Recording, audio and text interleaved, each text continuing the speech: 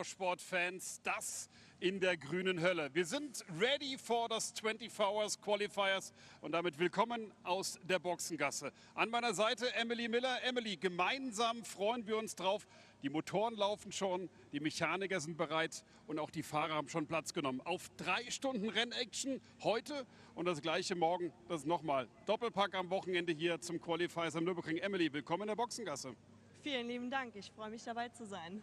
Dabei, mittendrin, wir sehen das als Vorbereitung für die 50. Ausgabe des 24-Stunden-Rennens. Peter, welcome.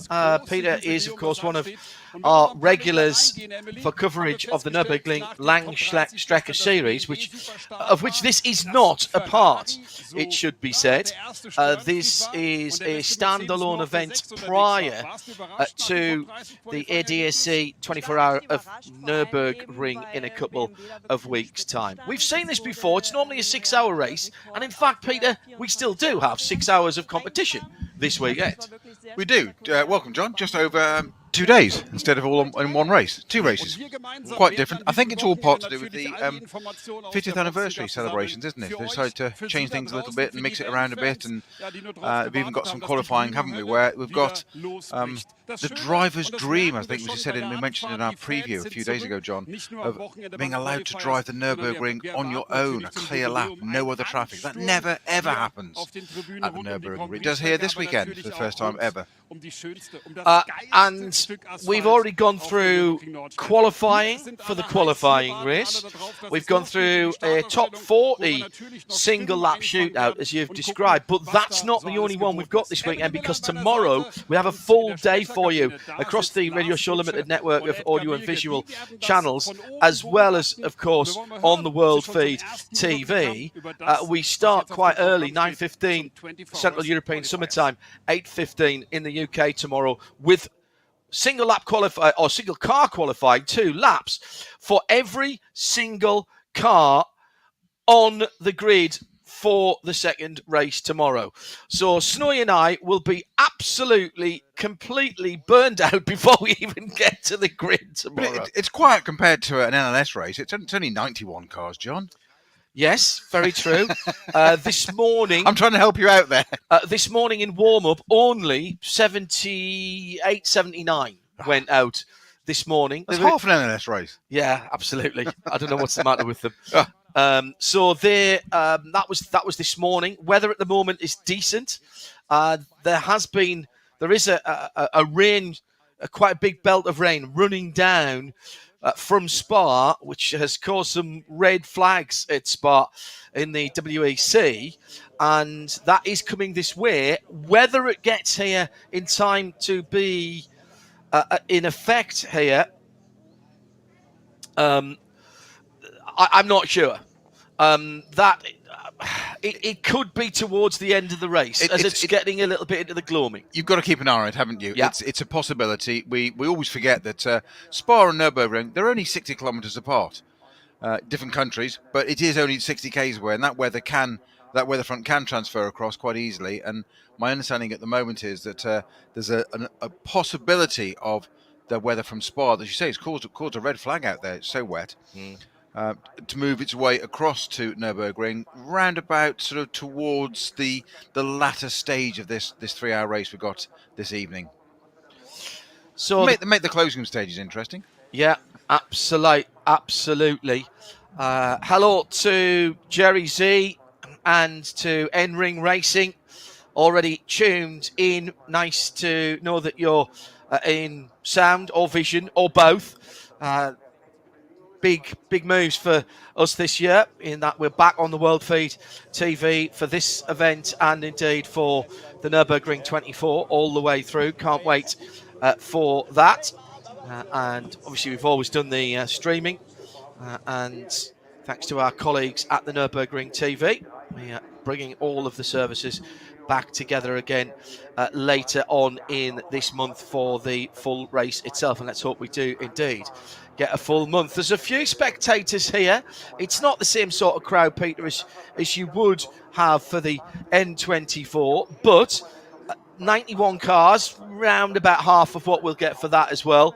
And what we're seeing here is, if you like, it's a prologue, a prelude, but there will be manufacturers' points at the end of today and tomorrow, and there will be people who are qualifying, hence the qualifying title, to get into the what is called top car qualifying in a couple of weeks' time.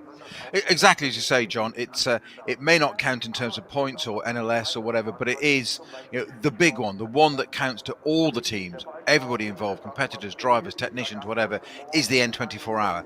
And this is the one before the big one, as in this is what really matters, what counts. So it's hugely important and great significance to everybody involved, not least of us too, John, because it's pretty important. We've still got 91 cars. We've got to remember this, that we're also on the full Nürburgring, Nordschleife and Grand Prix circuit, so it's the full 25 kilometres and 170 corners this time. And yeah, I think we often overlook that. We're just saying there's half an NLS race here because we have 130, 140, sometimes 160 in NLS. And days gone by when I first did this, it was over 200 cars in the race, which was phenomenal. I've got a figure in my head. I think it was 240 something when I first year that we were. Willkommen, liebe Zuschauer, zu dem Motorsport-Spektakel schlechthin. Zuschauermagnet, guckt euch die Atmosphäre an. Sensationelle Stimmung in der Eifel. Die Fans sehen wir hier, das Fahrerlager ist voll. Also wenn du hier nicht aufgeregt bist, dann hast du irgendwas versäumt.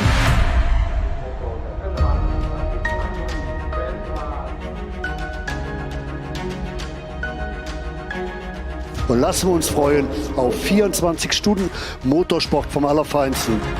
Das beste, das tollste Rennen hier in der Eifel mit den besten Fans der Welt. Startgruppe 1, die Veranstaltung läuft!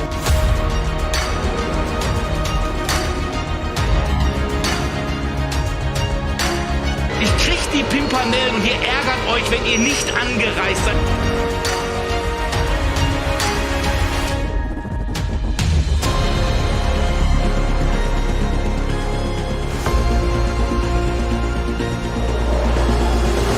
Schau dir diese Bilder an, Jörg. Die hell erleuchtete Grand Prix-Strecke, das Fahrerlager.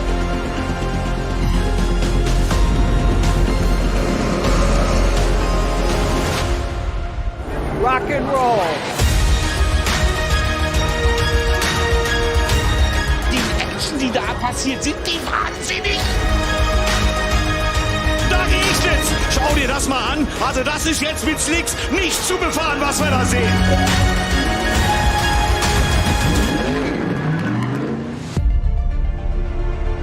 Es überschlagen sich wieder einmal die Ereignisse.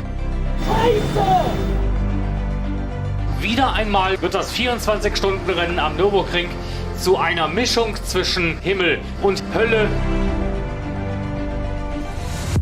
Berührung! Berührung! Und beide drehen sich!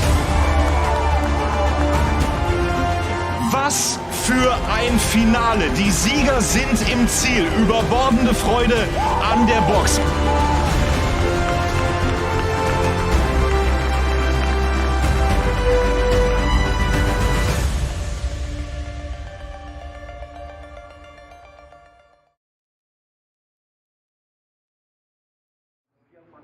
Rennen in 3 Wochen lang, 49 Ausgaben. Wir haben die 50. Ausgabe, 50 Jahre.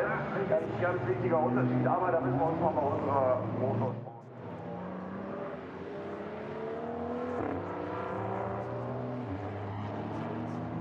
I mean, that's a rarity. It's an absolute rarity.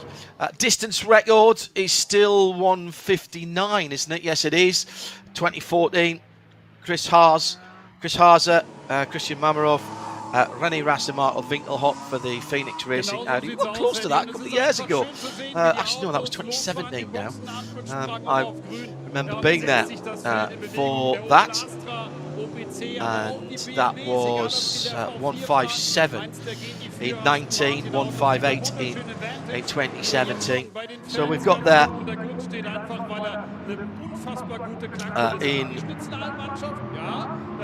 we got there pretty close to that.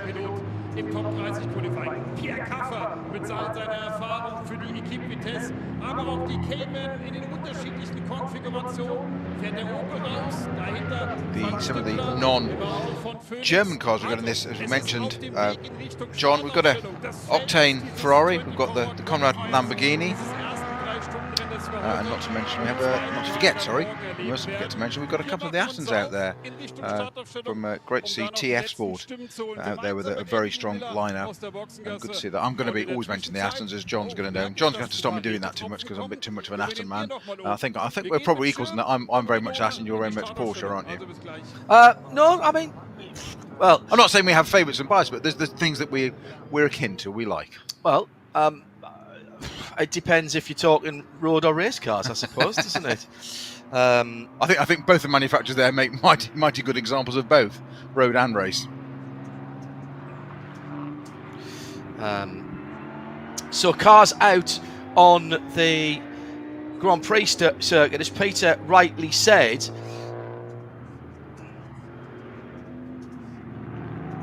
And it is the 24-hour version of the Grand Prix circuit that is being used today. Why do I make that distinction? It's important because the first complex is not the same as the NLS, and neither is it the same because you go all the way down to the bottom of the hill to the Dunlop curve in the 24H.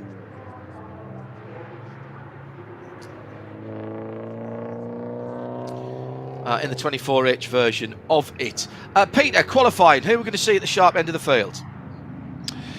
I would say at the moment it's going to be highly unlikely if it's anything but a BMW or I'd say a Porsche. The Mercedes just don't seem to quite have that performance advantage they've had at the moment the last couple of years, say a season and a half ago, so 2020, 21, and nor do the Audis. That's qualifying though, and I'm answering the question very specifically about qualifying as opposed to what might happen in the race. That could come through very, very different in the race. You'd be hard pushed not to see one of these new M4s right up at the sharp end.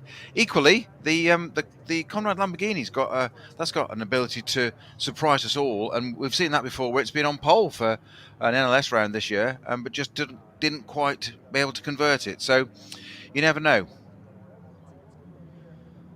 Well, they're looking pretty decent, as we said.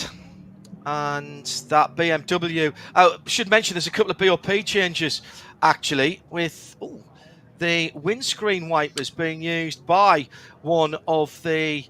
Now, that's the Aston, the Pro Sport Aston, number 21. That is one of the GT4 cars, the number 81. 81, my apologies. The Swiss Cheeseport AG car.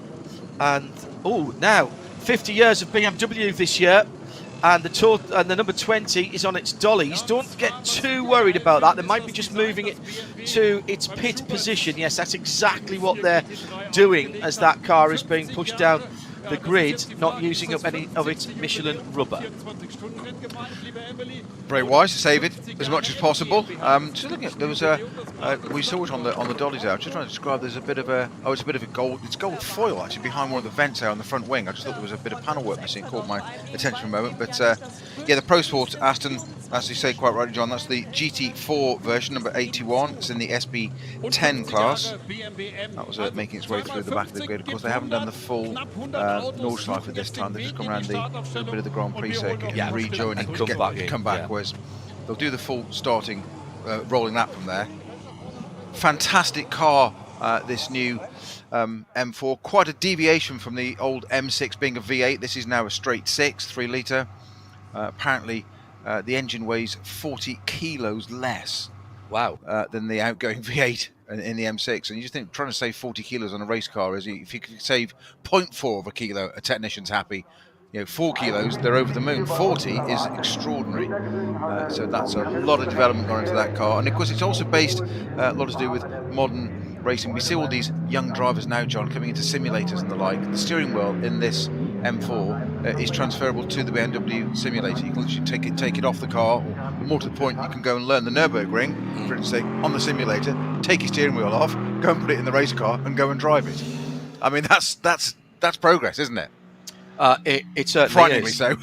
Yeah, and that's the guys in the virtual world have come on leaps and bounds over the last few years, and particularly the long yellow that we had in Full Metal Motorsport was used to some effect by particularly BMW and one or two of the other manufacturers, but BMW really stole a march on everybody else, as did Bentley, who have also got a virtual to real life steering wheel as well.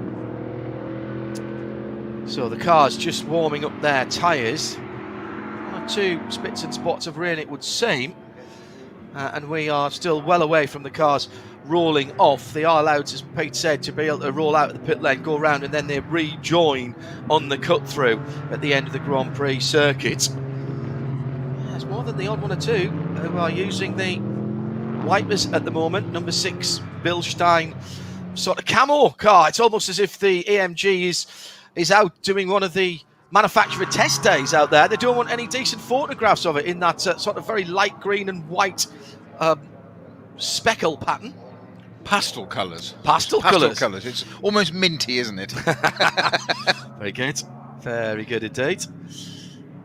Yeah, as I say, it looks like they don't want to people to see what is going on. Just checking to make sure there's been no changes in the grid since this morning. Don't think there has been. Und es ist der bestplatzierte Porsche in der Startaufstellung. Dennis, best Porsche on the grid for this 3-hour qualifier. So the best Porsche on the grid is the KCMG, number 18. That's where Patrick Simon is at the moment. That's the Earl Bamber, Josh Burden et al. Car. Usually a strong point for us, but let's have a listen. The BMWs are extremely fast this year with the new cars, so we gotta do everything we can to really prepare ourselves for 24-hour. At the moment, okay, we're starting where we are now, but let's see what we can do in the race. Good luck for the first 3 hours today. Dennis Olsen, zurück zu euch. Dennis Olsen there, talking to Patrick Simon, and thankfully I didn't have to try and translate. KCMG, the Hong Kong-based group, still relative newcomers here, but have won in everything that they've been in, Peter. They are a very well-organised team, huge conglomerate, KCMG, KC Motorsport Group Limited, and their racing teams have always been successful, whatever they've taken on, whether it's been single-seaters, GTs or Endurance. Absolutely so, and no reason to doubt they won't do the same today. I think the variable we've got today, Dennis Olsen's just mentioned that the new BMW is very, very quick this season, this new car. Let's head back to Patrick on the grid, see where he's got to now.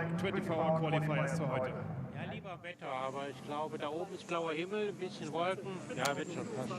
Neues Format, zweigeteilt. Nimm uns einfach mal mit, warum man sich dazu entschieden hat für die Fans. New format, 2 races. Morgen haben wir ein Top-Qualifying für alle Autos, erstmalig. Und ich denke, das wird auch eine gute Sache. First time for the top qualifying for all of the drivers and teams tomorrow. More time on track this weekend than they've had before in the qualifying.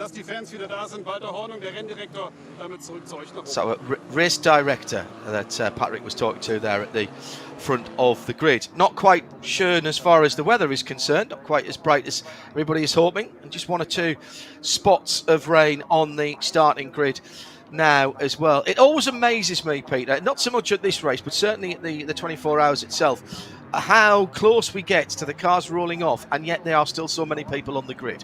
It's a marvellous piece of logistics.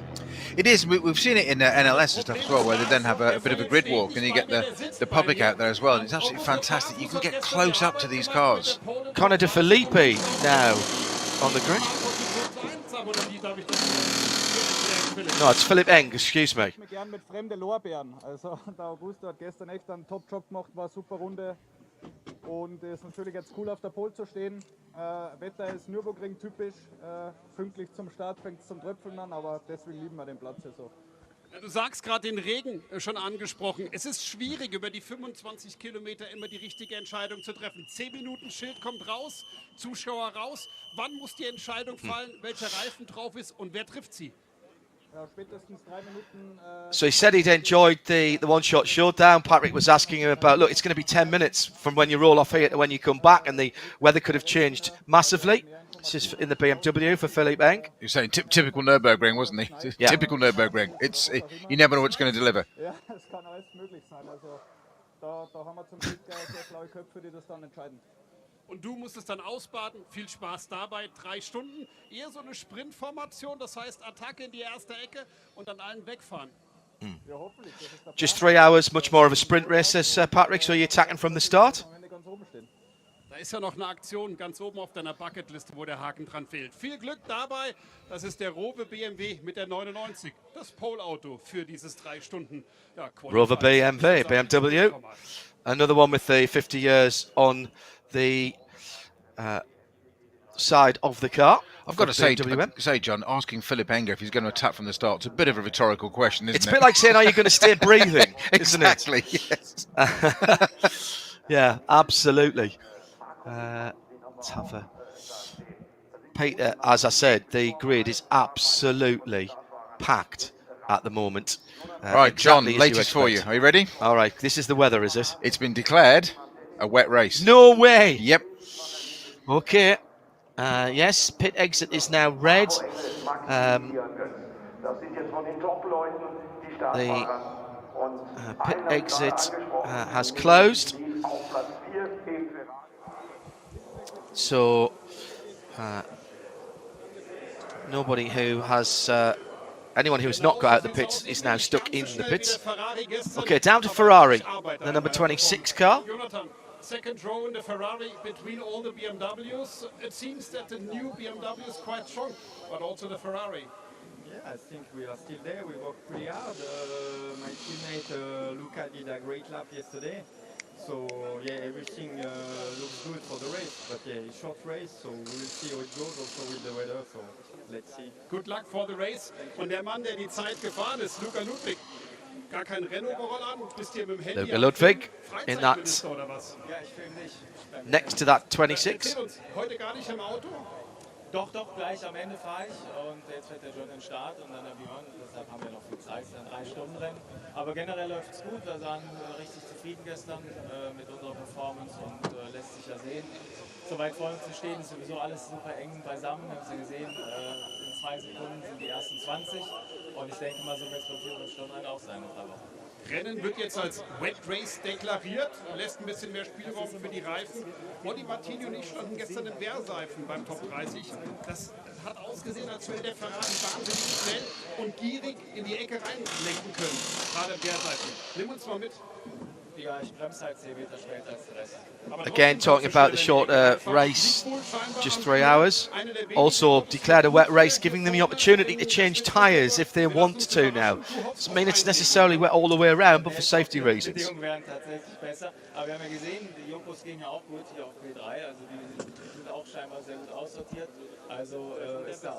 Yeah, and Luca mentioning the different tyre companies as well here, and the different... Luca Ludwig, vielen Dank. Der Ferrari mit der 4, das Octane 100. Different characteristics, and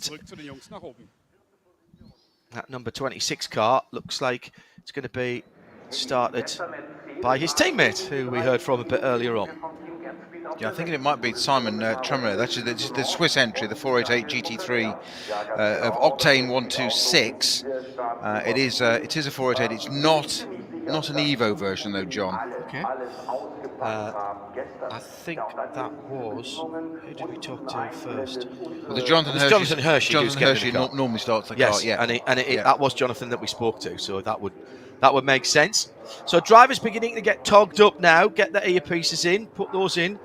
How many times have you put your balaclava and your helmet on, fasten yourself up, put your gloves on, and then look down and realise that you've got your earpieces that you haven't put in and have to take it all off again? It has happened, yeah, lack of discipline. And the one time you don't want to do it was, I did it years ago when testing, was in a Group C car, Spice, which you'll know, Donington, and I did, 3-4 laps in it. And honestly, I felt like I'd just spent half an hour in a washing machine. It was ridiculous, and my ears were ringing for the next 3 days. So do you... When you drive, you've driven here before, you've driven here for a multitude of teams, of manufacturers. and you still drive now, do you have an absolutely set routine about what you...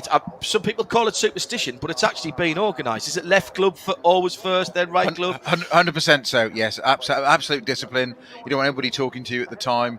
It's not about being selfish or whatever, but you say it's to avoid that exact scenario you've just said of forgetting something as important as that. And it's not the simple noise factor, whatever. These days, obviously, earbuds, they're moulded to you now, so that they've got you listening to your radio on that, so you've got to have them to talk to the teams. But yeah, it is absolutely the sort of, the left sock first, the left glove first, and if you do it the wrong way around or something, you take something out of your pocket, you have to do it back. You have to go back again and start again. Correct. So you can't take your left glove off again, and scratch or something, put it back, because then you've got that one on first. You've got to do it the last. You've got to do it the way around. It is these superstitions that I think most drivers do have them one way or the other.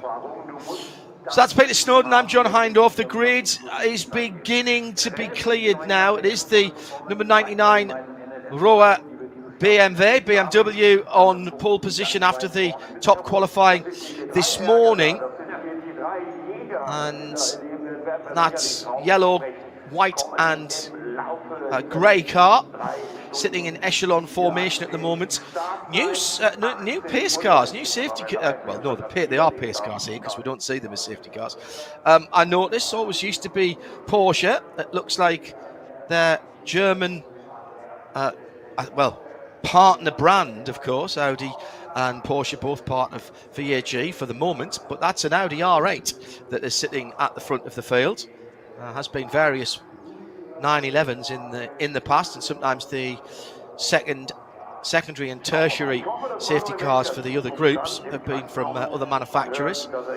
So BMW's 2 the 4 in the qualifying, Peter, and they're on a roll at the moment. 1, 2, 3 and 5 in the last NLS. A little bit of a BOP. I was about to talk to that before we went back down to the grid. They've lost literally a couple of horsepower, 4 horsepower from those cars. Will that make a difference around here? Probably more psychologically than anything else, because you think you've lost stuff. Why? There's a reason for it. The organisers have got a very valid reason for it. Would it make that much difference? I don't know. I'll tell you what I'll do. I might text somebody like Dan Harper in a minute and just ask him and say, why don't I do that while we're doing that? Right. Just ask him direct. 10 kilos for the Porsches would seem to me to be slightly more significant, because weight, it's not just about a straight line. You've got to move that around when you're turning left and right, when you're accelerating, when you're braking. So 10 kilos doesn't sound a lot, but if you or I could lose 10 kilos, we'll take that in a heartbeat, wouldn't we? I'll split it with you, 5 each. All right, if I could get 5 off, I'd be back down to 100 again, which I'd be very, very happy with. So on the front of the grid, the 99 Rover BMW, and alongside that, the number 77 Shell Helix Ultra car. Then it's the 101 in the sort of dark blue, red and white. Then the first of the Ferraris. Then the second of the Rover BMWs. Then the BWT AMG. Then the first of the Audis. Then the best of the Porsches is that KCMG. Then the Works BMW, the number 20 car. Then the 02, the Alpecin, red, black and white, 102 BMW. Then the Schnitzellaum, number 34 AMG. Phoenix Audi comes next, the number 22. And then we've got the next Porsche. They're very well split up. Then the second of the BWT AMGs. The 25 Porsche, the 116 KTM Crossboys, bright KTM Crossboys, bright orange. Then the 5 Audi. And then I missed an Audi out there, which our cameraman's moving just a little bit too quickly for me. Then we are into where the Glickenhaus is, right beside the Bilstein number 6. That running in SPX, of course. But there's a very good amount of GT3 cars, some 30 plus GT3 cars in. There's a AM category in that as well, and that's before we get down to the GT4s. And there's plenty of Aston Martins for Snowy to get excited about in the GT4s. The new BMW, or fairly new BMW M4 GT4, as well as the M4 GT3. and of course the Porsche 718 Cayman CS Club Sports are in there as well. And we are rolling with 20 minutes to go to the green flag. We have got them going down through the first little chicane. They don't use the full part of the arena section. That's that odd little hook that they come through. So you barely get it slowed down and stopped for the first corner, which is a tough braking area, as Peter very well knows. You come into that pretty much blind because it's a curve coming into it, and it's downhill, and you're braking, and then it dips in the middle. And then just as you come out of it, it goes negative camber. There's pretty much everything that a racing car doesn't want on that first corner. And to add to that, you need to change your breathing when you approach that, because you arrive so quickly that you need to not have air in your lungs when you brake, because it's it's such a stop. You need to control your breathing and exhale before you get onto the brakes, because it will knock it out of you otherwise. Then turn in, turn right, turn left, and then breathe again. I don't have to start thinking about breathing when I brake now, Peter, as well. I have enough trouble remembering which pedal to hit and what gear I'm supposed to be in. Well, the devil's in the detail. Okay. Just going back through quickly the cars you were reading out there, John, we omitted to mention that, of course, we've lost one of the Porsches, the number 44 Falcon Motorsports Porsche, with a fairly big accident to Klaus Bachler in free practice earlier on yesterday. But all okay, but the car decidedly not so that'll be out, and that will come back at the N24 that's not taking part in this weekend. And I think we also lost the number 12 Mercedes Team Bilstein entry of Raffaele Marciello, who was such a stellar drive at Brands Hatch last weekend, wasn't he? Manuel Metzger and Lucas Stoltz in that car. It may be out. The number 44 Porsche certainly is out of contention, anything partaking this weekend, but the number 12 Mercedes may well be recoverable. And I think they are working on it. It's a possibility it's not in this race, John, but it might be out tomorrow. Keep an eye. If it appears on the grid now in my sights, or we see it, then great, they've done a job quicker than ever. But that should be about, I think, by tomorrow latest. Okay. Well, that is an advantage, of course, of spreading this over 2 days. There was my apologies. Sorry, the number 44 Porsche was actually a crash in warm-up this morning. So nothing good ever happens in warm-up, as the saying goes. Whereas Dan Binks, famous at Corvette Racing, used to say when we asked him, "Why are you not out in warm-up?" "We don't need any practice in fixing stuff." Except he didn't say stuff. He used a far more descriptive and rather Anglo-Saxon term for an American.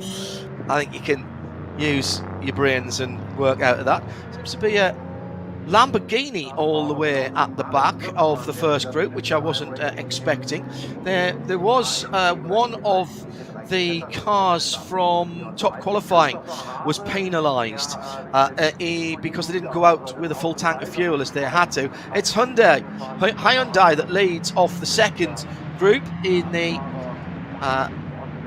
Elantra, the fastback car, then one of the Aston Martin GT4s, then one of the i30 Hyundais. There are many flavours of Hyundai TCR cars. They're all, roughly speaking, based on the same chassis. That I didn't check through to see if there was one of the Velostas, the Veloster N's here as well.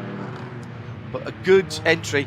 There's a full TCR class. There's also a VT2 class for 2-litre front-wheel drive turbocharged cars. The difference being that it's a spec tyre in TCR, where it's open tyre in VT2. So some of the TCR competitors like to have their own tyre manufacturer, and it can be worth a lot of time around here with a car that with a tyre that is optimised for your car.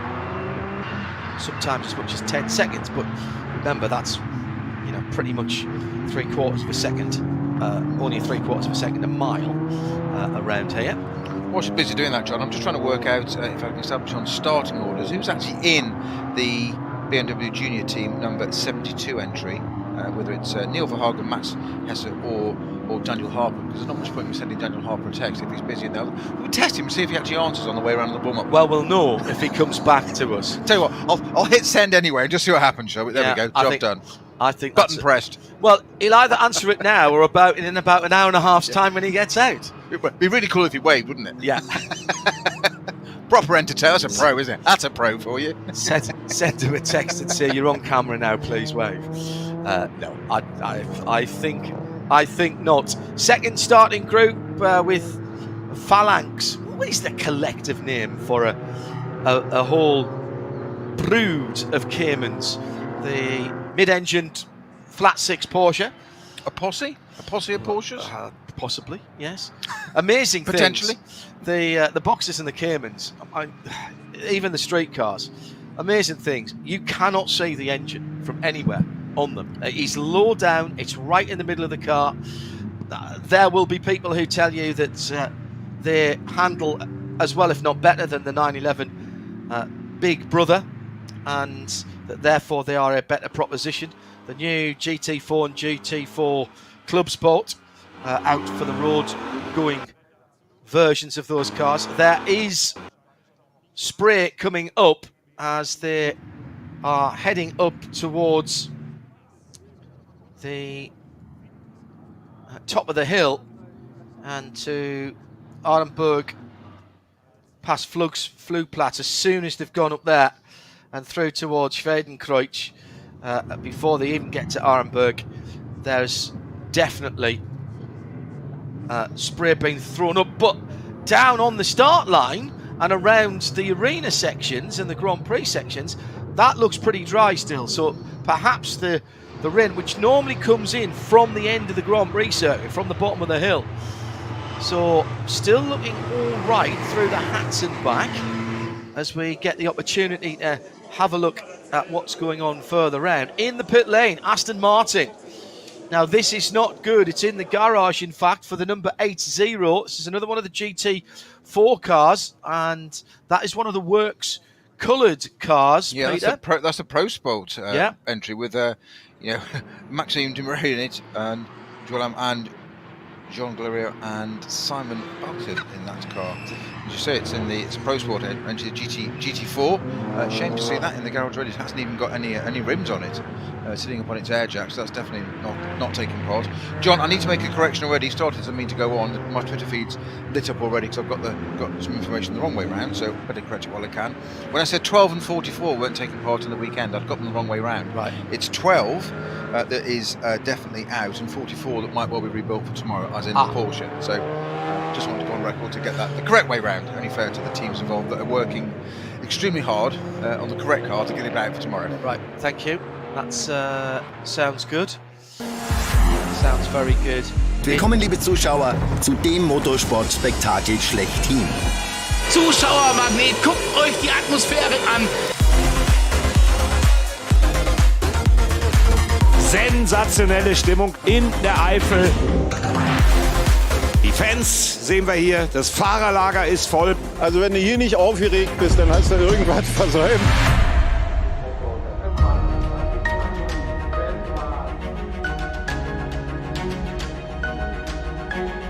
Und lassen wir uns freuen auf 24 Stunden Motorsport vom Allerfeinsten. Das beste, das tollste Rennen hier in der Eifel mit den besten Fans der Welt. Startgruppe 1, die Veranstaltung läuft!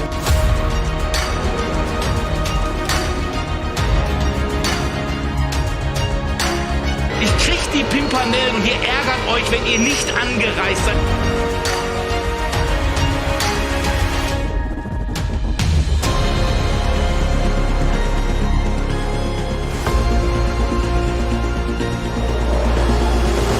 Schau dir diese Bilder an, Jörg.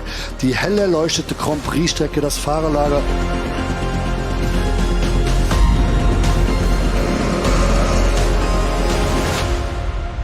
Rock and roll! Die Action, die da passiert, sind die wahnsinnig! Da regnet's! Schau dir das mal an. Also das ist jetzt mit Slicks nicht zu befahren, was wir da sehen.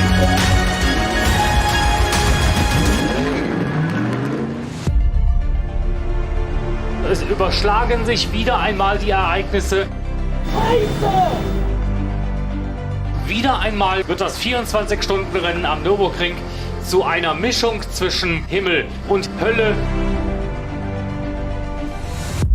Berührung und beide drehen sich.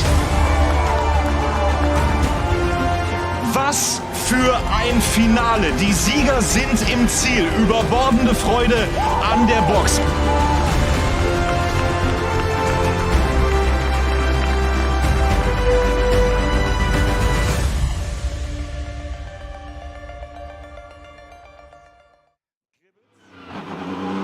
So it's getting closer then to this first of 2 3-hour mini qualifying races, sprint races, and out on the Nordschleife.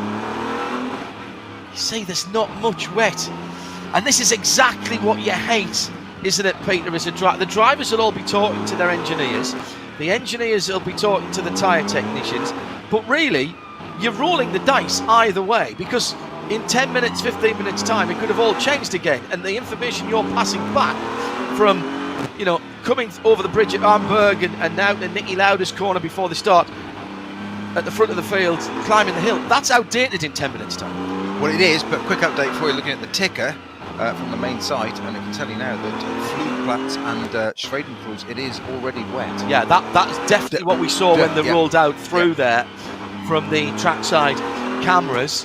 I can also confirm that Dan Harper is not starting in the BMW Junior Class. He's replied, and he says it's 4 horsepower. He said it certainly won't help.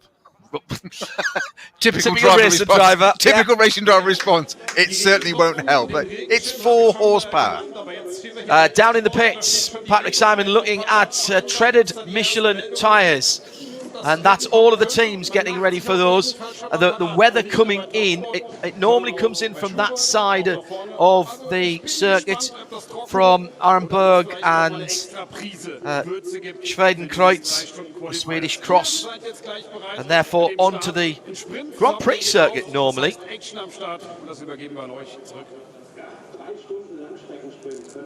So, teams getting ready in case their drivers decide it is wet enough. And yet, though, Peter, out on the other side of the circuit, coming through towards Brunchen, a bit further back from that actually, but Hohe Acht and that sort of area, it's bright sunshine, and it looks like it might have been wet there, but it's drying very quickly indeed if it has been. Exactly that which Philip Enger said when he was interviewed on the grid, didn't he? That typical Nürburgring. That's exactly the point. Declared a wet race, as we saw at the edge of the pit exit, as you said, John. But I was looking at that thinking, well, they've declared a wet race, it must be further around. As you said, it doesn't mean it's all the way around the circuit, but we've seen it change completely. And it's yet another one of those variables that drivers and teams, everyone involved, have got to absorb and evaluate and do something with, because you go on one bit and it's perfectly okay, 2-3 corners later, it may not be. No. And it's totally unsettling to do that. And don't forget, this circuit is, I say it time and time again, but it's 170 corners, 25 kilometres and 8 minutes or so, thereabouts. Don't quote me on these 8 minutes exactly. I know all the drivers, Dan Harper's probably saying, only 8 minutes? Probably, I'm going to get a message for that now, I know. But well, good luck to audience participation. Yes, absolutely. Good luck to all the competitors with the postponement of VLN2. That's 4 hours that they didn't get of race conditions around here. Beautiful weather for NLS1, not bad at all for NLS3. NLS2 will go to the end of the year in November. That was the rain check date, if you will. It was cancelled very early in the week, postponed rather early on in the week, NLS2, because of the likelihood of snow. And on the Wednesday, when it was postponed, the weather was fantastic. By Friday, there was 1.5 inches of snow everywhere. More wet coming through to Brunchen, and that's not an area of the track where you want to be caught out extremely quick as you go through Brunchen. And Stefan Beloff S down towards the end of the lap, just coming into that tricky downhill left-handed entry in Brunchen. We're right the way off on the left-hand side. As you come through there is a bit of block paving you can use, and then you start to climb from Brunchen to the ice curve. That's in the early morning starts, that can be terribly slippy there, just underneath the trees. You just come over the top of the rise before the left-hander and realise that you haven't got the grip you expected. You've got to ask yourself, John, that the organisers absolutely brilliant. They had a spare date in the calendar this year. I think possibly from the events that didn't happen last year. Absolutely right. 24 hour. But you do have to wonder if the snow postpones the race on April the 9th. What are the chances of better weather in the Eifel Mountains on November the 5th? Stranger things have happened, though, haven't they? Place your bets here. Well, but, you know, as I say, stranger things have happened, and you just really never know what the situation is going to be, and whether that is going to work for them. And we have got pits teams ready. This is the last year that they'll be allowed to electrically heat the tyres in the pit lane. That is not going to be allowed from 2023 onwards.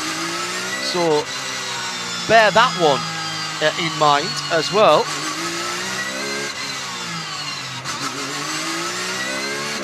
Still trying to get some heat in the tyres.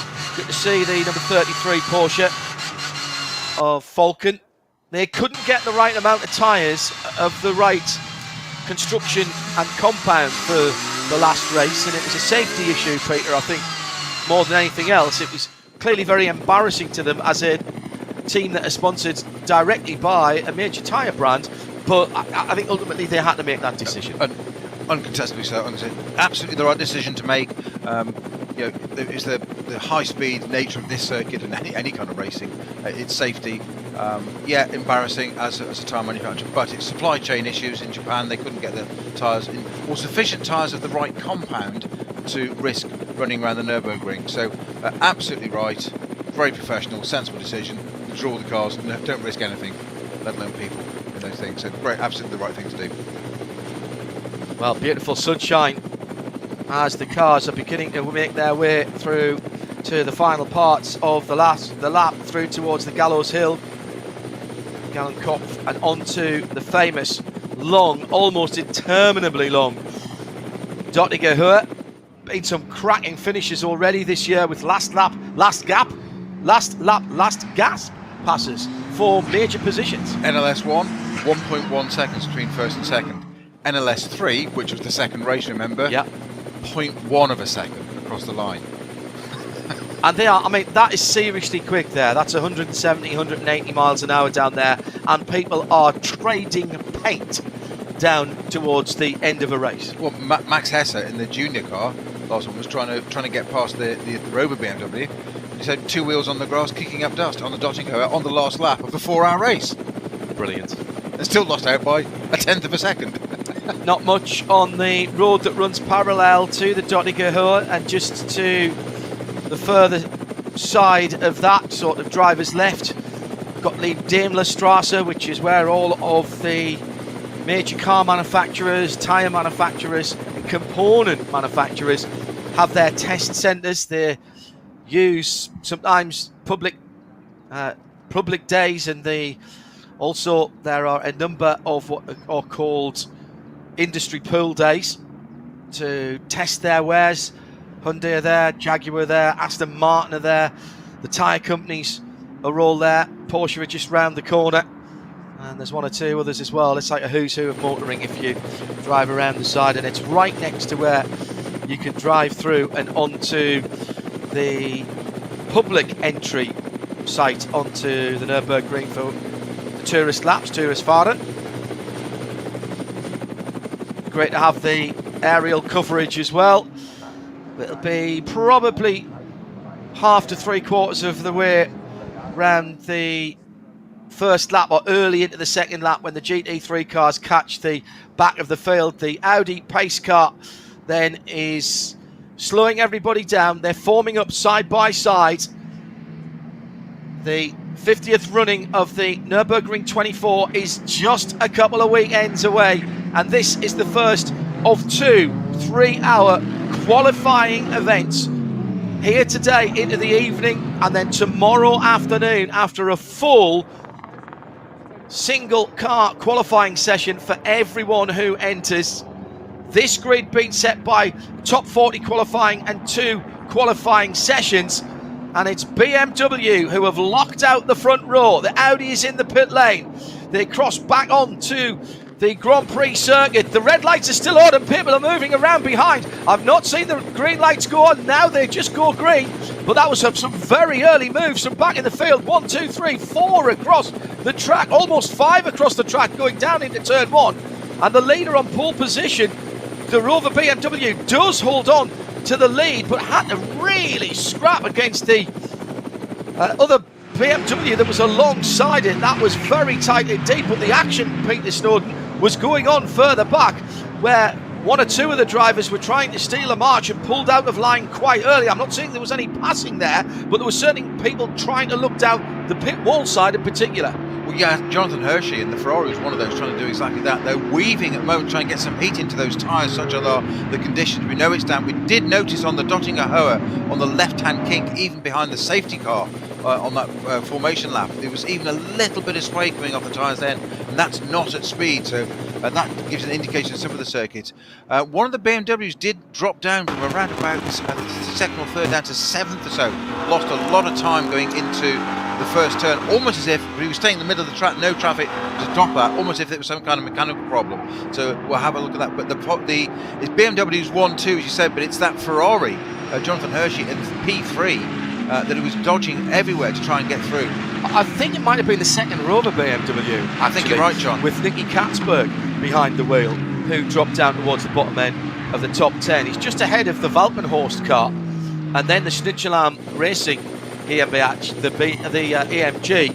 It's the number 34 car, everybody's favourite schnitzel wreck. It is schnitzel for lunch tomorrow, by the way, Peter. I have been told that by our catering Supremo. So Supremo is the word. That's an understatement. Underselling completely there, John. So 3 hours were on the clock when we started. The first group are off. They're through the Hatton back now and heading up towards the end of the Hatton back. Far fewer spectators on this Saturday. I suspect there'll be a few more out there tomorrow. Weather forecast a little better for tomorrow as well. Hello to Aston Martin Racing and to everyone who is working hard for all the manufacturers across so much sport this weekend. In fact, TF Sport, who are running the Aston Martins here, are competing in the WEC, which is not quite finished yet. Still got half an hour to go at Spa. Won't spoil that for you. Sunshine at the Nordschleife for part of it, but showers as well. The second starting group about to come through, and as soon as the safety cars pulled off, the leading Hyundai has got the hammer down, and that is absolutely to try and keep the GT4 car behind it earlier on. The TCR's probably a little bit quicker through the twisty stuff, but the Aston Martin there should have the run down to the first corner, and does do. It's gone all the way around the outside. That wasn't clearly in the plan for the Hyundai that goes back around the outside as they go through the Haug hook, and it's side by side, but you could get another car between them. Well, now you can't, because they're starting to squeeze each other. The number 831 in third position for the Österreich Nanti Birdie driven car, with the grandstand view as they head down the hill on the Grand Prix circuit, and those two pulling away just a little bit. The hordes of BMWs and Porsche Caymans coming through as well. There's a BMW for everyone in this race, and there's about every single version of current and past cars here. Fits in perfectly with the brand, because they try and make a BMW for everyone. Well, exactly what it is. So indeed, that's what you did there. Yeah, absolutely right. So it's Mark Bessing at the wheel of the Hyundai Elantra. Actually, I think it's Marcus Osterreich behind the wheel of the second car in the 114 Aston, which was the one that was disputing the lead. That was Carlo van Dam, the Dutch driver. No, that can't be right, because that's a Subaru there. My apologies. So who's in the Aston? That must have been the 82 car. But the Subaru is right in there. and the Aston, therefore, that is running at the front. The number 82 is an SP10 car, and that then is Mike David Ortman in that car that he shares with Miklas Born, among others. And that is one of the Pro Sport racing cars. That other car still in the pit lane for the Pro Sport. We haven't seen that car come back out. And the Aston is stretching its legs as it heads through the Hatson back for the first time. But fair play to the plucky Mark Bessing. Well, he knows his way around here in that Elantra. Passing then for the Works Hyundai team. Amazing to me how the TCRs, which were never designed, Peter, as endurance racing cars, have become pretty much a staple, whether it's in the Creventic races here at the Nürburgring, doing all the way up to 24 hours on the 2-litre turbocharged engine that was originally designed to do 40 minutes at a time. They've turned into really, really good endurance racing cars.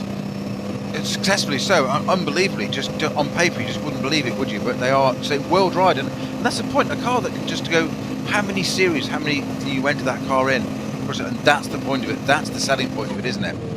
Mark Bessing is only with one more driver. He's got Manuel Lauch to drive there. So the two Germans there, and Antti Birdie is with Moritz Österreich, the German.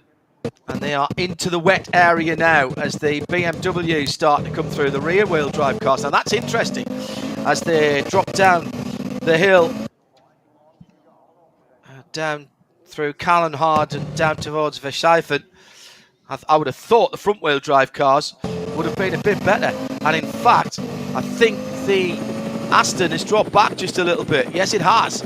So I think it's the Hyundai of Mark Bessing, who is very good round here, and he's very good round here in the wet as well. Seen him in a number of rear drive cars. I think he sneaked back to the head of that second group, if I'm honest. Leaders at Flansgarden and heading back in the sunshine, in the bright sunshine, down towards the end of the lap. Very, very quick. Down towards the second of the carousels, the smaller of the two, hence kleiner carousel, small carousel. Corner before that, the Swallow's Tail, Schwalbenschwanz, and then towards Gallows Hill, Galgenkopf. And it's still the two BMWs at the front as they were, and a little bit of a gap into third place. Now, how important is the draft on the Dottinger Hohe for the first time? Eng and Verhagen for Rover Racing and the BMW Junior team. In third, is that the Ferrari in third? Is that another BMW? I'll tell you in a moment. Side by side for the lead, and wet offline there for Philipp Eng, and he's still side by side with Neil Verhagen of the BMW Junior team. That's the shell-coloured car as they come into the final part of the Nordschleife, and at the end of the first lap, this is how they stand, with still 2 hours and 51 minutes to go. Rover Racing then, 8:48 from the start behind the safety car. Then Verhagen for BMW Junior. It was the Ferrari in third position. So Jonathan Hershey getting a good run there and putting a couple of BMWs behind him. Following through is Dennis Olsen in the KCMG, and he's just lost a place. Hershey. Yeah, he's gone through. So those two made up positions, and in fact the two, well certainly one of the BWT cars has gone through there. That's Maro Engel for Get Speed. So used to seeing those cars in red and white rather than the pink and white. And then the first of the Audis is the number 15, and that's the Phoenix car, isn't it, the 15? Yes, it is. The BMW that dropped down, by the way, is the 101 Valkenhorst car with Christian Krones at the rear. That was started in P8 and is at least 19th now. So that was a real drop back. It's Kelvin van der Linde for Team Phoenix number 15, who is in 6th. 7th is Nicky Katzberg, about holding his place for the second of the Rover Racing BMWs. Then Christopher Haase for Audi Sport Team Car Collection, the blue and white car. Then, rather confusingly, because I'm used to having Car Collection run the number 34, they're 22 here, it is the Schnitzelau number 34 Mercedes that is next up, and that is in position 9. And rounding up the top 10 at the end of the first lap, I've now managed to scroll my timing screen down too far. It is the Huber Motorsports Porsche, all GT cars, of course, going out onto the Nordschleife again. The Falcon Motorsports Porsche with Maxi Gortz right ahead for the second of the AMG Team Gatsby cars, and then the Scherer Sport Team Phoenix Audi, and in front of them Schubert Motorsport, Jens Klingmann for BMW. They're all in a big train fighting effectively for 12th and 13th on down. Just ahead of them is Frank Stippler in the Scherer Audi. He has broken away just a tiny bit.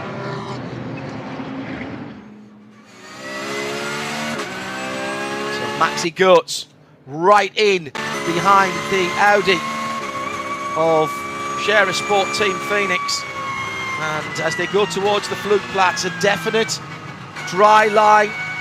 It's wet there, they've had to lift off. You can hear quite clearly from the engine note behind my voice, which is the unmistakable sound of a flat 6 Porsche, that number 33 was not and is still not at flat out speeds there as they're climbing up the hill. That behind the wheel of that, by the way, that must be the 33 car, isn't it? So it's Sven Müller. What a great looking lineup that is.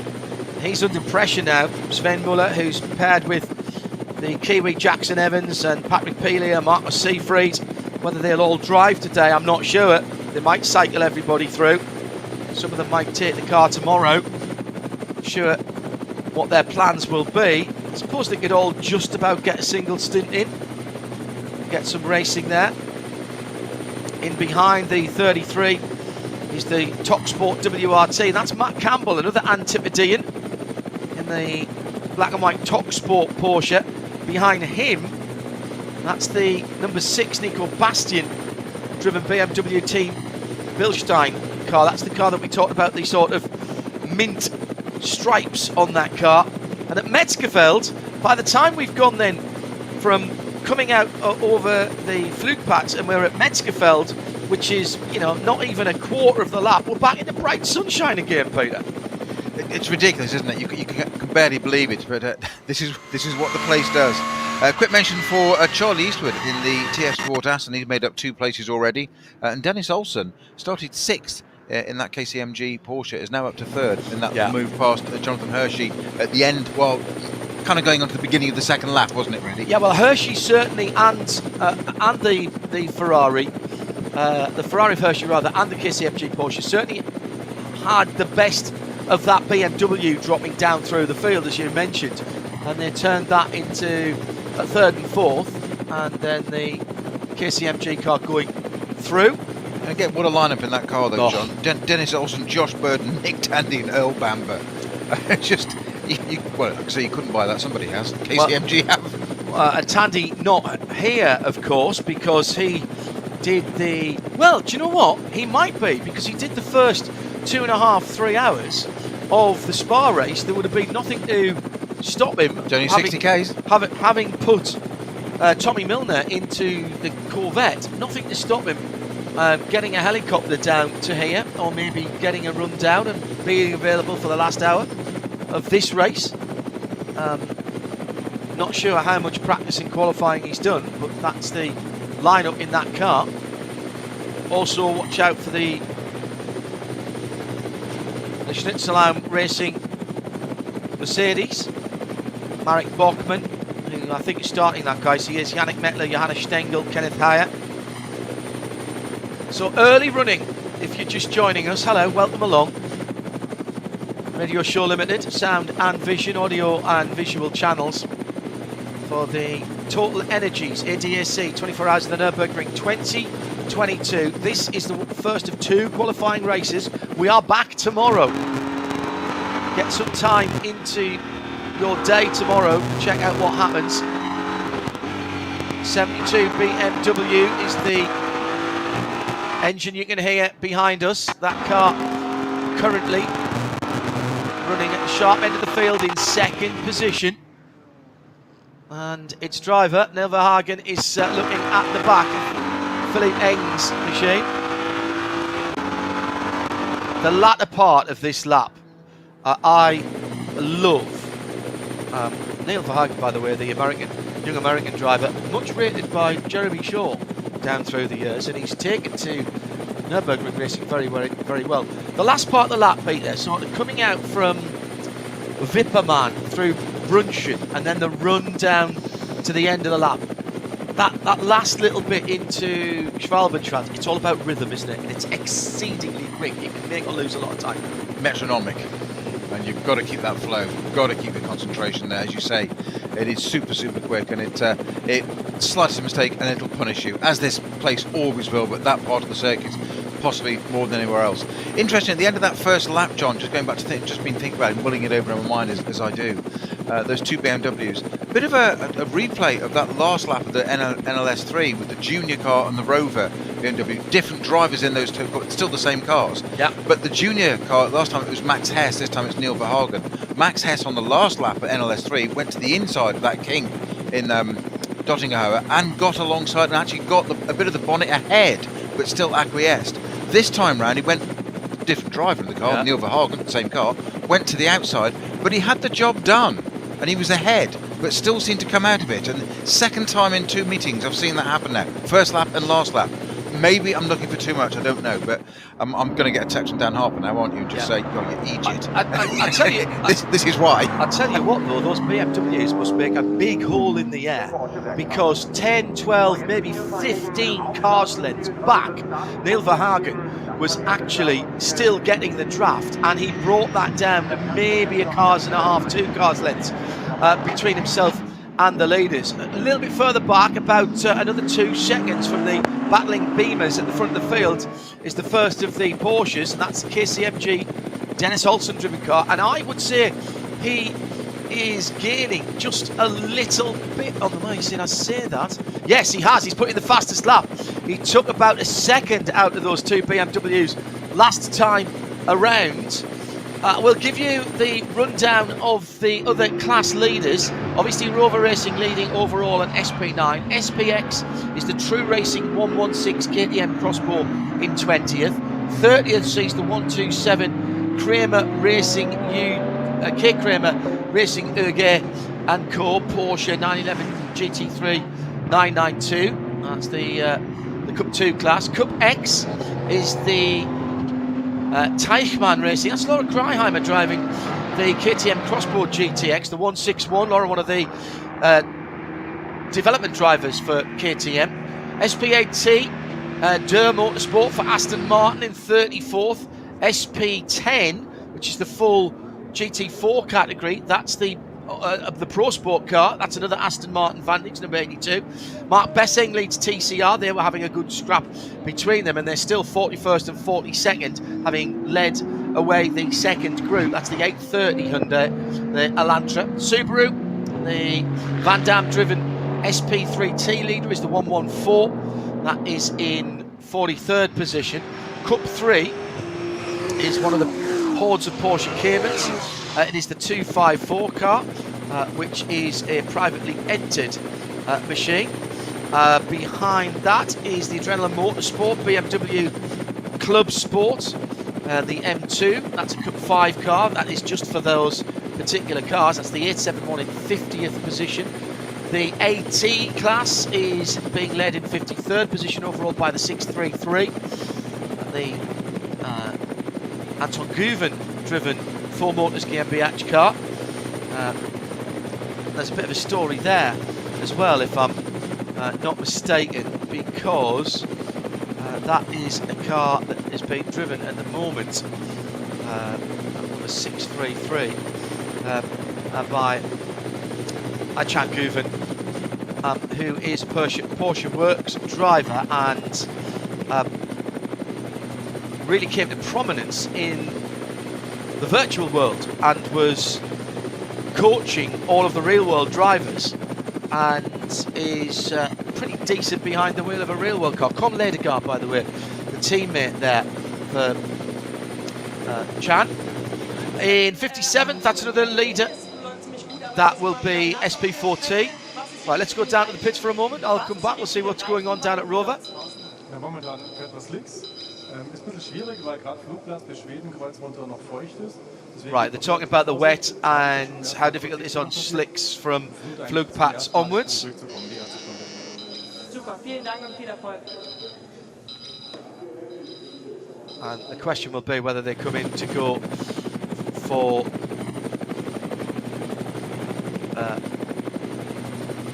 for wet. We've got a slow zone. In fact, it has been upgraded to a code 60 at Flugplatz. Now, is that just for the weather, or has somebody gone off there? No, it's car 245. Thank you. Which I'm just going to find for you, John. Car 240. One of the 240s, the Schnitzel Realm. Oh no! Sorry, Schnitzel Realm Racing M1, sorry, 240i. Right.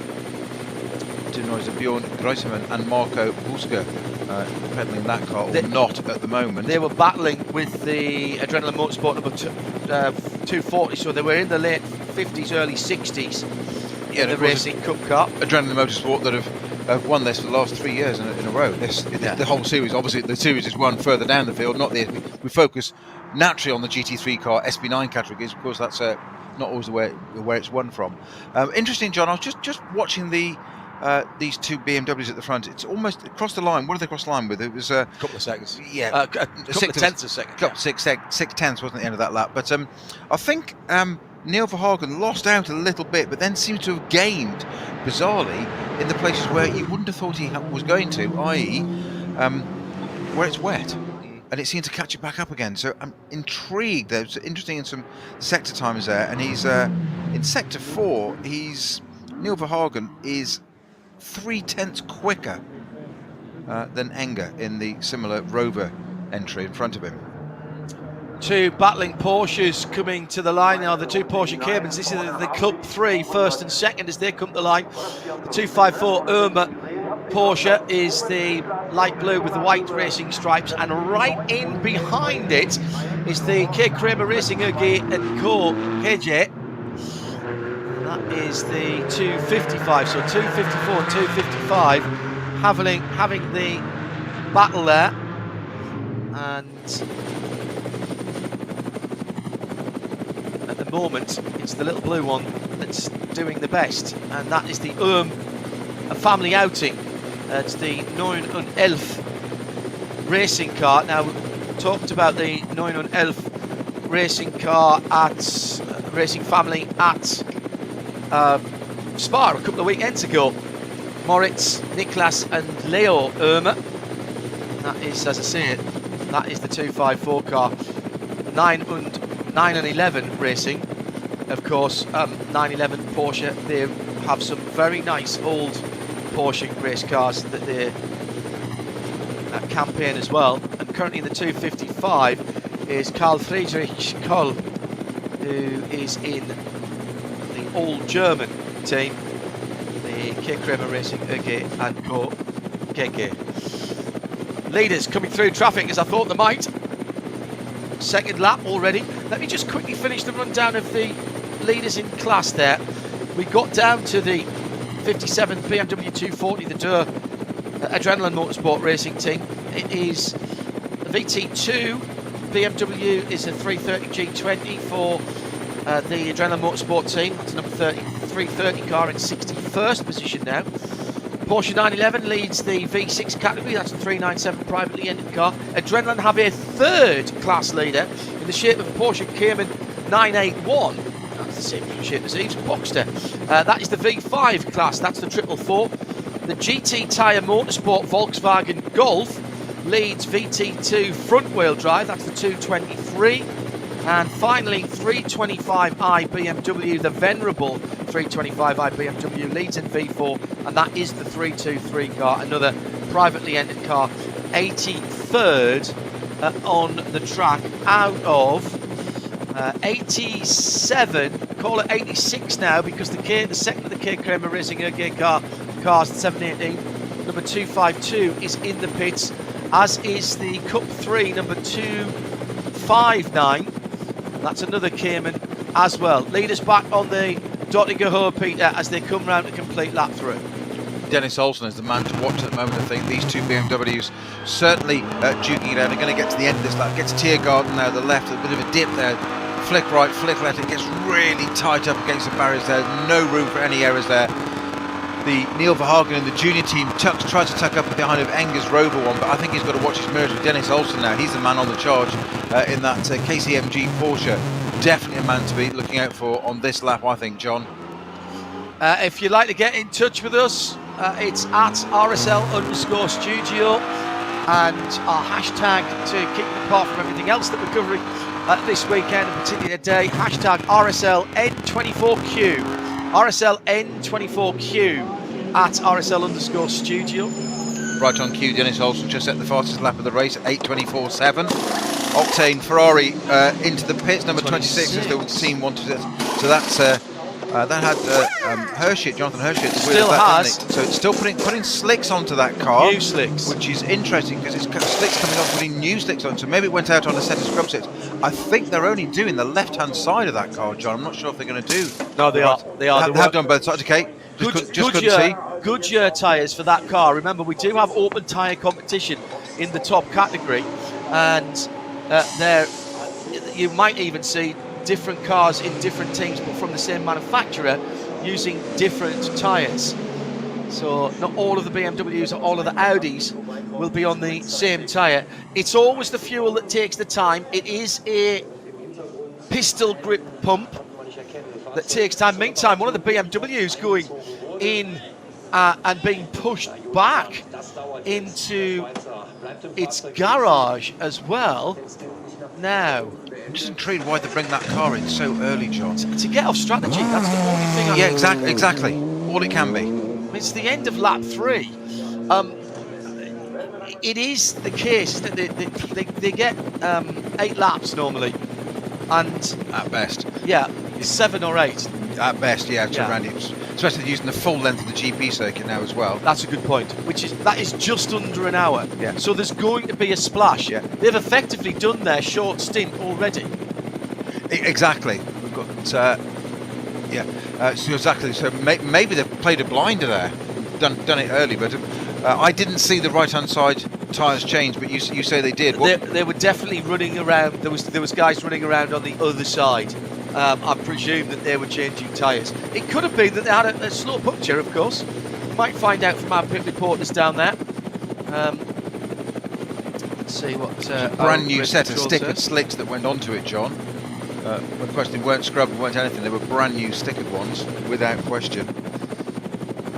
Yeah, you were right about that 245 car earlier on. One of the cars that were battling at the sharp end of its class. A technical defect is what we've been told. The 830, I think from memory, I'm not quite like Bruce Jones who can remember anything. I think that's the leader in. Yes, it is. Mark Bessing was under investigation for a jump start, and we haven't seen the resolution of that. I did say that he was on the power early, didn't I? Trying to keep in front of that Aston Martin. So that's very interesting. Leaders carving their way through all kinds of traffic now, and this is where you've got to keep your wits about you, Peter, isn't it? Whether you're being passed or doing the passing. Well, the big thing is, we've said it so many times, that the people that are being passed, they've just got to stay online, do their thing. It is, yeah, sounds obvious. It is always the etiquette of the track. It's always the faster car's responsibility to get around the slower car. But the problem is you've got somebody right behind you, particularly someone like Neil Verhagen in the junior team that's chomping at the bit. They want to revenge that last round just a couple of weekends ago, where they so nearly did it by 1/10 of a second. And that's the same team, same lineup in that car. They want to get in there, and our leader's got his work cut out for him there, because you hesitate, because what's the car doing in front? You say there's a massive speed differential. What's he doing? Why you think about that? Someone like Neil Verhagen will just go, I'll have some of that, thank you very much. Just going across the bridge at Breitscheid, which was the second tourist entrance, of course, back in the day, through towards Bergwerk, and then they'll start climbing the hill. Bergwerk, you turn in so late for that, and do not take any curb on the inside. Right, down to the Ferrari pit.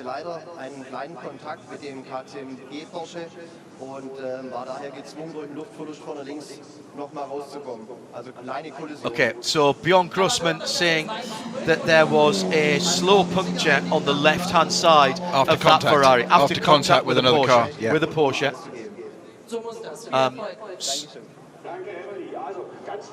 I did say that our pit team might get down and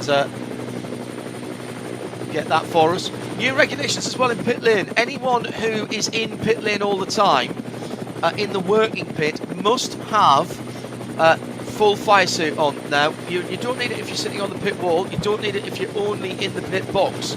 But anyone out in the working pit lane, including the journalists and photographers, has to be fully fireproofed up. First three together out of the Carucciola carousel, the big carousel, now heading up the hill to the highest point of the track, Act. Beautiful evening sunshine. The setting sun with long shadows being cast now, Peter, from the trees to the drivers left on the part of the circuit. They are now heading back down towards Brunchen in a couple of corners' time, so through Wippermann now. But the setting sun is going to cause problems further around the track, because it's going to be right in your face in a couple of three positions. Literally a blind brow. You come over it and you are blinded. It's totally different, and it'll change in a matter of minutes from corner to corner. But it is going to catch people out.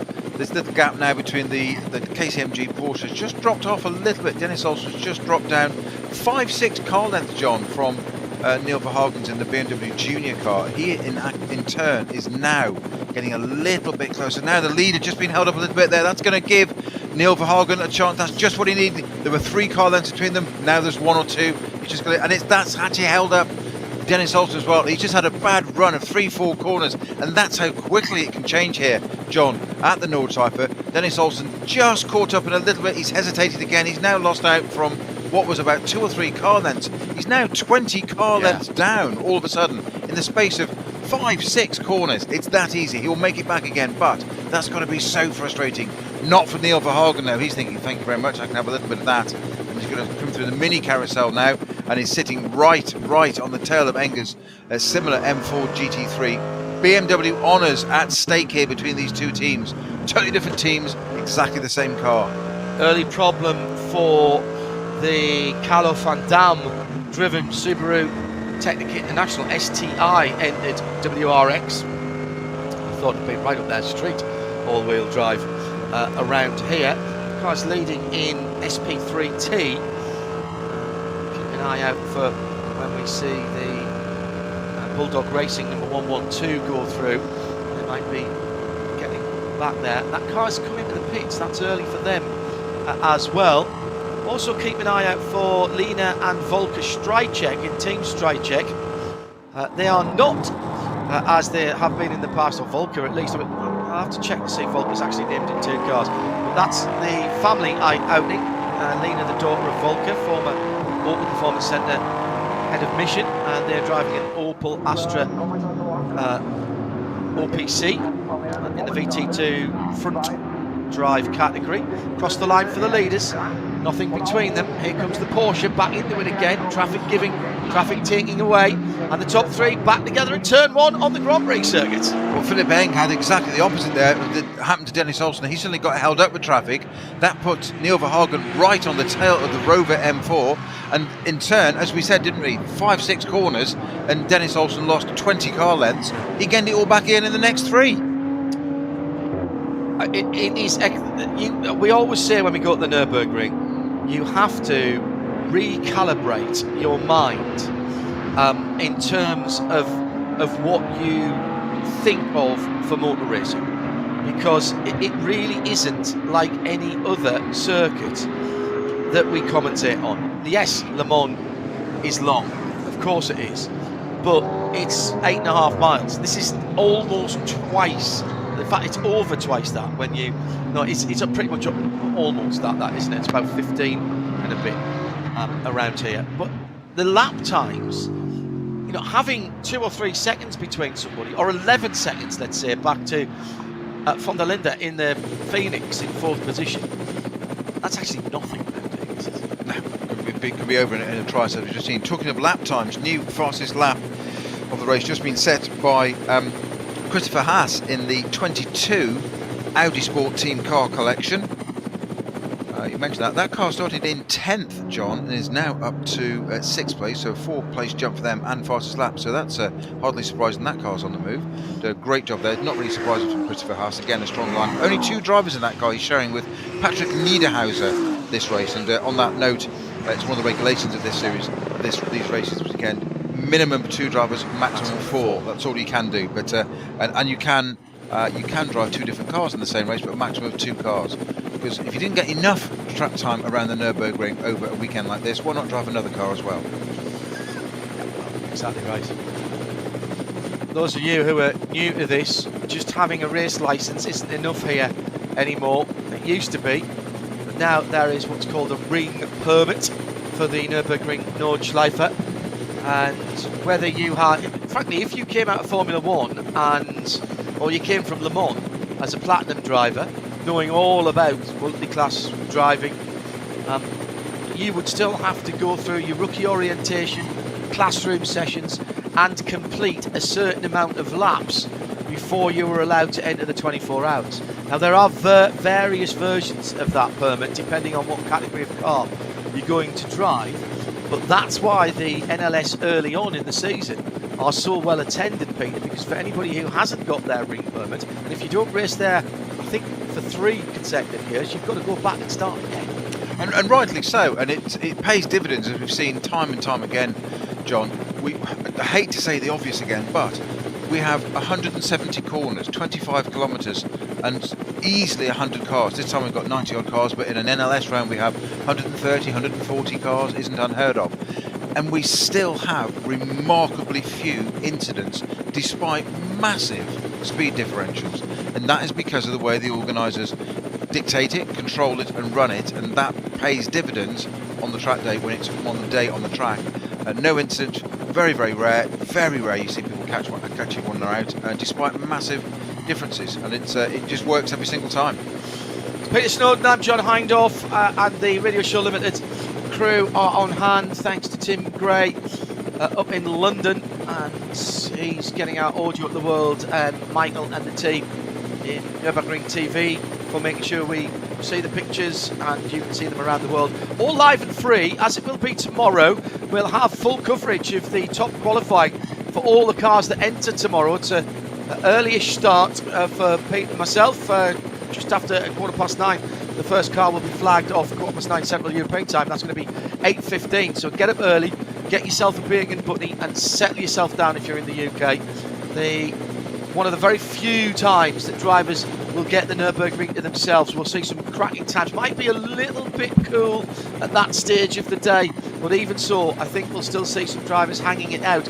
It's not often they get to practice that for the Nürburgring 24, because that will be happening again in a couple of weeks' time, although it'll only be the top 40. Glickenhaus in the pit lane.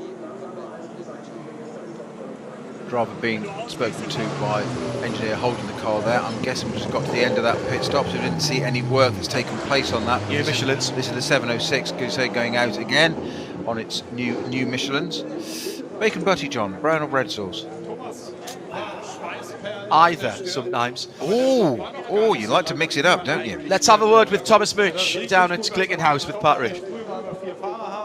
Ich bisher die meisten Runden auch im freien Training zur Abstimmung absolviert habe, haben aber, um ehrlich zu sein, ein Problem beim Hoch- und Runterschalten. Das läuft nicht einwandfrei, müssen immer gucken. Und ja, da hat man natürlich noch mal mehr zu tun, anstatt auf den Rad zu entspannen, darf man dann auch noch in den Pedal machen. Doppelbelastung für die Glickenhaus-Mannschaft heute. 6 Stunden von Spa mit dem BEC-Lauf. Ist morgen vielleicht ein bisschen entspannter, wenn die gesamte Truppe hier ist? Ja, es wird natürlich helfen. Einige unserer Ingenieure sind vor Ort in Spa und von daher, ja, einige sind auch hin und her gependelt. Thomas just saying how difficult the first stint is. He's handed over to Richard Westbrook and talking about the team being split there up at Spa for the WEC. Kleineren Diskrepanzen, aber alles soweit im grünen Bereich. Mit Kuppeln und Schalten ist er wieder draußen, der Glickenhaus, und Mutsch mit einer Pause. Zurück zu euch.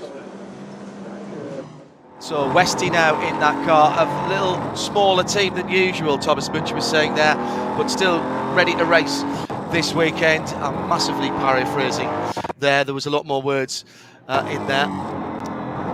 Second place, still the 72 BMW, still looking.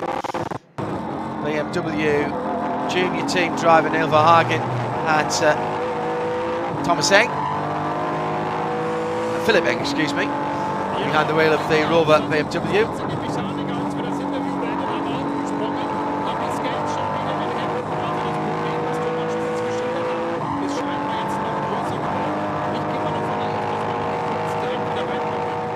Just hearing Pat Rook talking about a problem for the Glickenhaus down in the pit lane. Just confirming, I think, one of the other things that Thomas was talking about there.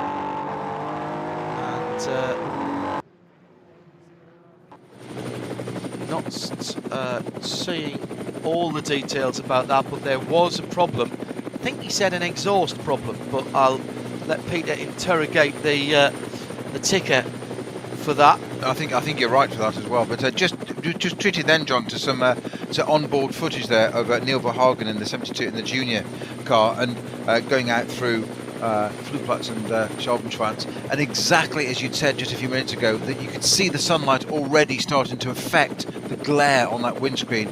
Never mind, they've obviously got tear-off windscreen now, but never mind the amounts of bugs and flies and debris and stuff that's on the windscreen. So it's just at that point now. I think we're only 40 minutes into this race as well. So I'd say we've got another half hour of this to deal with for these guys. It's gonna keep them concentrated, to say the least. Neil Verhagen starting to just put a little bit of pressure on Philip Enger once again. He always just catches up at Tiergarten, catches up, and it's not just under the braking bit. The back markers there. Is this going to give him a chance to have a run down the inside into turn 1 at the start of this next lap or not? Not quite got it onto the pit straight. He's going to get a bit of a double draft though with the Porsche Cayman that they were going through, and there's only half a second again at the line.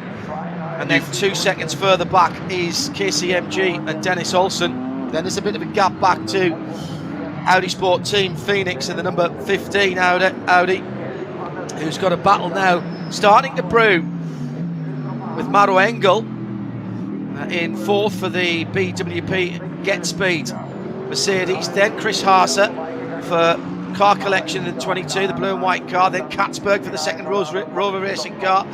Then it's Buchmann for Schnitzerlam, that's another AMG, the 34, top 10. Frank Stippler for Scherer, and is Nico Menzel in 10th place for Uber Motorsport. That's your top 10 in SP9 GT3, if you will. Philip Enger as he crossed the line there, John, just set a new fastest lap of an 8:20, and literally a matter of seconds later, 12 seconds to be precise, was Kelvin van der Linde in the Audi Sport Team Phoenix entry. Pipped that with an 8:19.5, took a second off it. Times are starting to drop. I know they're burning fuel off, but times are coming down, really starting to tumble now. Yeah, the sun going down, so the air will be cooling. The track will be cooling as well, though. But Kelvin van der Linde, now based in Germany, driving with Dries Van Tho and Fred Vervisch in the 22 car. Team Phoenix. I'll do this all weekend, and will end up doing it as well by the time we get to the 24-hour race.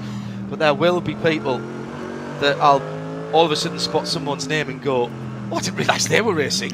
Or, where did that car come from? I haven't noticed that one. It always happens when you have 100 and odd cars.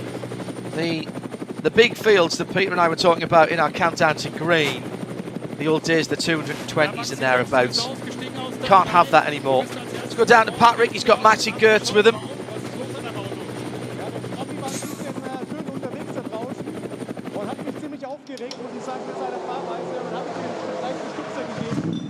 Man hat es auch gecheckt, dass ich schneller bin und hat mich dann vorbeigelassen.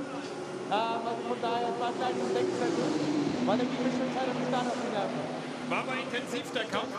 Der Boxenstopp wird gerade ein bisschen unorganisiert. Auto nochmal runter, Motor gestartet, Motor wieder aus.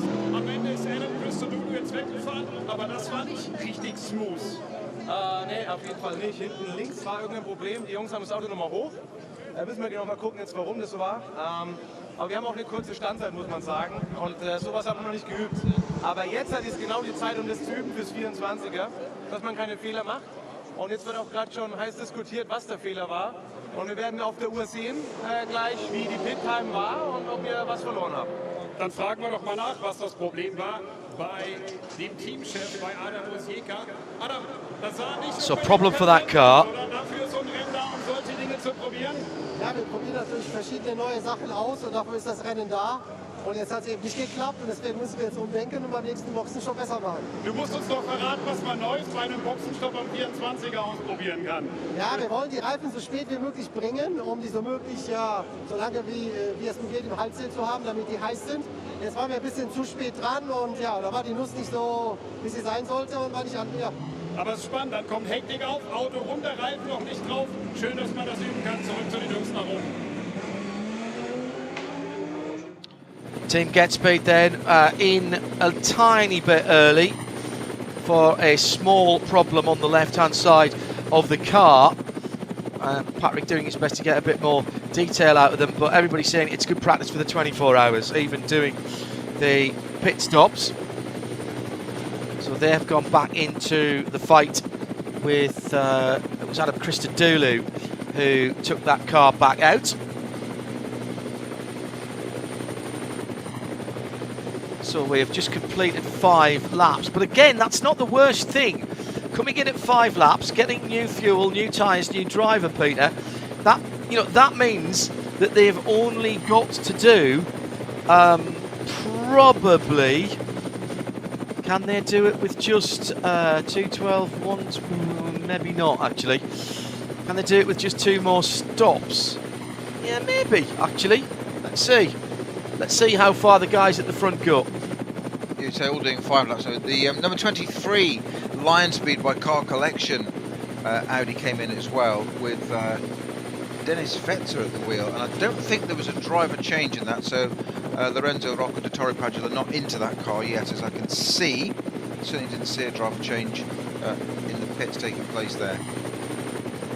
Pit stops unhurried here because of the fact that you have this unusual.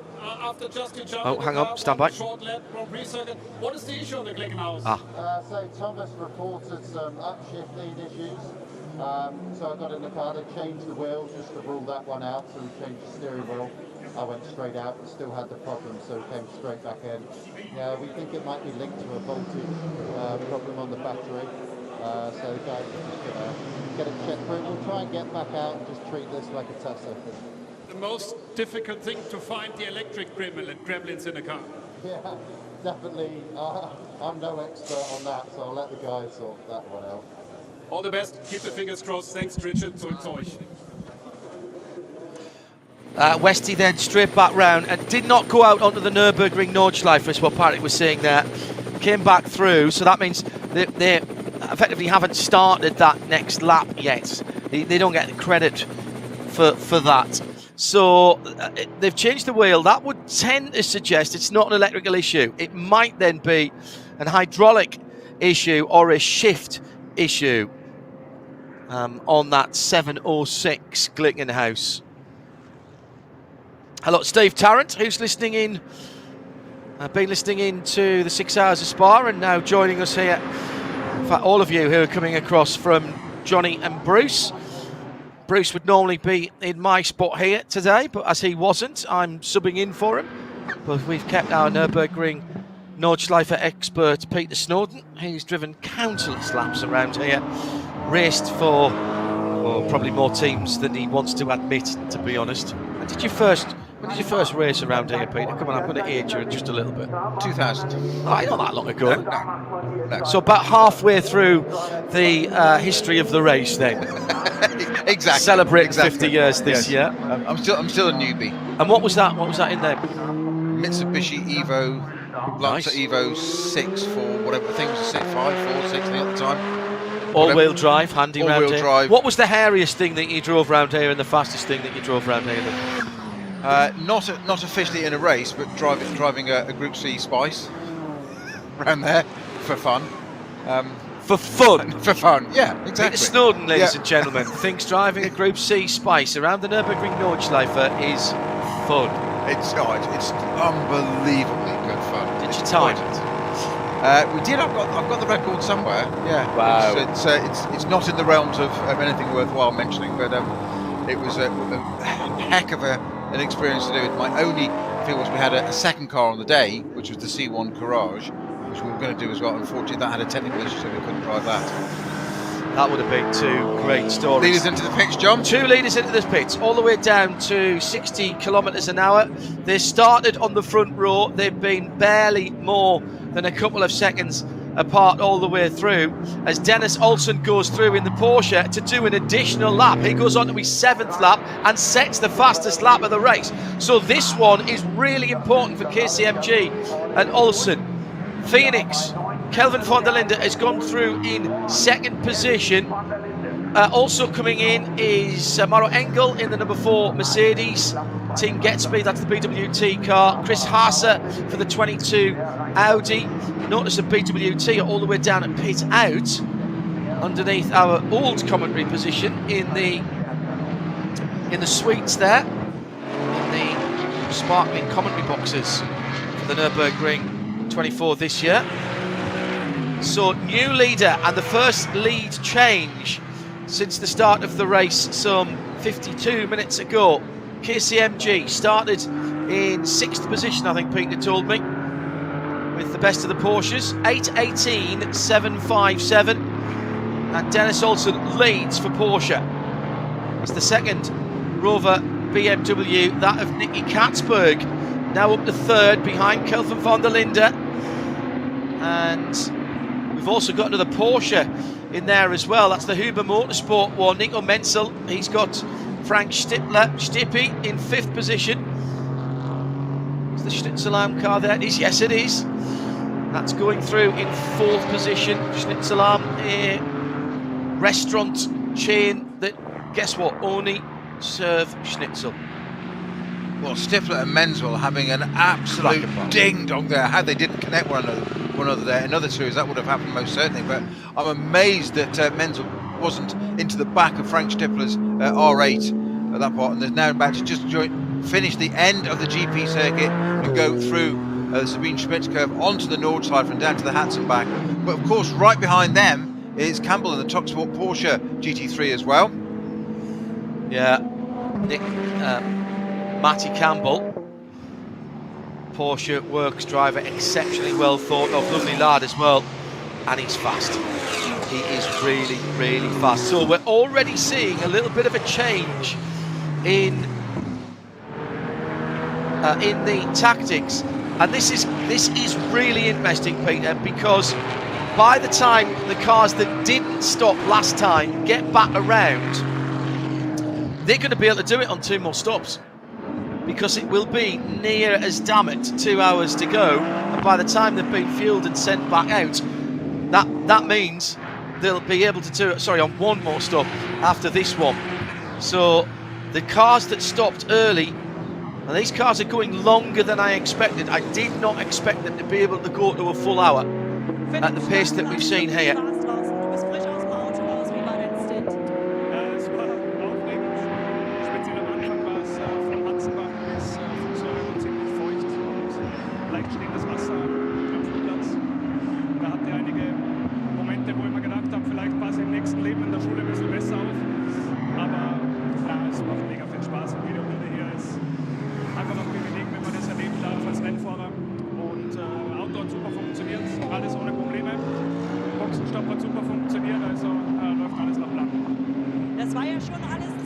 Menge auf der Strecke, man wird gedrückt, du hast gedrückt. Was hast du jetzt deinem Teamkollegen auf den Weg gegeben? Zum Glück haben wir natürlich in der Box ein bisschen Zeit beim Boxenstopp, um einfach so ein paar Tipps zu geben. Wo ist noch was, da muss man aufpassen. Zum Beispiel ein Arenberg ist noch ein bisschen feucht beim Bremsen, das habe ich letztes Mal gesagt. Und einfach so generell, wie ist die Balance vom Auto. Ich habe bei den Reifen eingeteilt in kurzen Stichworten, aber meine Teamkollegen, die sind alle so gut drauf, da muss nur ein paar Stichworte hinwerfen und dann können die das Ganze ganz zusammenziehen. Gehst du heute noch aufs Auto oder morgen? Morgen erst wieder. Also ich würde am liebsten das ganze Rennen alleine machen. Das ist ja ein Teamrennen. Also ja. Super, dann gutes Ausruhen und wieder voll Power für morgen. Dankeschön. More power to your elbow for the morning is how it was ended. He's back tomorrow in that Rover BMW. And for the shootout, it'll be very cold tomorrow there for that. So we wish them the best on that. Fairly standard interview that, by the way. Yeah, everything's going good.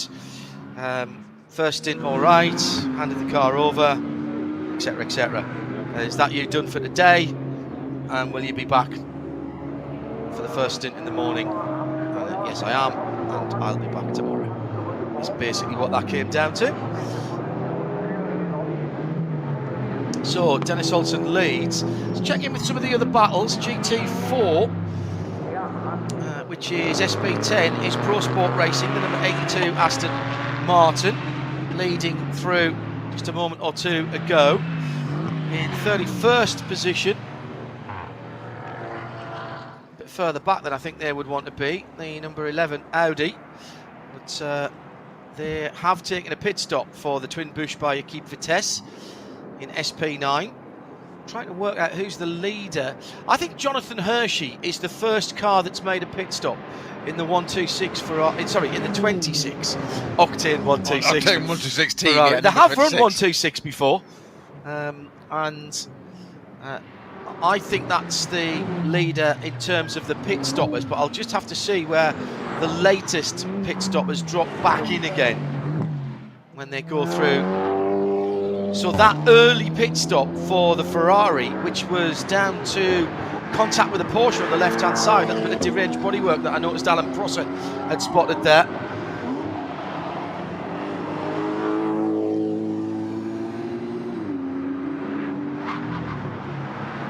Getting some of the other classes coming into the pit lane now, including one of the Aston Martins further down the field. That is the Durr Motorsport 4th place SP18 number 150 car. That car comes into a fairly open pit lane, currently being driven. So that was the 150, yes. Currently being driven by Schreibner. Now that's interesting, I haven't got him next to that car. Durr Motorsport machine. I'll have to check that one up for you. Let's check the 69, see if they've swapped drivers around in that car, because that's one of the other Astons. I think actually that's just come in as well. Yes, it has. Not in that one either. That one just been brought in by Michael Funke.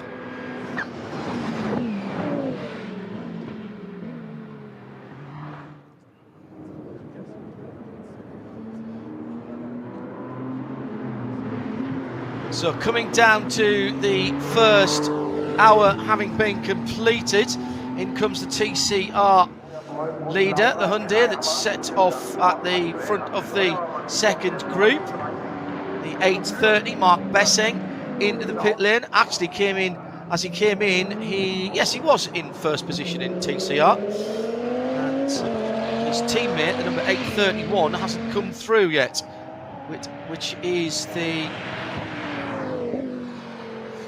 Moritz Österreich driven car. That's Andy Burry's car as well that will be going in. Rather fetching shade of dark green for the KTM Crossbow that goes through. That's the Teichmann Racing Cup X number 163, I reckon. So it comes down the hill. Check that. It's the 161. Still the Teichmann racing car. That's the leader in Cup X.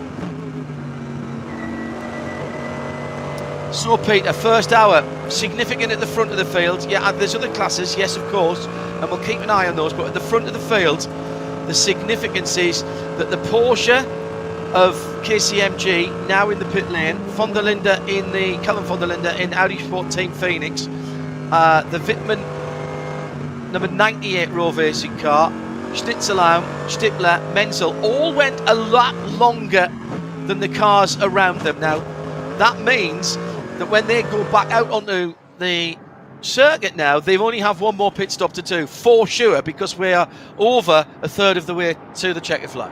Precisely so, in 5 laps, as you said, but an hour to achieve that. I'm going to make it very, very interesting. I think what will be even more interesting in another hour's time, well, we've got just over 2/3 distance in, how long to go? 1 hour 58 left to go now, so in 58 minutes time. But the moment right at the front though, we've got well, not quite a lot, because obviously we've got Dennis Olsen now, because I'm getting confused with the cars that were leading there, but the junior team BMW yet again having another look at the back of that Rover entry just in front of it at the end of Tiergarten. They always catches up at Hoa Act and sits there right behind it, and it's almost as if it's selling him a dummy, to be honest. But surely this junior team BMW is going to avenge at some point.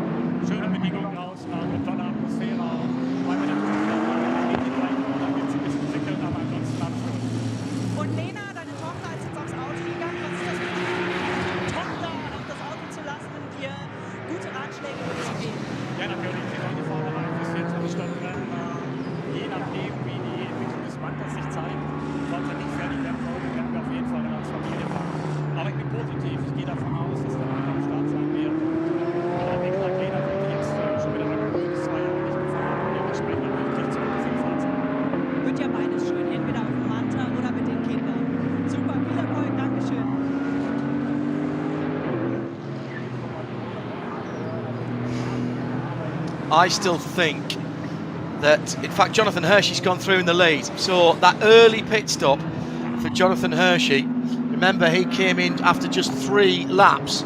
He's been 4 laps in there at the moment. How far can he go in that Octane 126 Ferrari 488 GT3? That's the question. I still think, though, he's got to make 2 pit stops, whereas the guys who have just stopped, Peter, have only got to make 1. I can't see how he can't, John. You're absolutely right. I mean, he dropped down to 30th, I think, after that punch. A bit of contact with another car, they said, on the left side, which is why we saw those tyres being replaced. I know we said it was all round, but that's what the little bits we saw. It wasn't much contact, just a light contact, obviously enough just to damage the sidewall and give it a puncture. But it still owes us. It's got to owe us 2 pit stops. I can't see how it cannot. Looks good at the top of the timesheets now, but it's kind of almost a bit of fake news, isn't it, for the moment? Yeah, but you know, they're getting their moment in the sun, albeit the evening sun, and they're making the best of it. They're getting some coverage.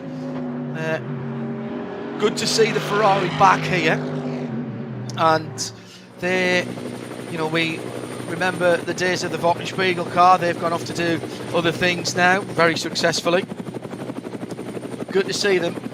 So that's the leader, Jonathan Hershey, who's the starting driver. Now behind the wheel of the number 99 BMW in second is Nick Yellowly. And in third, the 72 was the second place car. Remember, these 2 cars were battling for the lead. That's the BMW junior team. And behind the wheel in the number 72 now, having taken over from Neil Verhagen is Dan Harper. So I wonder if it's just going to be those two, or whether Max Hesse will get into that car. Max Hesse, the order that tends to be this way round actually with this BMW team, junior team, tends to be Max Hesse at the end. We will see. That's I'm going to say that, of course, now and be told otherwise, but that has been a little bit of what they've done this year with it so far.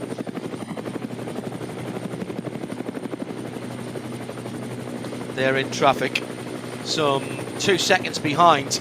That's the sort of gap they had on the KCMG Porsche. Now, let's go back down the pit lane.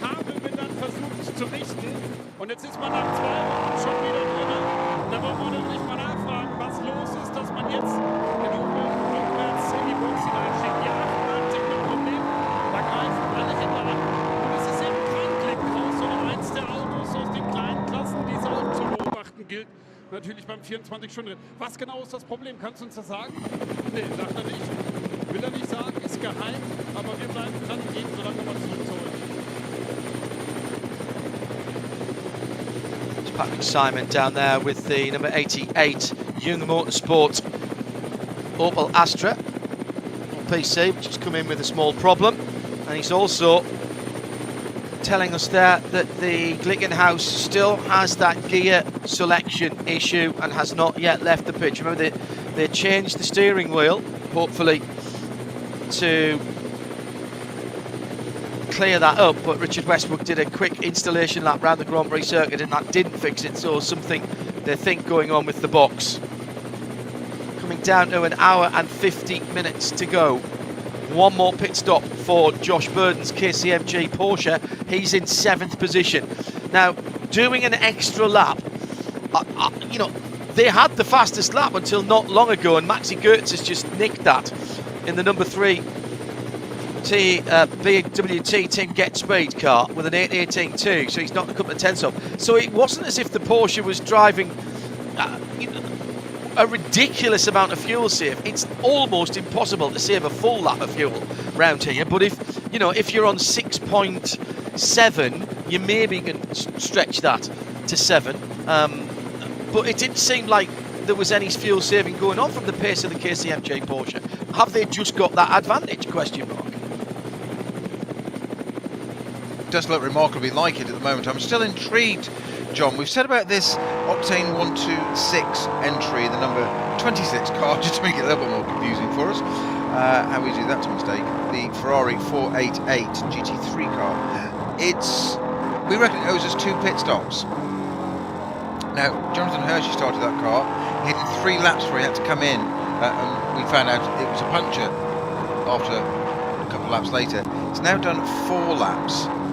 Do you think he still owes us 2 pit stops? Do you think he might get away with 1? Because we speculated, didn't we, John? Sorry, you were about to say. Yeah. We speculated on, had they called a blinder, whatever. At that point, we didn't know it was a slow puncture. The story evolves, it's a slow puncture.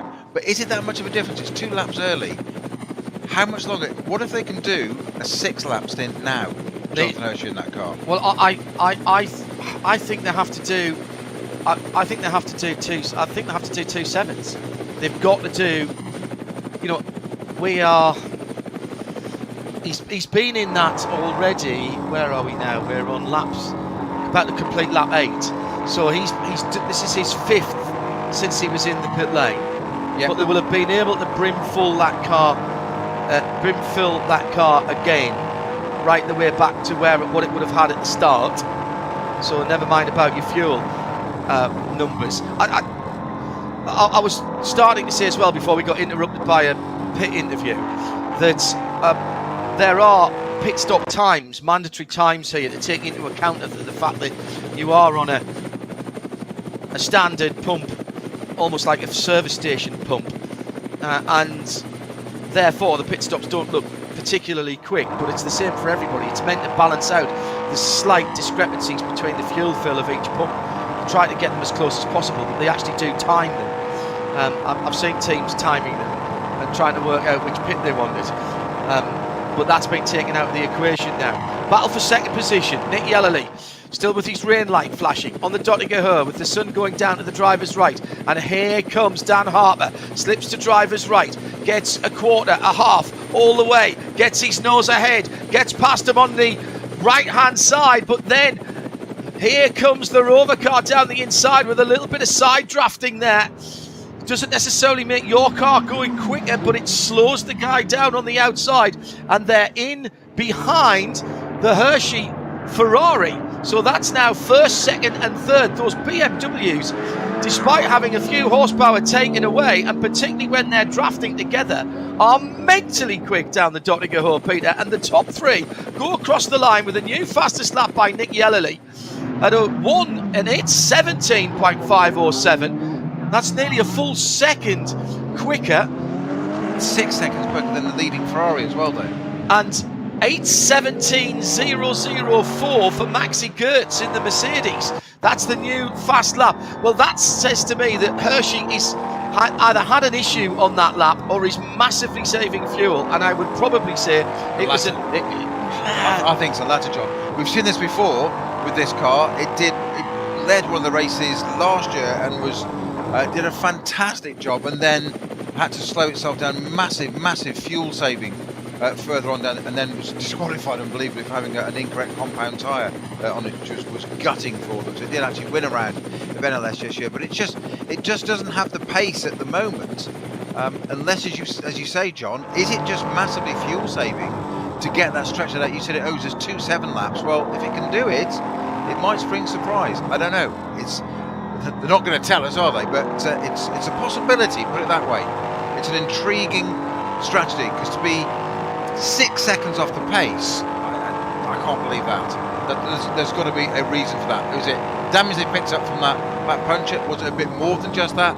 Are they massively fuel saving? Are they playing a blinder and just leading us into it? I don't know. Well, let's see what Jonathan does on this lap. They're heading down to Sabine Schmidt's curve now, and they'll get the sun in their eyes as they turn right onto the hats and back, right in their face now. Bit of traffic ahead of them. GT4 Aston Martin and the BMWs. BMWs are clearly very fast in a straight line, so whether they've deliberately trimmed them out to take advantage as the Dottinger Her and the run to the checkered flag, they're not exactly slow around the twisty bits either. It's not as if Hershey is dragging away from them. He's got traffic now as he comes off the end of the hats and back and down the hill to the bridge before Flugplatz. Flugplatz so named because there was an airfield at the top of the hill on driver's left here. That's dried right up now.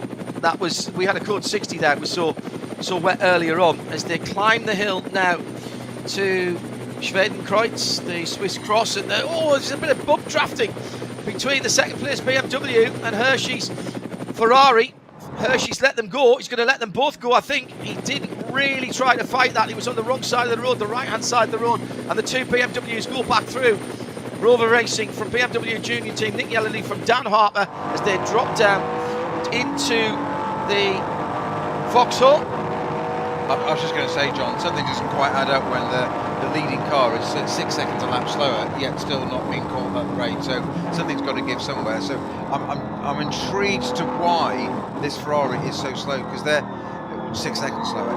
The Ferrari 488s, this GT3 car, it's missile quick in a straight line. That was a quote from a driver from one of those last year or so. And they're not slow in the corners either. So I'm fascinated as to what Octane 126 is going on down there. Is it a problem, or are they playing a blinder? We'll find out, I guess, in the next hour. I'm guessing that Jonathan Hershey is going to have to bring that Ferrari in at the end of this lap. That would be at the end of 6 laps, which is the same as what the two BMWs that have dragged by him did in their first stints. I think he needs he needs a 7 or an 8 to get. He's still going to have to stop again, because if he stops in another 8 minutes, let's say we get down to about somewhere near a 40. So that would be, let's say, an hour and 32. he's still going to have to stop again because he can't do an hour and 32 on a tank. No, so, but it will be a shorter stop. Yes. So it's, that's the question then. So is he then saying, right, we're going to do a shorter stop nearer the end of the race and maybe take advantage of any slow zones, etc., and get the car back back out quicker? And we're talking about Octane 126 Ferrari here. And therefore, the two BMWs we know have got to do a full stop. I still don't think it adds up. I was not expecting to see cars go over an hour in this. I expected the 6 laps, maybe squeaking into a 7th, but not at the pace that we were going. Now we've seen the Porsche and one or two others do 7 laps in that opening stint, which included a warm-up lap, let's not forget, albeit at a slower pace speed. I think it's interesting. Yes, I know it's a sprint race. Everybody's been talking about that, but to me, the Ferrari is on the back foot here. Now, I said that there was a pit stop mandatory time, and the number 3 in 4th position, Maxi Goetz, for Get Speed, the new pink and blue colours of the cars that used to be red and white, coming up to Jonathan Hershey now. A 32-second penalty for failing to adhere to the pit stop time. Now, there is a sliding scale of pit stop times depending on how long you've been out on the track and how many laps you've done, and they've broken out of that bracket. Therefore, that is 32 seconds that they have got added coming through from race control. Give it another 10 minutes and we'll give you another rundown of the other. Actually, I'll tell you what, I'll do it in a second. I'm just checking to make sure. Also, the number 830. Remember, I told you that Mark Bessing was under investigation for a jump start at the start of the race. 32 seconds penalty for the 830. That's the leader in that second group and the works-entered Hyundai. And I'm just checking, 32 seconds for the Get Speed car. So that has been confirmed from race control. Well, before anything happens on the latter part of the lap, let's give you a quick rundown of the class leaders with an hour and 40 minutes or just over to go. In 78th position, the BMW 325 leads V4. That is the number 323. 71st position, 223. The VT2 front-wheel drive is the GT Tyre Motorsport Volkswagen Golf 7. The 68th position has the V5 leader in it, and that is the number 444, the Adrenaline Motorsport Porsche Cayman 981. And their teammates are leading V6 in 62nd position in the 396, the Porsche Cayman S981. Slightly bigger engine. The BMW 330. BMW 330, Team Zork Rennsport, VT2, 224 in 61. Adrenaline Motorsport, BMW M240 Racing Cup. Class is led by the 240 in 58. That's the 3rd Adrenaline Motorsport class leader. And in position number 56, the Porsche Cayman 718 GTS leads the SP4T category. Aychan Guven is behind the wheel of the GT4 Club Sport that leads AT. That's the 633 and 55th position. STI with their Subaru WRX leads SP3T, and even after that early pit stop. Cup 5 is the 4th Adrenaline Motorsport class leader, and that's the Club Sport BMW M2 in the Cup 5 class for those cars. 48th position for the 871. Avia W plus S Motorsport in another Cayman, the Cup 3 class. 251 is in 41st position and leads. The 831 Hyundai Antiburi now leads for Hyundai Motorsport N in the i30 NTCR. It's in 39th position. Chris Meese leads for Aston Martin Vantage in the Pro Sport Racing GmbH SP10 Aston, that is the 37th position car, the number 82. Cup X is Teichmann Racing and the KTM Crossblow. It's number 161, that's a very nice green coloured car in 34th position. Just 2 places further ahead in 32nd, the number 69 SP18 Durr Motorsport Aston Martin Racing leads that class. In 29th position is the Cup 2 Kate Kramer Racing Porsche 911 GT3 Cup car. That's one of the 992 cars. That's the 127, just inside the top 30 at 29.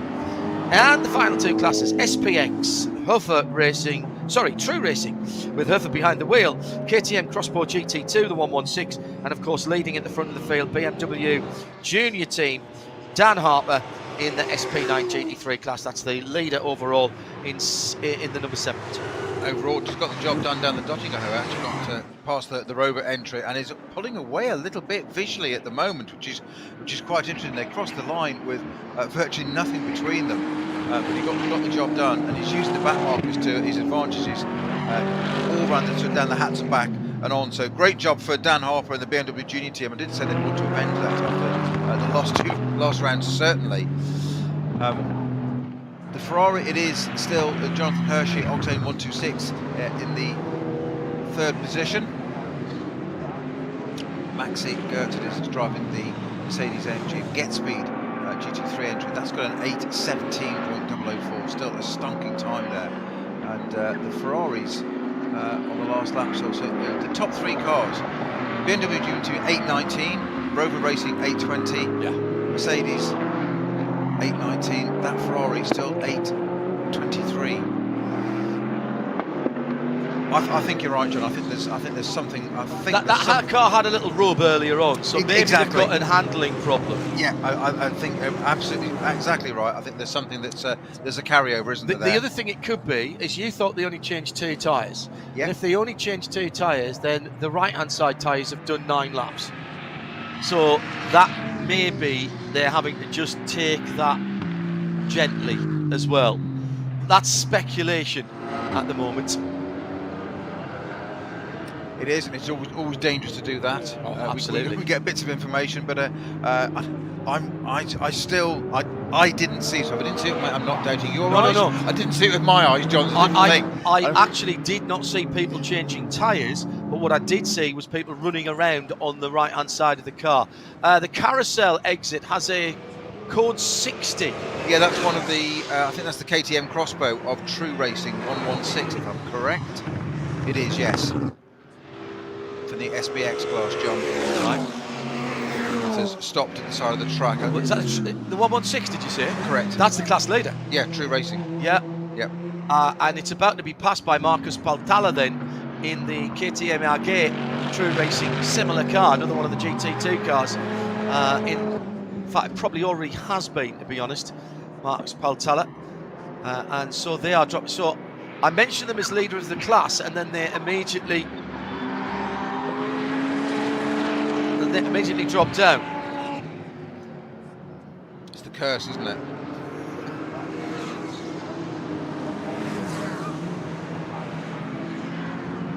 So the Ferrari speculation we've been talking about has completed its 6 laps now, 9 in total.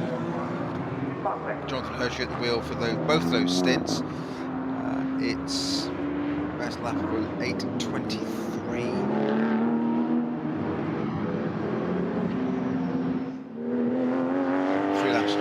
That car to start with when it had an issue, as we heard from the pit reporters, that it had a little bit of contact and there was something a slow puncture on the left hand side.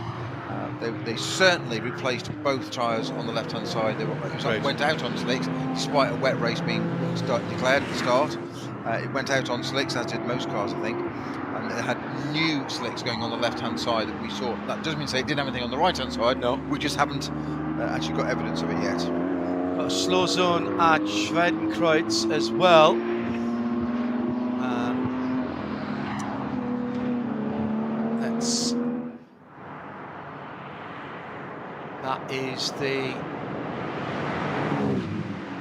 That's the 83 car that's had a problem there, and it's where the KTM Crossbow is heading up to at the moment. That's the Pro Sport Porsche Cayman. That's Rima Al-Jafari, who is behind the wheel of that car with Emil Hayadal. As Marcus Paltala now confirmed in the lead with the two Stuck boys of the SPX category. So hang on, John. We've got this. The KTM that's coming back is the other one, the other true racing car. This is the 117. The 116 is the one stopped at Carousel. This is the 117 car coming back slowly. Ah, no, that's. Is he slow as well? Yes, he is. Yes, he is. You're right, yeah. And he's just taken the lead. Yeah. With hazard flashes on, the four-way flashes coming in. Let me check. The last time that car was in the pits, they haven't done something silly and ran it out of fuel for Marcus Paltala, have they? Let's have a look at this. No, he's only been out for one lap. Took it over from one of the Stucks early on, and he comes in. So that's an unplanned pit stop. So the two KTM factory crossbows in GT2 have had issues. The 116 has got going again now. That stopped at the Carousel. The Carousel. That's got going again, and it's at Hoax, but it is not. It is slow.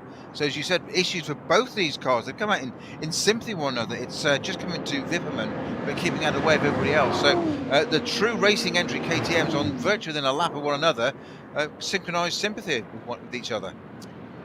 We're coming down to half distance at basically at the end of this lap or the next lap, depending on where you are on the track at the moment, waiting for the leaders to come back around to us.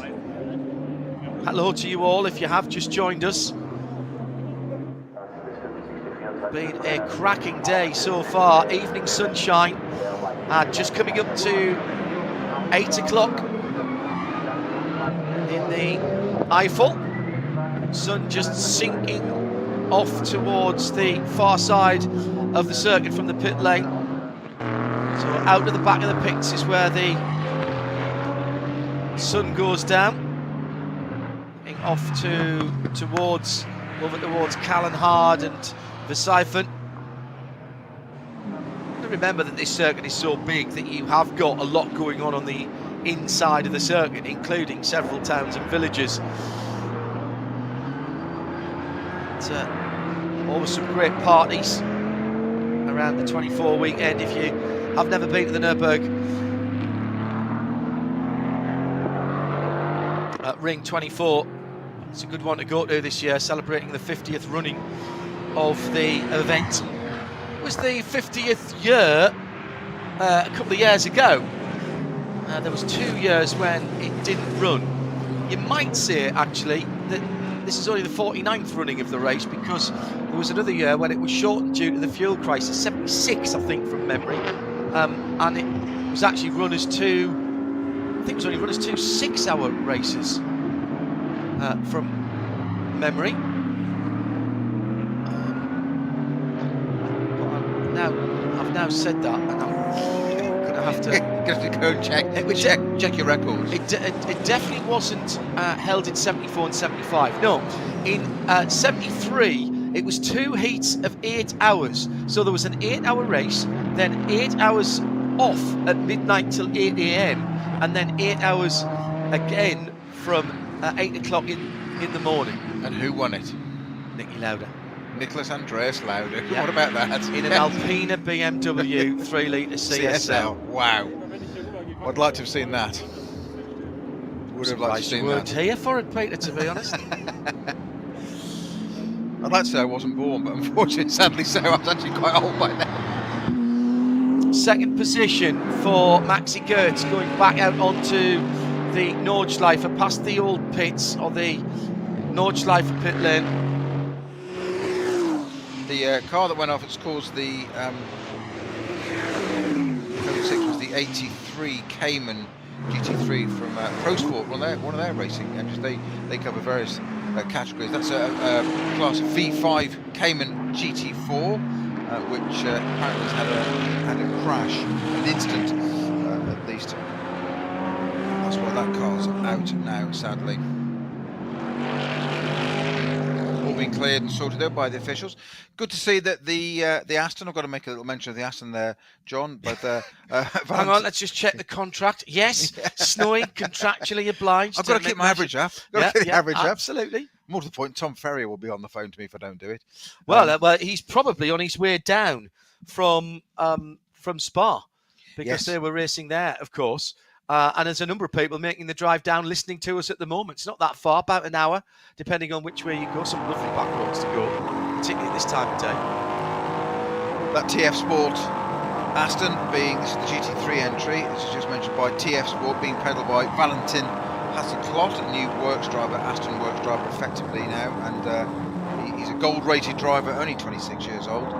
And he's got that car inside the top 20 again now. In fact, I think he's even 19th, if I'm correct. Yes, indeed he is. It's 19th. 13 seconds off the Schnitzel Realm AMG in front. So all to play for there. Strong result. That was a car in the NLS 3 round. Started 7th, ran as high as 3rd, and then still finished 7th. So. Acquitted itself. A big push for TF Sport for the 24-hour in a couple of weeks' time. That's their big one. They really are an example, almost the very definition of a team using these races to get for the 24-hour. That's the one they want. Thanks to JG. I missed 83 as well. 83 was a race that wasn't in 1983. So 74, 75. 1983 construction work was the issue there. So those were the 3 years that we haven't had a race. Mustang comes into the pit lane. There's a car we haven't mentioned yet. It's always in the black and white, what I always like to call the Arctic Convoy livery. I call it the zebra entry. The zebra entry, all right. I don't think the Manta's, talking of Nürburgring favourites, I don't think the Manta's out in this race. It is usually it's been put an appearance in for the N24. I am absolutely certain the Foxtail. It's not. It was mentioned, but it hasn't actually turned up this weekend. Right. Well, as I say, one of the drivers of that is Volker Strijcek, who used to run the Opel Performance Centre, the OPC, driving with his daughter here, and they have had a full an Opel Astra with a full family team in it, but then Volker normally jumps into the Foxtail as well. Through goes the number 81. This is the Swiss cheese port AG sponsored machine, which is sort of tangerine and green. It doesn't sound like it works, but it does. Looks very good indeed. I always think it's quite reminiscent of sort of Castrol racing colours of the sort of 50s and 60s. Of, those who are familiar with English it is a very dark green, isn't it? Yeah. It's a pro sport team, isn't it? Yes. And this is running, although it's running down in the 30s. Was that the 81 or the 82 that has just gone through there? I think that's second place. Yeah, it is. That's second place. Its team car is being pedalled by Chris Meese at the moment, and that leads the class. And the 82, the 81 rather, has Yevgeny Sololovsky behind the wheel. 10 laps complete. BMW number 72 leads it by about 7 seconds. Everybody's done at least one stop at the sharp end of the field. So BMW Junior team from Mercedes AMG number 3 from the 99 of Rover Racing in 3rd. 4th Ferrari from Octane 126. Then Mercedes Team AMG Getsport, the number 4. Then Audi Car Collection, KCMG, Team Phoenix, Shara Sport and Rover Racing to the top 10. Just outside the top 10, Matty Jaminet for Top Sport WRT. That's, of course, another Porsche, the 27. Mercedes Team Bilstein in the number 6 car, the minty fresh car, as we're going to be calling that now. Shara Sport Team Phoenix, their second car is in 13th. 14th for Schubert, Valkenhorst and Falken, 15th and 16th. Lion Speed by Car Collection, 17th. And the top 20 made up by Falcon, their second car, the 33, Lion Speed, Schnitzelheim and TF Sport, the best of the Astons. Got class leaders all the way through the top cars, including down in 29th the Cup 2 Porsche SPT8T, that's 127. The class leading Porsche SP8T, the number 69 Doha Motorsport Aston. Cup X is another. Now the Cup X is now Teichmann Racing for another KTM Crossbow after the two works cars have had problems. And the Glickenhaus lives. Glickenhaus is alive. Back on the track, Richard Westbrook after gear selection problems. So Thomas Mucci started the car. Came in early, the 706 SPX entrant, and they changed the steering wheel. That didn't have any issue, didn't solve the issue. So something mechanical, they think. John, when you were just doing your rundown a minute ago, and then you mentioned earlier in the show that the one thing you have to do about the Nürburgring is, or everybody involved, always have to recalibrate. Yes, absolutely. And you've just provided the perfect example of that, of how you can still get caught out. No matter how much you do this, how much you're very kind of Nürburgring expert with Bruce for Radio Show doing these NLS races. You just started to do the rundown there, and you said 10 laps completed. Yes. And I perked up and I thought, what's he talking about? We're nearly an hour and a half in. Of course, it's Nürburgring. It's still only 10 laps, isn't it? Yeah. And it still has that capacity. It just made me think, 10 laps only? But we are just an hour and 24 minutes to go now. Well, let's call it an hour and 23 and 57, counting down. But yeah, 10 laps completed. Quite extraordinary. We're still keeping a weather eye. The Ferrari of Jonathan Hershey has stopped and made its second stop. So where has that car come out? Answer, well down the field. It has dropped all the way down. See, I'm looking for 127, and of course it isn't. The 127 is the leading Cup 2 Porsche. So where has the 27 dropped to? Answer, 11th place. No, it hasn't. It's the 25 I want to be looking for, John, you stupid boy. 27. Wow, that has really dropped down. It's dropped down to... It's right in behind the Vulcan horse number 100. So that one should be easy to find on the screen. Because it's a triple-digit number.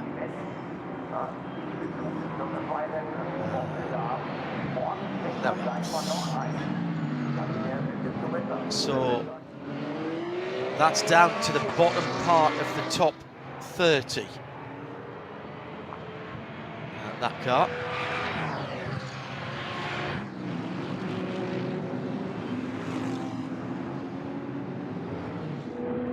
No, I'm talking complete nonsense. It's in behind the Schnitzelheim car, but it is dropping back. Has that car stopped? Or is it in the pits, the 26? Yes, it's in the pits. That's why we've lost it. That's why it keeps moving every time I think I've found it. So I was right, it's dropped down to 20th position. So it's made its pit stop after, at the end of its, well, I reckon it's got 8 laps. It's done 8 laps. So if it does 8 laps again, it's still going to need another stop. So they haven't helped themselves there. This is the 26 for the Ferrari. Yeah.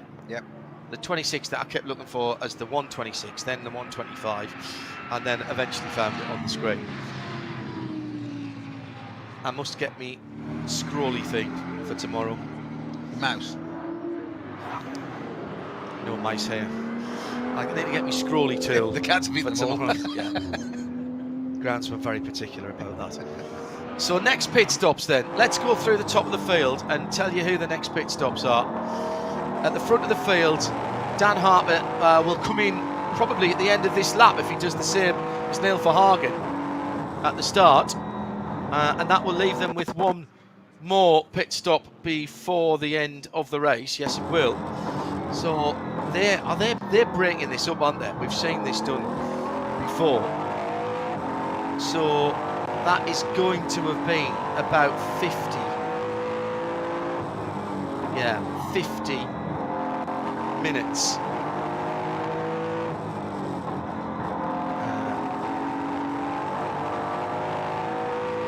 For each of the stints. 180 minutes we started with. They're going to have to do a stint that has 7 laps in it. At least one, possibly 2. Well, Hershey managed 8 laps out of the Ferrari, and but he lost a lot of time doing it. Yeah, I know that. And also, that one other car we've failed to mention anything of in this feature, this race at all, John, is the car immediately behind the Octane entry Ferrari 488. It's the other Italian car on the race, the Jordan Pepper driven Conrad Lamborghini Huracan is out there. So it's in 25th place. Yeah, it runs in SP9 as well. Yeah. 8.986 is its best time, so it's there or thereabouts. Had pole at round 1. Yeah, that did. So what have they done then? Let's have a look at their pit stops and see if they. Franz Conrad, had a chat with him a couple of weekends ago. He was supposed to be racing actually in Axel Jeffrey 7 laps. Jordan Pepper's on his 4th lap now. Right, so they can do 7 laps. Okay, interesting. So if they can do 7 laps, that means that they can probably... It's going to be close, but maybe they can get the get to the end and on one more stop. Respectable times, John. Sorry, I didn't mean to cut across you. So 8:19.6 is its best lap of the race. So it's doing respectable times. Leader in the front-wheel drive VT class is the GT Competition Tyres Racing Golf Mark 7. That is. It's the number 223 car. Have VW Golfs been around that long that there's a Mark 7? There's Mark 8 now. There's a Mark 8. There's witchcraft you speak of, Hindhoff. Not necessarily universally liked, to be honest.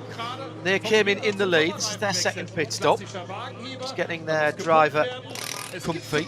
Do like the way that the cars in some of these classes, 5 stud wheels with electric drills. So not air guns, not windy guns. No, battery powered. Yes, lecky guns, not windy guns. Yeah. And a trolley jack. And a proper old-fashioned side trolley jack, the hydraulic jack. So you get the sort of NASCAR noises.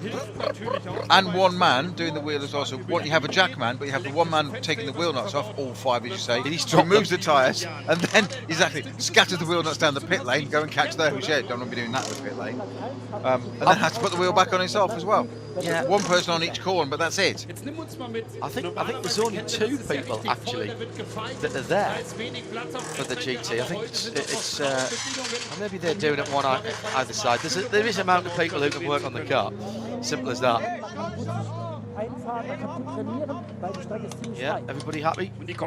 No, not quite happy. Torque the wheels up on the left rear.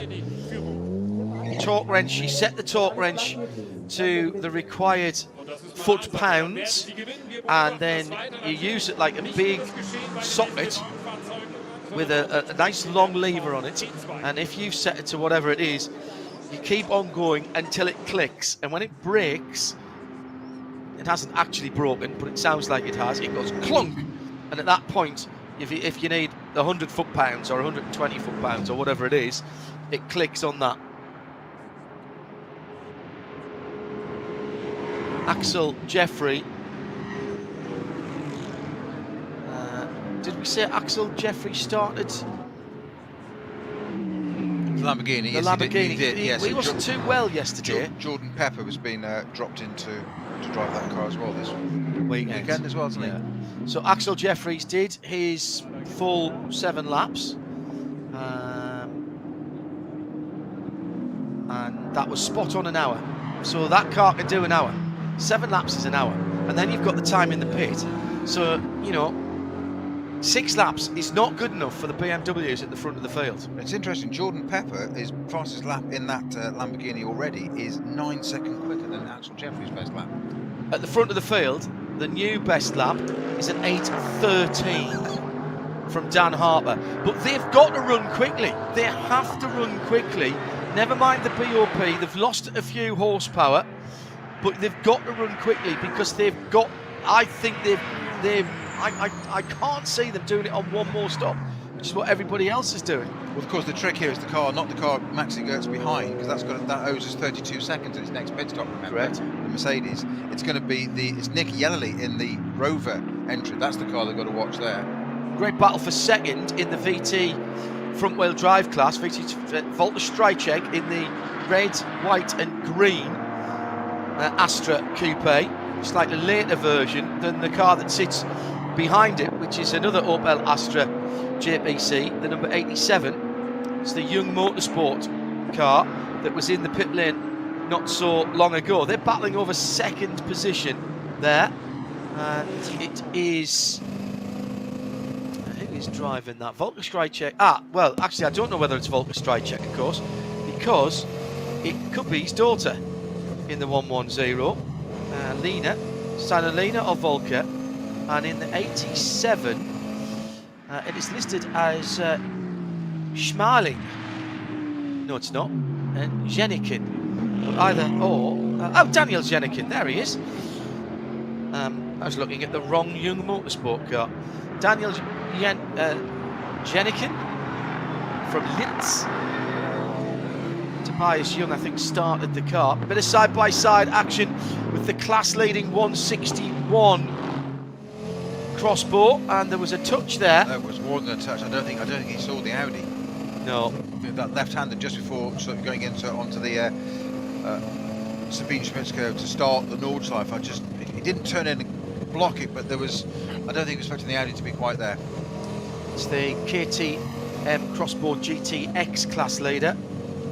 Laura Kreiheimer started that car, and at the wheel, very experienced test driver Laura Kreiheimer, but I think they've handed that over. Yes, they have. And Laura is out of the car and handed it over to Tim Sansler,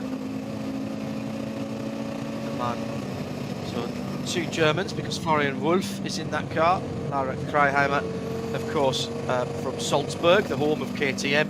Austrian, very much Austrian. Tim just looking at the back of a couple of cars that he's about to put a lap on. Pretty looking car, that, good colour.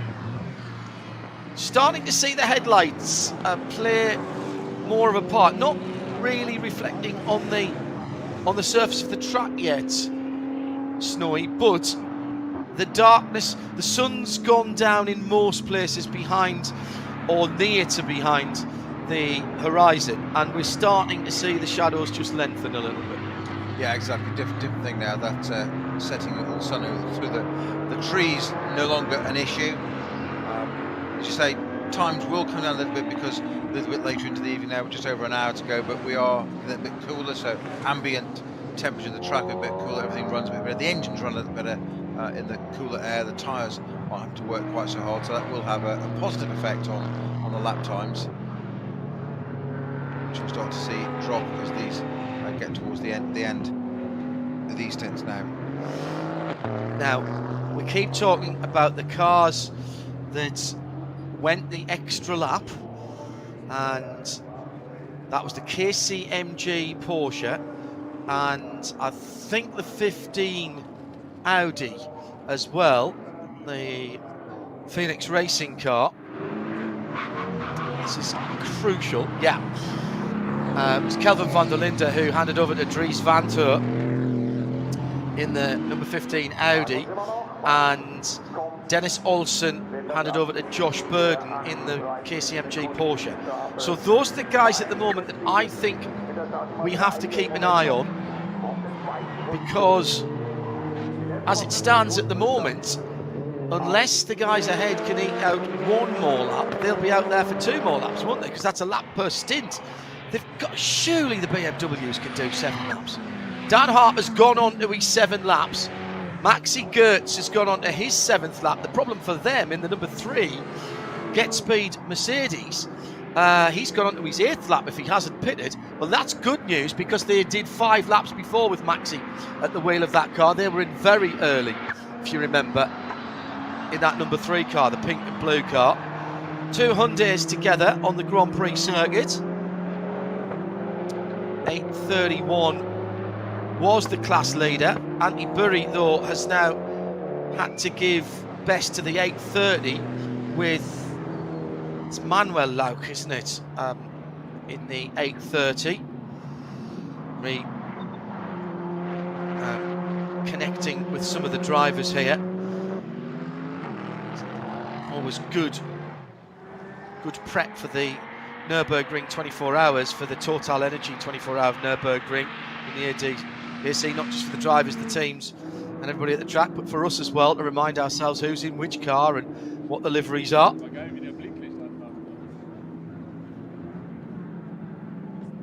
Let's keep an eye on the front of the field then.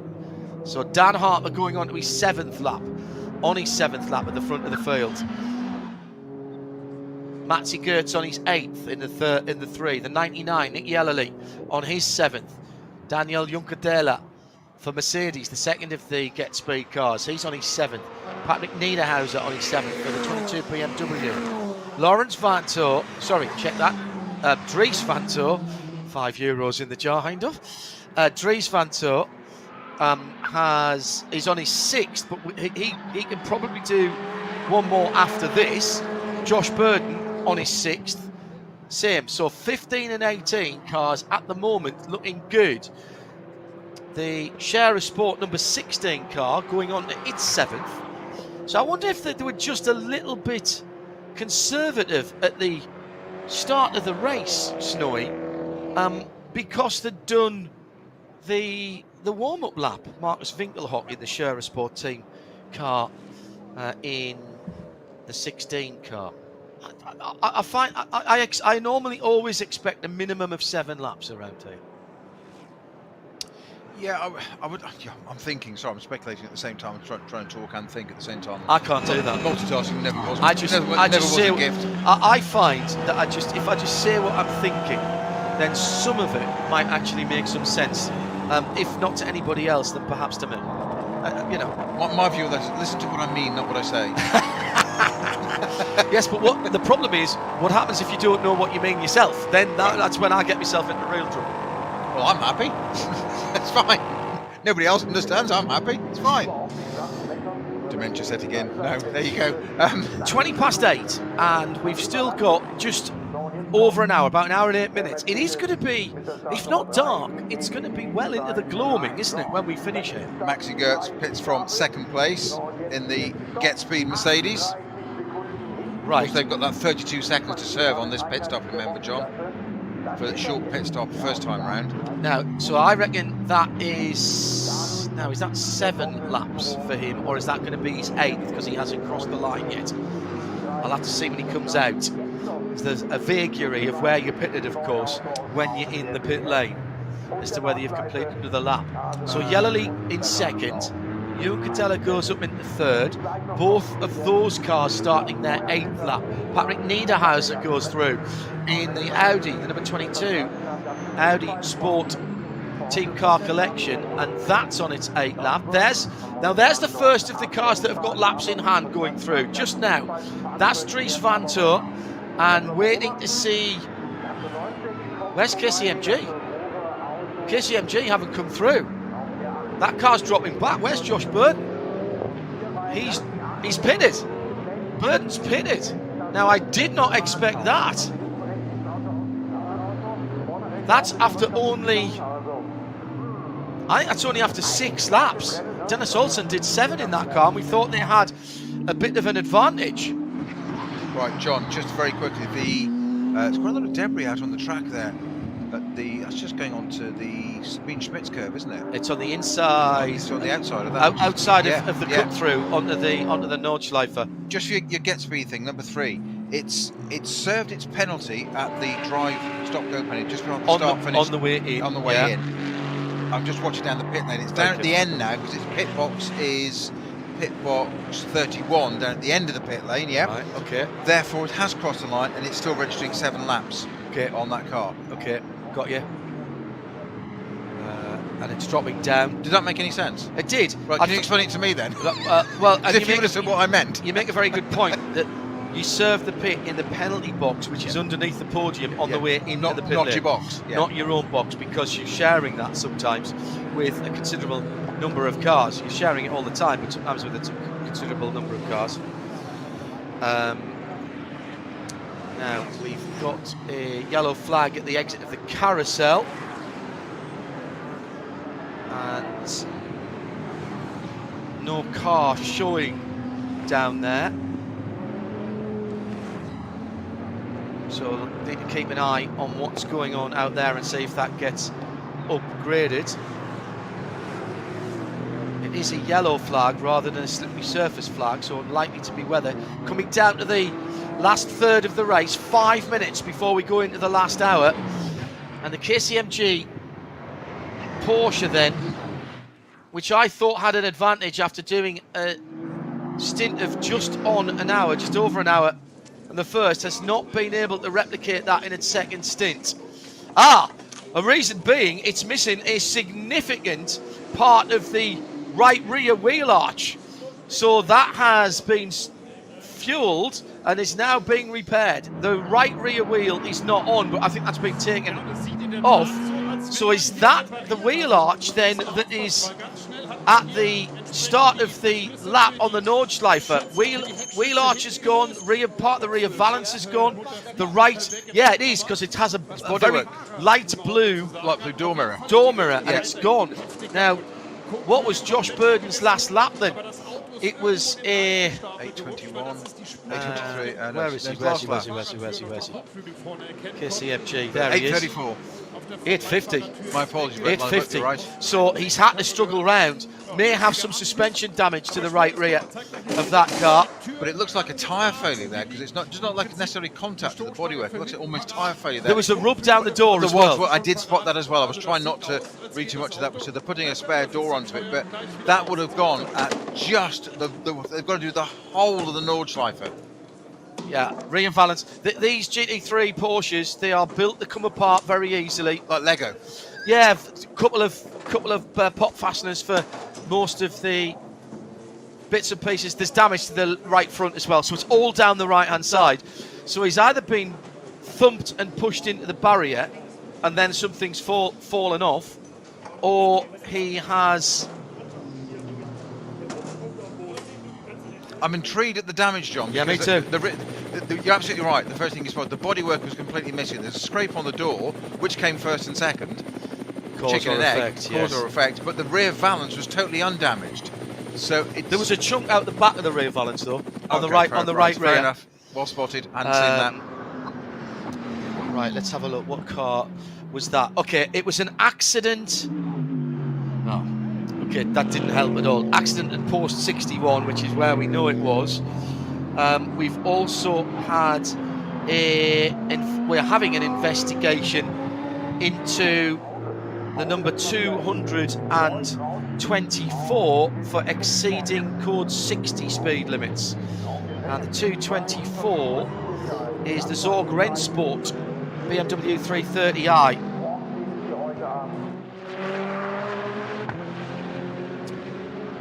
Coming down to the hour mark, we'll give you a full rundown of the cars that are leading their classes in just a moment. Yeah, Bill was supposed to jump in the car now, so it was his thing coming up. I'm not too sure what happened, but there was either a contact on the entry to Nordschleife. There is quite some significant damage to the right rear. We'll see if we can fix it and try to get back out on track. But it seems when you see the mechanics of KCMG, it's just bodywork. It's just a rear fender, a door, a front fender, and it seems that the car go out very quickly.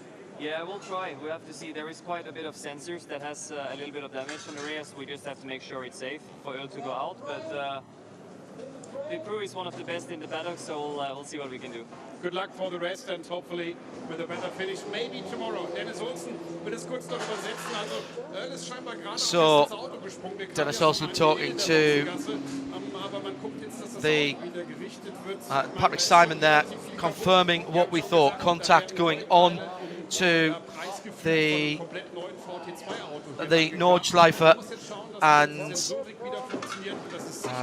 maybe more than the bodywork that we thought.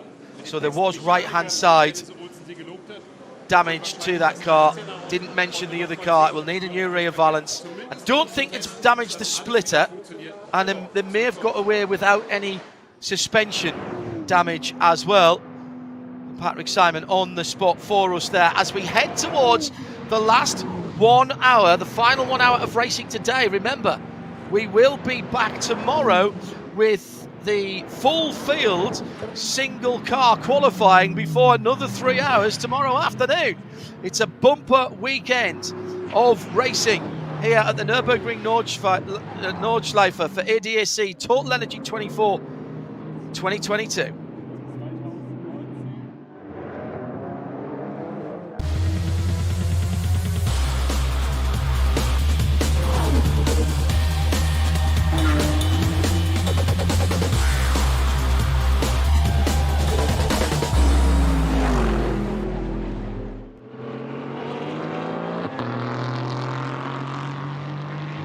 Through goes the number 11 Audi, sitting a bit further down the field, I think, than they would like, but that is a GT4 version, slightly smaller rear wing.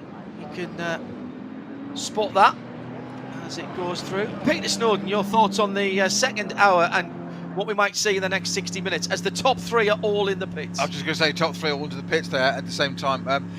All sorts of action. The KCMG thing, we didn't think it through, did we, John? We were talking about, was it bodywork damage? Was it a tyre failure? The door mirror was off the car. Yeah. So of course it had contact with something. Never thought it through. Logical when you think about it. We said it, didn't process it. Shame for them. The fifth car is in as well at the moment. Dan Harper in the BMW straight in. That's being serviced as we stand there now. I think there's a driver change in that as well. So that will be Max Hess going into that car. The 72 will take over, I think. So Van Tour takes the lead at the moment. So they've done over an hour in that car. Yes. So they've now got back. So this will be now their last pit stop, because with under an hour to go, we knew they can do that.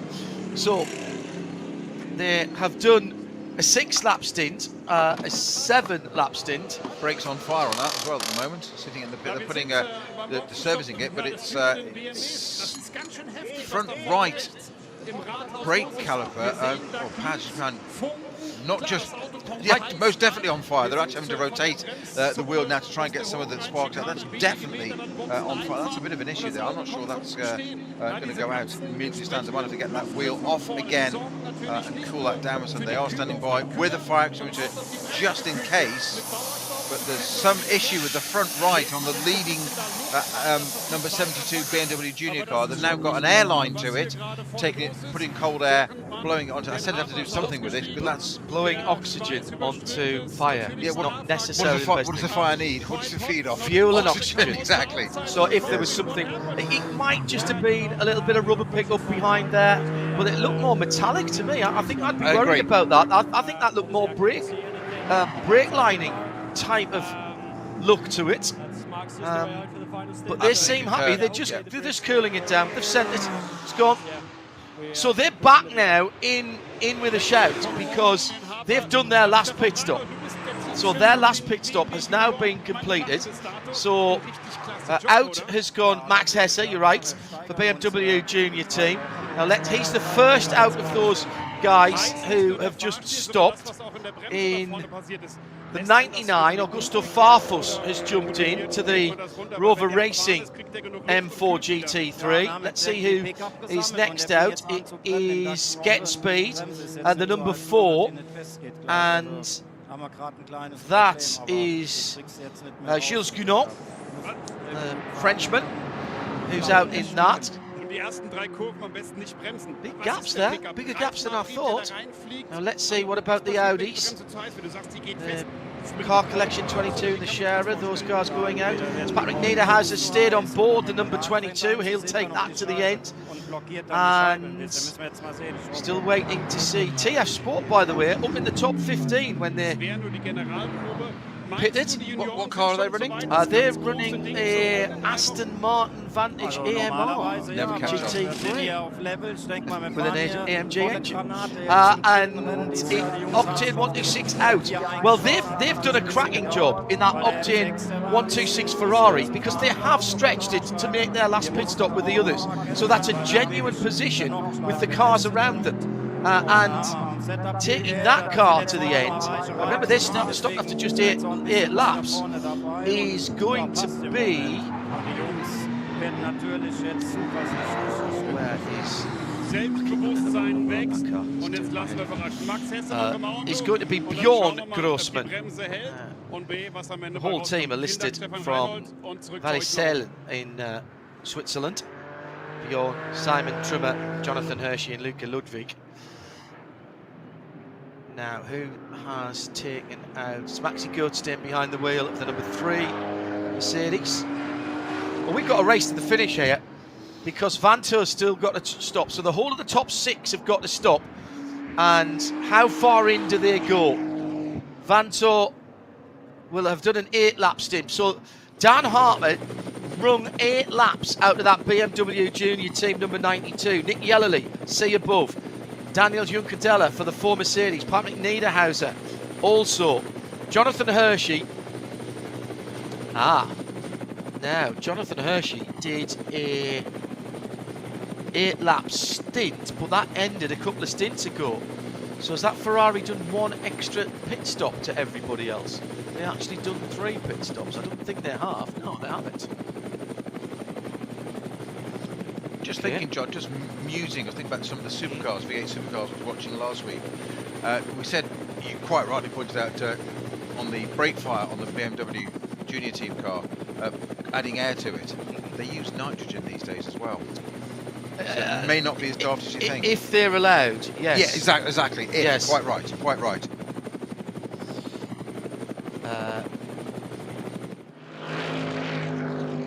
Still watching what is going on the any other.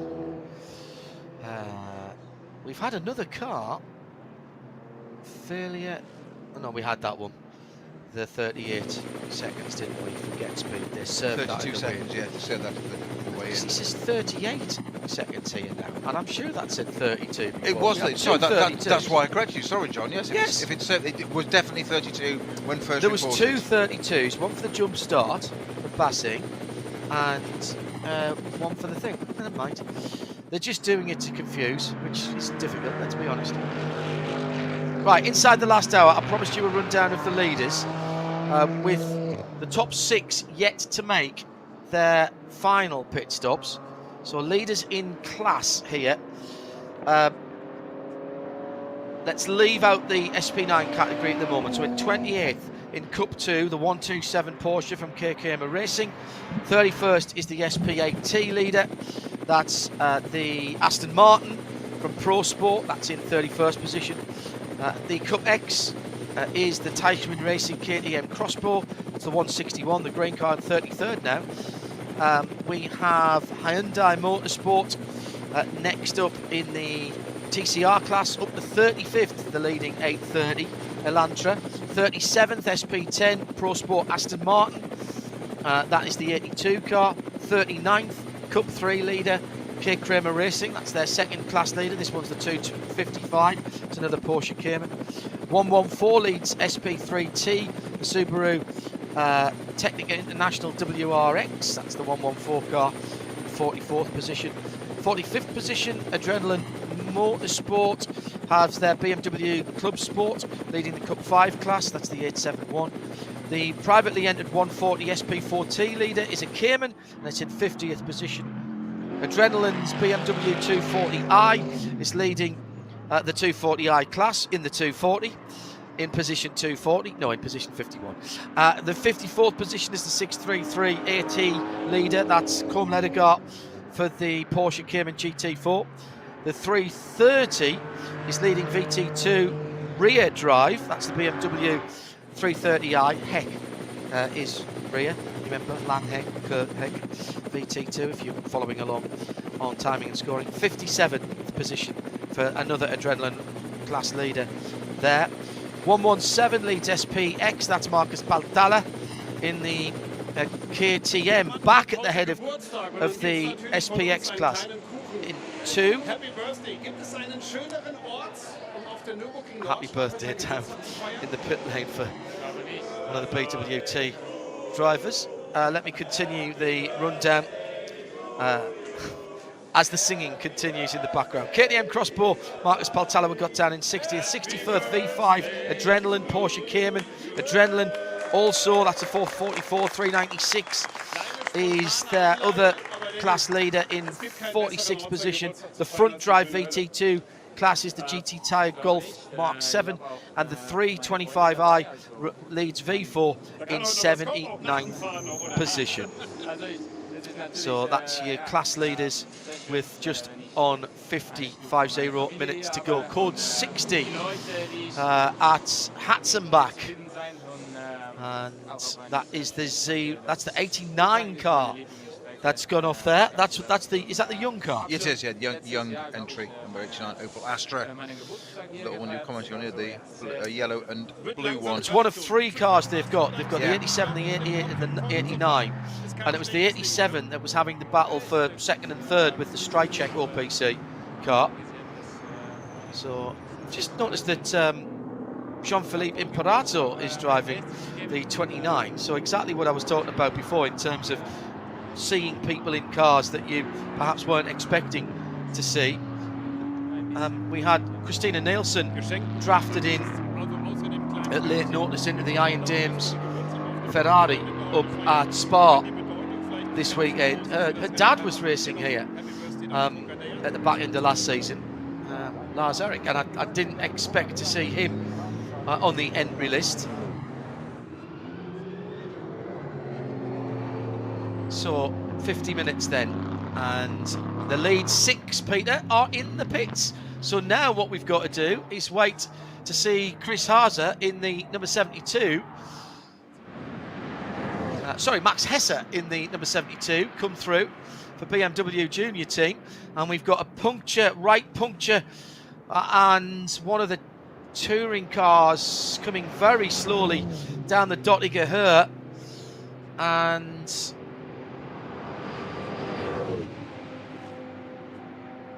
it's smoking as well. Now, is that tyre smoke or engine smoke? Oh dear.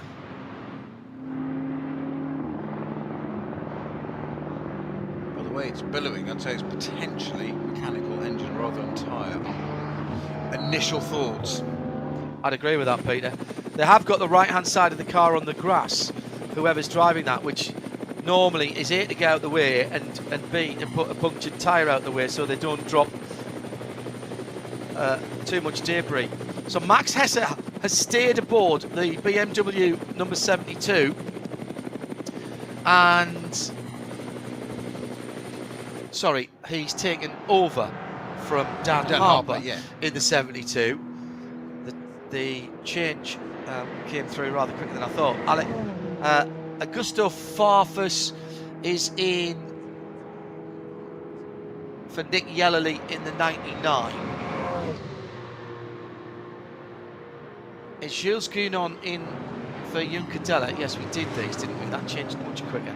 But I'm sure it's Patrick Niederhauser who stayed in the 22. Yes, it is.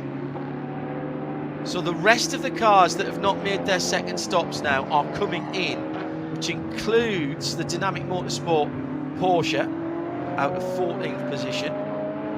No, that car's not come in yet. Take that back. And as I say that, pulls in the pit lane. Of course it has. The car that's slow on the Dottinger Höhe is the Viking Motorsport. Would you believe it's a 325 BMW, but it's car number 323. That just completely confuses. That's the V4 leader. Correct. It was in 80th position. That's what I said. It's saying there's potentially a puncture. Now we've got something. Ben Lyons at the wheel of that. Now, just that's the Astra that's gone into the barriers. It's that's going to be at Galgenkopf, isn't it? Yeah, that's the 89 car. That is one of the cars that we were talking about a moment or two ago. That's the Imperato car. No, it's not. Oh, yes, it is. Yeah, it is. It's the 89 car. Exactly the team we were talking about that has the 3 with 3 cars in, and yeah, 87, 88, 89. Yes, could be a the young motorsport car with Jean-Philippe Imperato and Francois Valles. And well, has there been a coming together there then? I mean, I'm putting 2 and 2 together and making 89 in the case of that OPC. There are intervention vehicles there, but that's going to be a slow zone for a wee while. Tiergarten had a yellow flag a moment or 2 ago. That presumably was for that BMW limping back to 323. Hearing on the ticker that the Aston Martin Vantage GT4, the 81, that's the Dumari Walker and Sokolovsky, is out with a broken rear wing. Broken rear wing from race control on that car. All of a sudden, we've got a bit of carnage going on. With 45 minutes to go. Do you know, John, about 15 minutes ago, as we got into the last hour, it crossed my mind, as it does the commentators, it's been an incident-free race. Very few code 60s, or 120s, or even incidents. And I thought, I went to say it, I went to verbalise it, and I thought, no, don't do it, because what you'll do is you'll quite rightly just go, Snowy, don't do that. So I didn't. However, it still happened. Hashtag blame Snowy's Don't start that again. Hashtag blame Snowy's thoughts. By the power of just his mind, he's created carnage out on the circuit. So what I'm going to do now is I'm going to write down the first 6 numbers that come into my head for our national lottery tonight. See if we can win that, John. Then we'll go racing together. How about that? I like that. I like that. What would we choose? What would we choose? Oh no, easy. A GT4 or a 992 Cup car, and come to something like this or go Creventic racing. Do you know what? I'd happily do TCR with you, and that'd be brilliant. TCR is really good value, isn't it? Front-wheel drive cars. Get a Generation 15 Golf or something. That's somebody can afford it.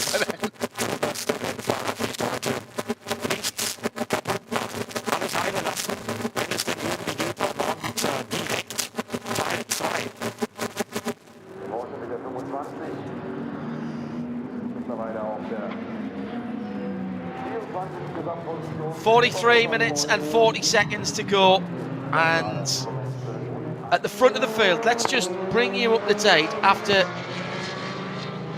what we believe will be the final pit stops. Max Hesse, the BMW Junior team, has an 8.5 seconds lead from Augusto Farfus in the similar BMW M4 GT3, but from Rover Racing. Jules Guinon for Mercedes AMG team Get Speed, the pink and blue AMG. That's the number 4. He's another 13 seconds further back. And then 25.5 seconds further back in 4th position is the 22 car collection Audi. Top 5 made up by Fred Vervisch for Phoenix in the number 15 car. So that the best placed of the cars that went long is now in 5th position. And isn't that interesting how all of those cars ahead have managed to claw it back? So several different ways here, Peter, of getting to 3 hours in terms of how many laps have been completed. Well, of course, it was the Ferrari, wasn't it, that got us speculating on this or guessing or on what was going on here, with that dropping right down the order. That had an enforced pit stop 3 laps into the race, so 30 minutes in thereabouts, because of some contact and a left puncture. Not sure whether it was front or rear. I suspect it was front, actually. I've got a feeling it was a front left puncture on that. And that's what started to think about that. And as you say, you just said that the cars that have gone the longest is in 5th place. Well, also that was now in. What's he got off the screen now? Right in front of me. Who are you looking for? The Ferrari. 26 is there, 7th. 7th, yeah. glad you can see that, because I couldn't. Here's another car that we haven't mentioned a lot, but the Mercedes-AMG number 21, CP Racing. That's the two Charleses, Putman and Esplanade, with Shane Lewis, and I think Joe Foster's added to that as well for the 24. So he might well be getting a bit of practice this weekend. Had a great result in the Creventic Series in the Spa 12 Hours a couple of weekends ago. Won their class and came second overall. Almost. I think if there'd been a couple of laps fewer, they would have won, but they had to dial it right back at the end. Great fuel saving. That's a car. And by the way, I was talking about Jean-Philippe Imperato at Young Motorsport, and I forgot to mention why I wanted to mention him, and thank you very much to Johannes Groglika. He is the CEO of Alfa Romeo. So really should be having there's still a Giulietta TCR car that's homologated. Surely he should be out in that. He should be in Miami, shouldn't he? I bet he's having way more fun here. Yeah, guaranteed that. So the Pro Sport Aston just come in to have its rear wing straightened. At a very, very strange angle there. Not quite sure what's happened there. I guess it's just had a half rotation and just kissed a barrier to put the rear wing into such an odd shape. Whether that's going to require stays or how much work, I don't know, to get that. They can all just unbolt and replace. The team will have a good look at that, I'm sure, and ascertain quite quickly what to do with that rear wing.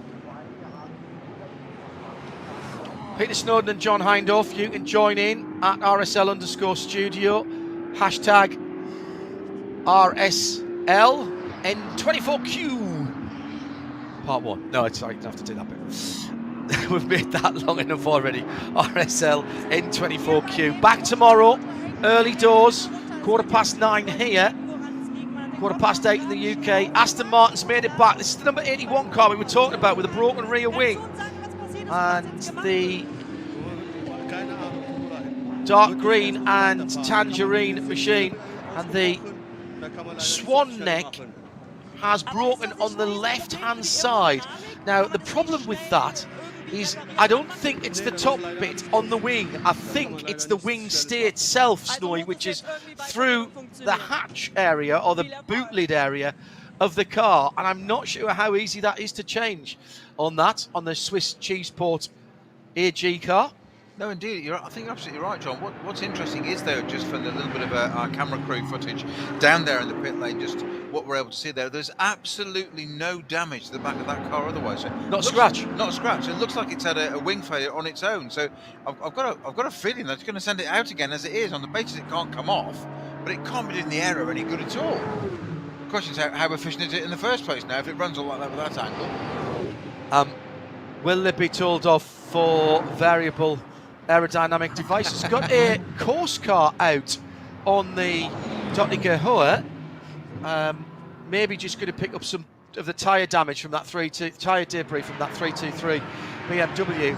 12 Celsius, so getting a little bit chillier today with 38 minutes to go, and it is starting to get dark. The lights of the Dorrance Hotel beginning to shine through, and the headlights of the cars now are reflecting on the surface. So if you're watching on the world feed, the TV cameras make it look a little brighter than it is. Through goes the 24 red and white Audi. It's the Lion Speed by Car Collection, Chris Mees driven car. The lion's head on the side, very pretty colour scheme on there. The other car is the 22 Car Collection car, which is a little bit further up. It's the Patrick Niederhauser car. That's the blue and white Audi R8. They're both Evo 2s. Certainly the 22 is. Yes, they are. Both Evo 2s. Now, the Evo 2 Audi of the Lion Speed car, the reason you can tell it's an Evo 2, it's got a reverse swan deck. It's a swan the other way around, isn't it? Yeah. So what they've done there is realised that it's much better if you mount the wing from the top, but it's even better if you put the wing stays behind the wing and run the swan deck forward onto the wing rather than from the car back onto it. And the reason for that is it means that the airflow coming off the rear window, and you'll also notice on the Evo 2 cars, they've got the old-fashioned splitters either side of the rear window to keep the air attached, and they've got them on the roof and on the edges of the front wings and on the edge of the rear wings. Some very clever aerodynamics going on with the second iteration, the second evolution of that Audi. Chris Mees behind the wheel of that sort of reddy orange and white number 24 car, going down to Sabine Schmidt's curve now. That's where time in the wind tunnel is well spent. If we get out there on the track, but as you say, just that, it's so simple when you think about it. If you're gonna the swan neck mount to the wing, if you put the wing forward, yep, the wing is working through the air first, correct? Not the mounts. It seems so obvious, doesn't it, when you say it? But John, I'm no aerodynamicist. You know, it's like the guys, all the old guys who at Boeing who had retired but were still doing bits and pieces. And they were building their own planes, their own little, microlights and stuff like that. And they came up with the idea of bending the wingtips up and sold it back to Boeing for a lot of money. And they got drafted back into the company. Tiny little things make big differences. Just had the big May Day holiday, of course, and the festivals around here include the mounting of trees right on the top of the high poles in all the villages, and plenty of bands and eating and outside cooking. Feast of Corpus Christi can't be too far away either, can it? Which is the normal weekend for the holiday weekend for the Nürburgring 24. Because there's a couple of holidays in that, and being a religious feast, it is literally a movable feast. It's the Thursday after Trinity Sunday, isn't it? So we might have had that this year. Need to find that now. As a good Catholic lad, I should have known that. Well, as a Catholic, anyway. They haven't seen me for a while. Now, John, I mentioned earlier about the BMW Junior team wanting to avenge the finish of the NLS 3, the second race we had, yeah? In that race, when it was an Augustus Farfus led home a young Max Hess by a tenth of a second. What have we got with 33 minutes to go? A young Max Hess leading August Farfus. How cool is that? And before you tweet in, I'm miles wrong. It is June the 16th this year, Corpus Christi. Just after Le Mans for you then, back in time for Le Mans. Yeah. Thursday. So actually, it's the Thursday after Le Mans. So remember that from now on. If you want to get in touch, at RSL_studio, hashtag is RSLN24Q. Hello to Sarah Rigby. She'll be getting rather too excited about the Astons leading. They've got a class leader. They've got a 15th overall for TF Sport in the 90. Point of order, and I very, very rarely correct you, John. I have to go on very, very safe ground to do so. You cannot get too excited about Aston Martin. Okay. Just say. Charlie Eastwood driving the TF Sport. 18th have dropped down to now after the pit stops, but still going well. Oh, the team gets speed. Number 4, third position. And Jules Cunon threading the eye of the needle that is coming down through the Stefan Beloff S's. Through Flansgarden. Now down through the crack of the gearbox, going down through the box there. As he came through the Kleiner Carousel. Now up towards the Galenkov. Well, that's interesting there, because I've seen so many people who give up the first right-hander and don't even try to apex it at all, but Jules there did, and he slightly missed the second apex onto the Dottinger hole, but by doing that, I wonder if he put slightly less lock into it and therefore scrubbed less speed off to take down the long straight. He was doing all that under yellow flag situations as well. He was blatting along quite happily. I've noticed very neat, there was one left-hand part of there where there was no yellow flag, there was a green for a minute, and that's exactly the moment he came across the back marker. So talk about observation and taking all the detail in. As he came up behind it, yeah, back through, back to a yellow again. Absolutely spot on. Because I was watching him, the closing speed, thinking, you're under yellow. No, there's a green on the right-hand side. Superb work by Jules Gunon there. But he has got a bit of form, hasn't he? Because his dad was quite handy, wasn't he? Just a bit. Lovely lad as well, actually. I can tell you stories about him, but it's probably not broadcast. I'm talking about the boy. Oh, I'm talking about the dad. Yeah. May the 26th is Ascension Day. That's the closest church holiday. So that gives us our date for. I got me religious holidays mixed up for the 24th. So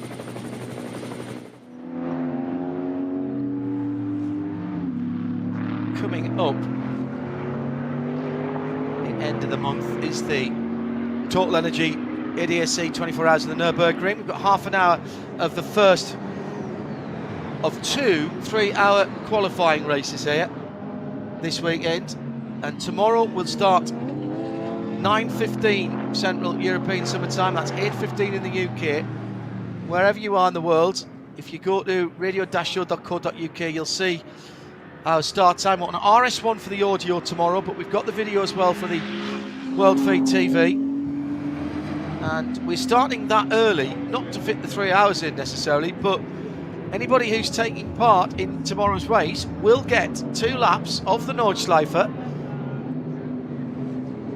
pretty much on their own, because the cars will be set off at intervals from the start-finish line, and that's going to take a good 90 minutes, 2 hours, I would have thought, to get everybody through.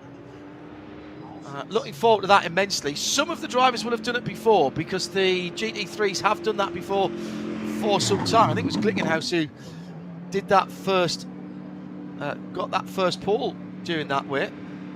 So hats and back, we've got an intervention vehicle there. Pretty slowing down, that must be a code 60 there. They are going so slowly. But quite clearly, some of the drivers will not in the lower classes. So that's going to be a real eye-opener for them. End of the lap for number 33. Porsche goes to the right of one of the Caymans that was coming into the pits and has to jink back immediately. That's the Falcon Motorsport Mitch Evans driven car that crosses the line now and goes down to turn 1. Wasn't even phased by that. That could have been very big indeed as he goes through turn 1.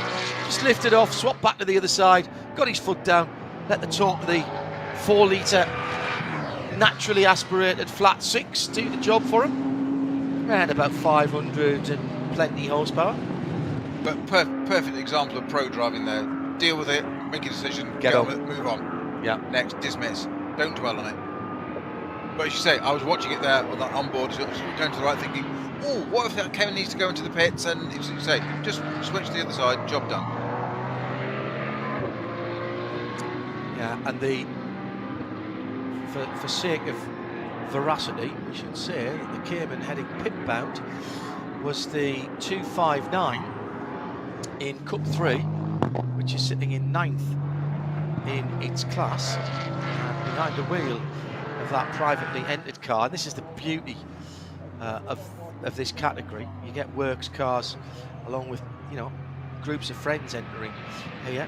It's Heinz Dolphin who was driving that car. He's in with Jean-Lee Chamboni and Jonas Spolgen, all German team, racing in that 718 GT4 Club Sport.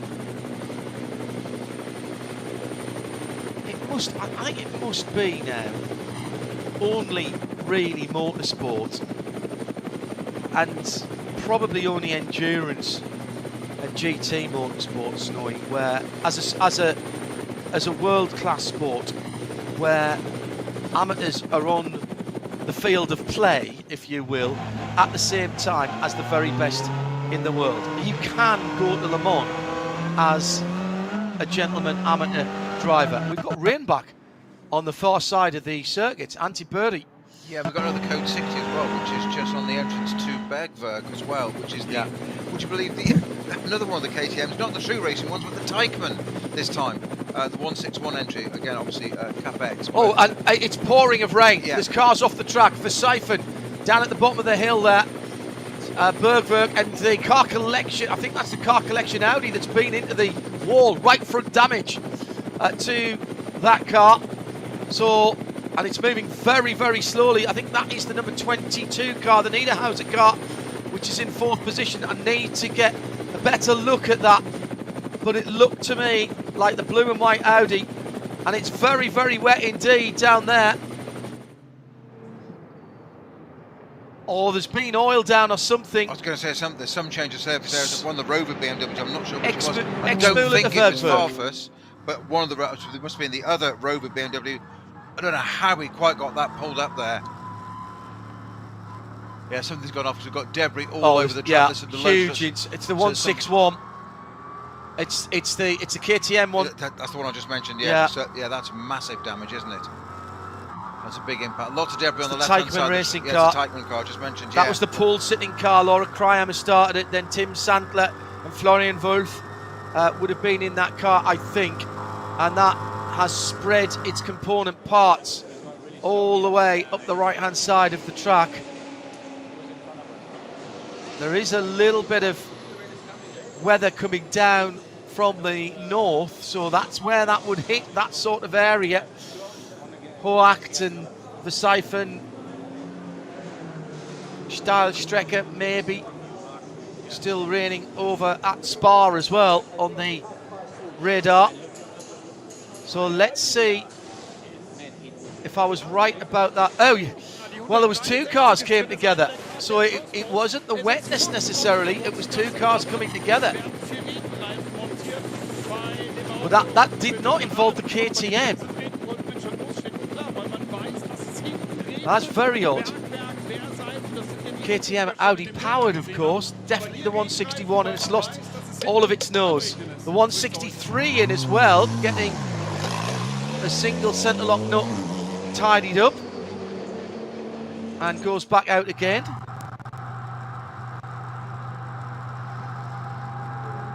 Well, let's see who else is going slow. Car collections at the car collection number 22 It was Audi. definitely an Audi. It might have been the Phoenix Audi, you know, the 15. It might have been Vivish in the 15. It was. You're absolutely right, John. It was. He's dropping down. Yeah. He's got a long sector time. Apologies for worrying car collection fans there. So it's Fred Vervish. He was running. He was in 6th position. Remember, after their tricky strategy took them longer into the race.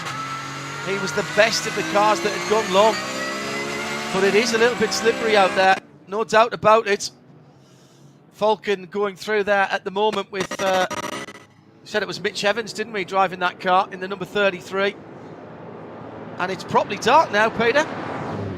Which I think outside of the 24-hour race, we've never actually seen this before on the Nürburgring. Any of these sort of VLN, NLS series. I like the idea though. We've never had it before, have we? Which, yeah, it's great experience. I'm sure this is a first. Well, yes, not planned for this. Delayed races might have gone a little bit darker. Mustang coming into the final part of the Nordschleife, but ahead and have just passed it. It's Max Hesse. Goes across the line now in the gathering darkness. Really is quite dark on the front straight now. Waiting for Farfus to come through. Chris Haase down in the pit lane, the Phoenix driver.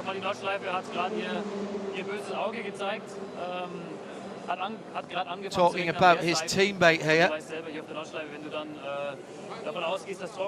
Typical Nordschleife accident. And a little bit slippery. They were on slicks in a bit of weather.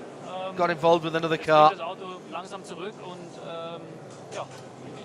It's going to take him some time to get back, is what he's just said there.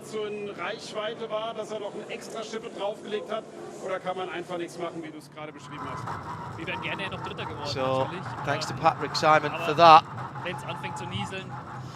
Oh, team car collection, I was right the first time. Yeah, that was definitely going slow, that car, wasn't it? Yeah.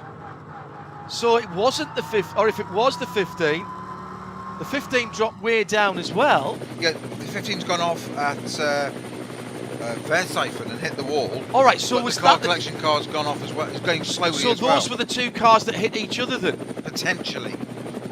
So car collection then limping back.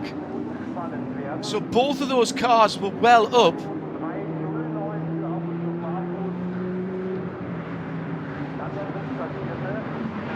My goodness.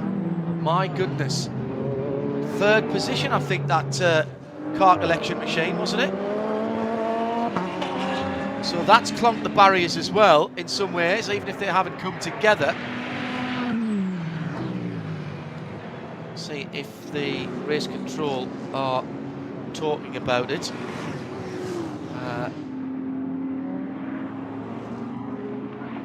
No. 89 we talked about. Cars under investigation for slow zone and code 60 violations, and they'll be added on to the end of the race at this point. So we've gone beyond the point where they'll be coming into the pits, of course. The number 21, that is the CP racing car. Yeah. That's under investigation for code 60. And the 222 is the leader in... No, sorry. The GT Tyre Motorsport by WS Racing Car. Einer der wenigen. Michael Mönch, du bist Local Hero, du kennst dich in Adenau rund um den Nürburgring aus. War das ein Call? Hast du gesagt, komm, lass uns diesen Schritt gehen, weil es ist schon gewagt, solange es dir noch trocken ist. Sure, where Patrick is down in the pit lane. Und sagte, es ist zu tricky, lass uns lieber Regenreifen und den Sieg nach Hause holen, weil unser anderes Auto ist leider verunfallt. Und so sind wir safe, es geht um nichts. Warum soll man das Auto kaputt machen? Wir haben morgen einen schönen Renntag. Auf Nummer sicher gehen. Die Gefahr, dass man mit dem Regenreifen auf der langen Lüttinger Höhe, wenn es trocken ist, irgendwie einen Reifenschaden erleidet, ist nicht da. Nee, bei dem Auto nicht. Dafür ist er zu leicht. Der lässt sich auch mit einem Regenreifen relativ gut durchfahren. Also das ist okay. Ja. Und sind ja noch 3 Runden, das reicht. Das schafft man. Ja. Damit vielen Dank für die Information. Zurück zu euch. Ich gebe Ihnen jetzt noch die Mangelliste von Olli Martins ausgehört. Boundless energy, Patrick Simon down in the pit lane. Some of the Teichmann Racing drivers maybe down there. The KTMs.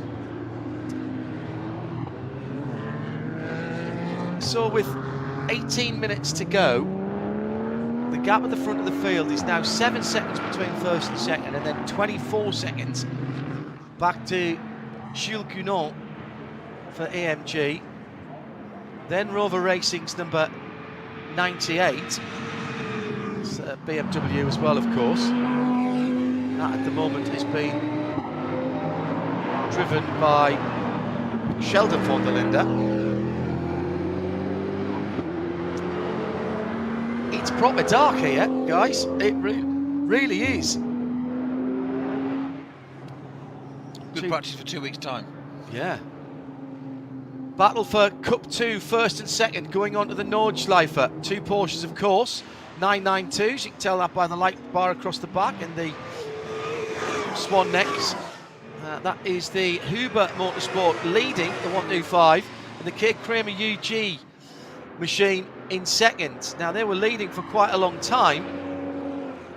2 drivers in those cars with their white headlights blazing out. 125 at the moment is the Huber car, and that is, well, there's Julian Schell behind the wheel of that car. He's not listed on my sheet against them. And in the 127, that'll be Maury Krantz in the car that was also driven by Christopher Bruck and Carsten Kramer.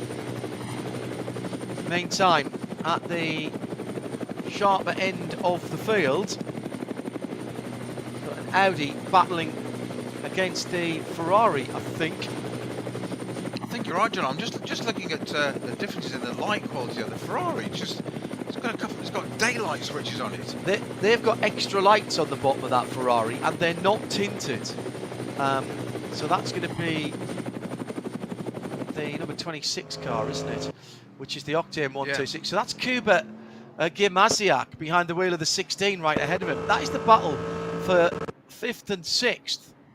And I mean, that's a pretty good run, considering what the Ferrari had to come back from earlier on. Dropped down to 30th. Yeah.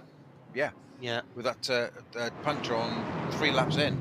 More rain and Adana forced, so that is at the other side of the circuit from where we saw it earlier on. So it is spreading across the track. Still coming down from the north, so that's the northeast and the northwest of the circuit that has some rain at the moment. Thank you to our helicopter pilots and crew for giving us that information.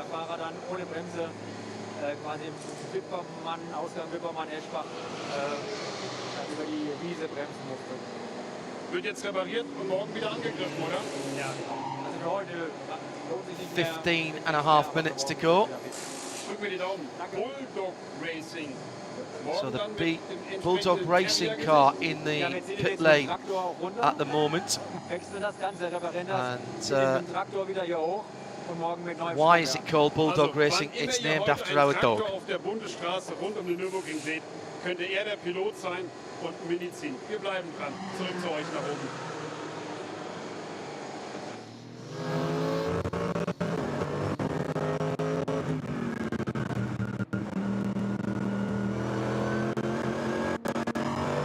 So snowy. Full attack mode now. If you've got any pace left, there's been yellows, there's been code 60. Adana Forest up to Fuchsrohr now, the top of the foxhole, so right the way through that area, through Arenberg, so that's quite a long way. So, or should I say the other way around? Fuchsrohr to Adana Forest. So that's where the weather is, and they are slowing people down to 60. So that's going to save fuel, so that it's full rich everywhere else on the circuit, isn't it? But you've got to be so careful not to go through under yellows or purple flags. 3rd place. Coming through to the end of the lap now, Jules Gounon. And not a pass for position. That's one of the KTMs ahead. Maybe the 117 car. You've got the tracker. Meantime, yeah, it was. I think that was Marcus Baltala, Johannesson, Ferdy Stuck's car. Meantime, the Niederhauser Audi has finally made it back to the pits. The last lap is 17.5 minute lap, and that has taken it out of a potential podium position with that incident down at Versailles. And the long limp. That's half a lap, isn't it, getting back from there, Peter, really? Yeah, good half lap there. You're absolutely right about the number 4 Gounon Mercedes sitting right behind the True Racing KTM 117. I'm getting back into the hang of this now. Haven't done one of these this year. I'm just watching and learning, which is brilliant. I think it's the right-hand side of the Phoenix car. Sorry, the car collection car. Oh, well, no. Left-hand rear wheel is not supposed to move like a front wheel.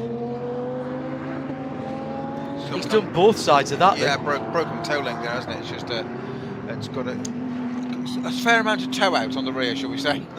Unintentional rearway steering. It can be very good on sports and performance cars. He's done well to get that back without pulling a drive shaft out. Normally, if a wheel's moving that much, if you lean on it too hard, you can pull a drive shaft out. Hands up, everybody in this commentary box who's done that before. The whole bottom link was broken. In my defence, it wasn't just the toe link. But never mind. You can't drive slow enough, really. It'll either drop out or it won't. Really dark. I can't believe how dark it is. Just suddenly changed in the last 5 minutes, hasn't it? Yeah. This is, this is where, well, Christopher Haase should be good in this type of weather, because Haase is rabbit, so he'll have good eyes. I did wonder where you were going with that one. I thought, hang on, there's going to be some Karen connection here, so I wasn't far wrong. Oh, there you go. Down into the first corner. Is that a battle for position? 7th and 8th. The BWT car. Yes, it is. Yeah. Because the Yokohama BMW, the red, white and black car, is in 8th position. That's the Sami Matti Trogan-driven Valkenhorst Motorsport. Sami Matti, another absolutely quality iRace expert, and was one of the mentors to the BMW real world drivers. From memory, he has done a bit of rallycross in his native Finland, I'm going to say, which is not, of course, part of Scandinavia. It's a Nordic nation, but it's not to be said that it is Scandinavia. I'm now going to have to check that, but I think that's what the... Oh yes, he is from Finland, thank goodness. Sami Matti doing a good job. Should have had his chance for BMW in full metal racing a few years ago, but was rather stymied by racing not happening and the long full course caution that we had in racing and the travel restrictions that were placed upon us all. But great to see him in that car. He's only 19 as well. Yeah. He's an excellent racer. Silver car rated. in the barrier at Adenauer Forst. So that's another reason why we've code 60 there. Kesselchen's got an intervention car on the scene. So 871, I'm being told, is the car. It's not on the GPS, so I was trying to find it for which you. is the John. adrenaline. Now, was that leading its class? You know, I think it was. That's the C2 car.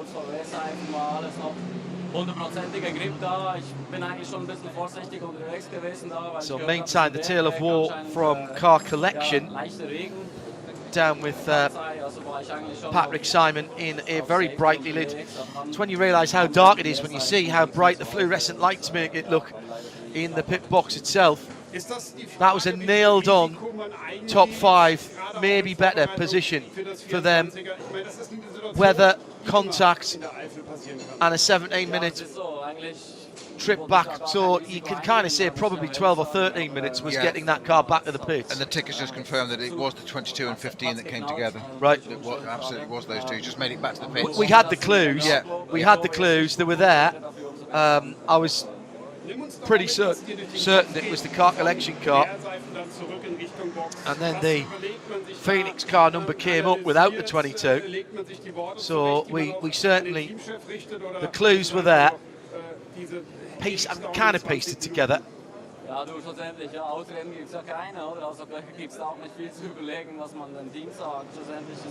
Still, this is the qualifying race, Peter, and not the ADAC Total Energy 24 hours in a couple of weekends' time.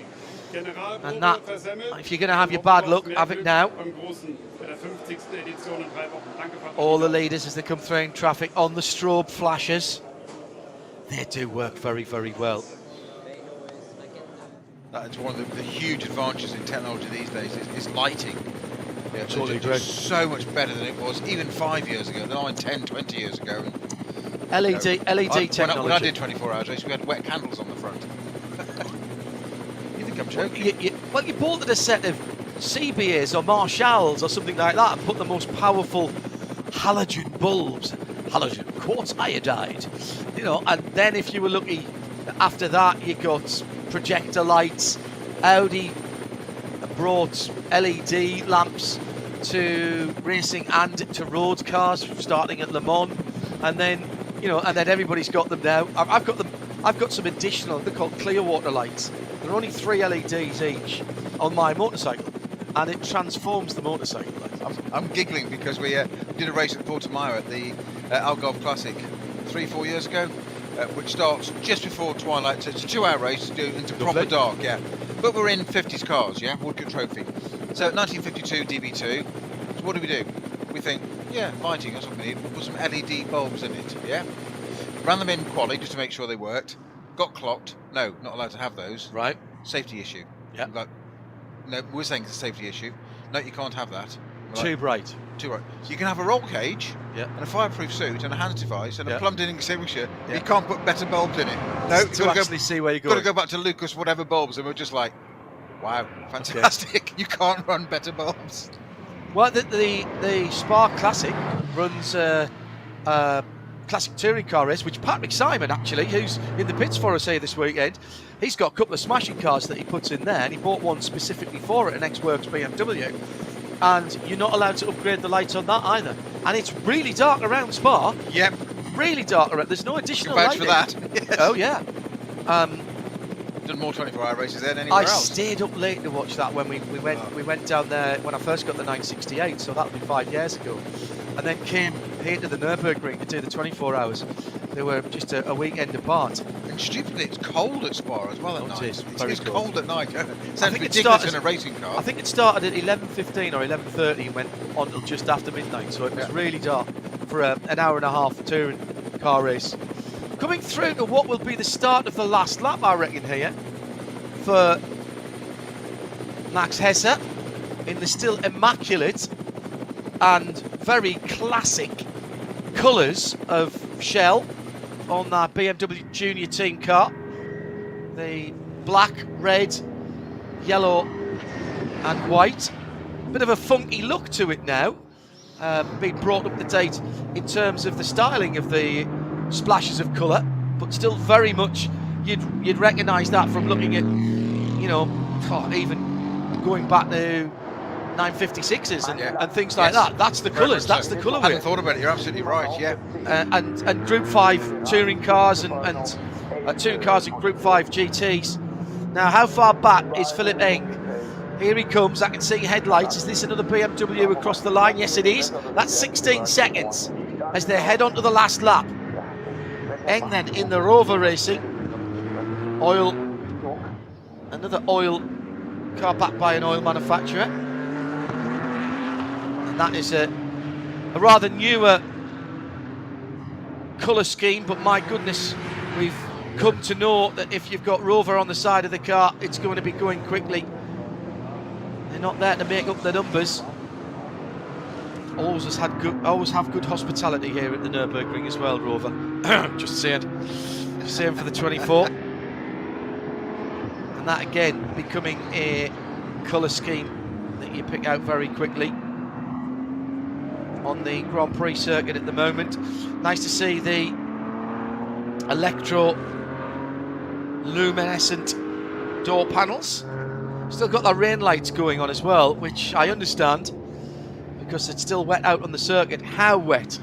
That's the question. Well, the code 60s have come in from Fuchs, the end of Fuchs Ruhr and Adenauer for us, but that may be for the fact that they've removed the 871 BMW. Don't the cars sound different at night? Love it. Clear air just sounds gorgeous, doesn't it? And it does obviously affect the temperature. That just makes them run a little bit cleaner. But they do sound absolutely gorgeous. Go back to sort of the most traditional core BMW values now with the straight six of this M4. We always think of a BMW, didn't we, back in the sort of 70s, 80s? Straight six, rear wheel drive, and then went to the V8 with the M6. Now they've gone back to a straight six again. There is something, and a tad under 600 brake horsepower in that. But there is something I think very special about a straight six. You know, I'm a big Porsche fan, so I love the flat sixes, and that has a particular resonance. V6s and V8s absolutely have their places. Screaming V10s and V12s, yes. I think there's something rather elegant about a straight six. I had a 4-litre straight six Jaguar for a very long time and put a lot of miles on that, and then Joe Bradley had it and put even more miles on it. It was effortlessly smooth, that engine, and it was the last Jaguar engine, of course, that you could trace back to the Le Mans victories, because effectively that AJ16 engine was I mean, slightly different architecture, but the block technology was slightly different. Decades old in origins, its yeah, DNA. Different materials, but the same architecture pretty much.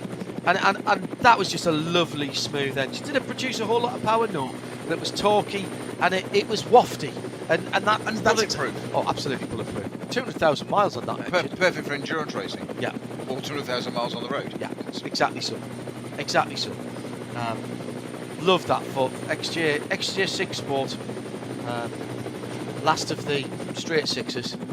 And so that would be the 300 before they went to the 350s and the 380s. And just love that car. Waft. It had a turn of speed. It's not a sports car, even though it was called a sport, but a four-door saloon. Yes, we do like a straight six. First BMW M3 I drove was a straight six as well, M3 Evo. In that motorsport blue colour. That was a handful. Yellow flags at Schwedenkreuz, well, the leader's past that already. So whatever's going on is going on behind. Last minute penalty for the Mustang as well. Oh no! 30-second time penalty after the race. Of course, at this point, they was added on at the end. They won't stop. So out again for speeding too much in the pit lane. What do you believe? Time is about to elapse, and this will be another 7-lap run. So 6, 8, and 7 is how the BMW Junior teams have done. Time has now elapsed. Waiting to see the gap between first and second. 9.3 seconds at the last split point. The blue top 40 light flashing in the top right hand side of the window of the leader, Max Hesse. Hesse will come through. Great work by Neil Verhagen to start. And then Dan Harper in the middle eked out 8 laps and got them back in the shout. They had to do that. So that was an hour and 6 minutes that Dan Harper spent in the car. And now it's all about dodging any wet spots. 8.4 seconds. The time's coming down. But there's no traffic ahead of the leader here for Augusto Farfus to hope will slow them down. They're at the bottom of the hill now, heading up towards the Caracciola carousel. Now, does he drop down into the concrete, or is it wet down there? Yes, he does. Into the concrete. Was just over 10. Then down to 9. Now down to 8.5.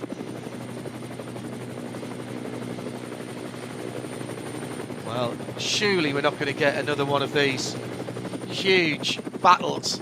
It would be remarkable. The number 87 young Opel OPC, that was the last pit stop. That's a 32-second time penalty. That again is a pit stop time infringement. They were out too quickly. A little bit of traffic now for the leader as he comes down to Brunchen. Always a favourite spot for spectating, and there's a lot of camping around there at the moment. The campfires are already being fired up. Out of Brunchen, climbing the hill to the ice curve. One car ahead. Nürburgring in the dark. Last half a lap of the race. Of the first of 2 of these 3-hour qualifying events. Congratulations and thanks to the marshals, recovery crews. They've done a great job today. Weather has always been a part of this, so not too far to go now for the leader. He'll be heading on to the Dottinger in a moment, holding steady that lead at the moment, about 8.5 seconds. Then it's 16 seconds back to the Mercedes Get Speed team. Coming down to Brunchen now. In fact, it's beyond that. Sorry, my apologies. Winding his way through towards the end of the lap. Dives down the inside of an OPC Astra there as he comes into the Swallow's tail. So the leader must be on the Dottinger now. Yes, he is. Well, this has been a beautifully judged race, Peter. I queried it. I'll put my hand up. I've been proved wrong. Not for the first time, and I'm sure not for the last. So, front row start. Fastest lap of the race, and the victory on the flasher again. Coming up to Tiergarten in the last 2 corners. BMW Junior team. Neil Verhagen started it off. Dan Harper putting the hard yards in the middle. And Max Hesse giving the job of closing it out. He's got 2 more corners. He's through them. He's on to the start-finish straight. There is a bit of light there. They've turned on the floodlights on the grandstands. And here comes the winner of the first of 2 3-hour races for this year's qualifying event for the Total Energy 24-hour of the Nürburgring. Max Hesse takes it in the end by 10 seconds. So Farfus not able to get close. Waiting for Jules Gunon now. He was only 8 seconds ahead of Kelvin van der Linde in the second of the row of racing cars. Waiting for Gunon to come through. There he is, gone through. Almost sneaking through in the dark there. BMW Mercedes, the M4 GT3 steamroller continues.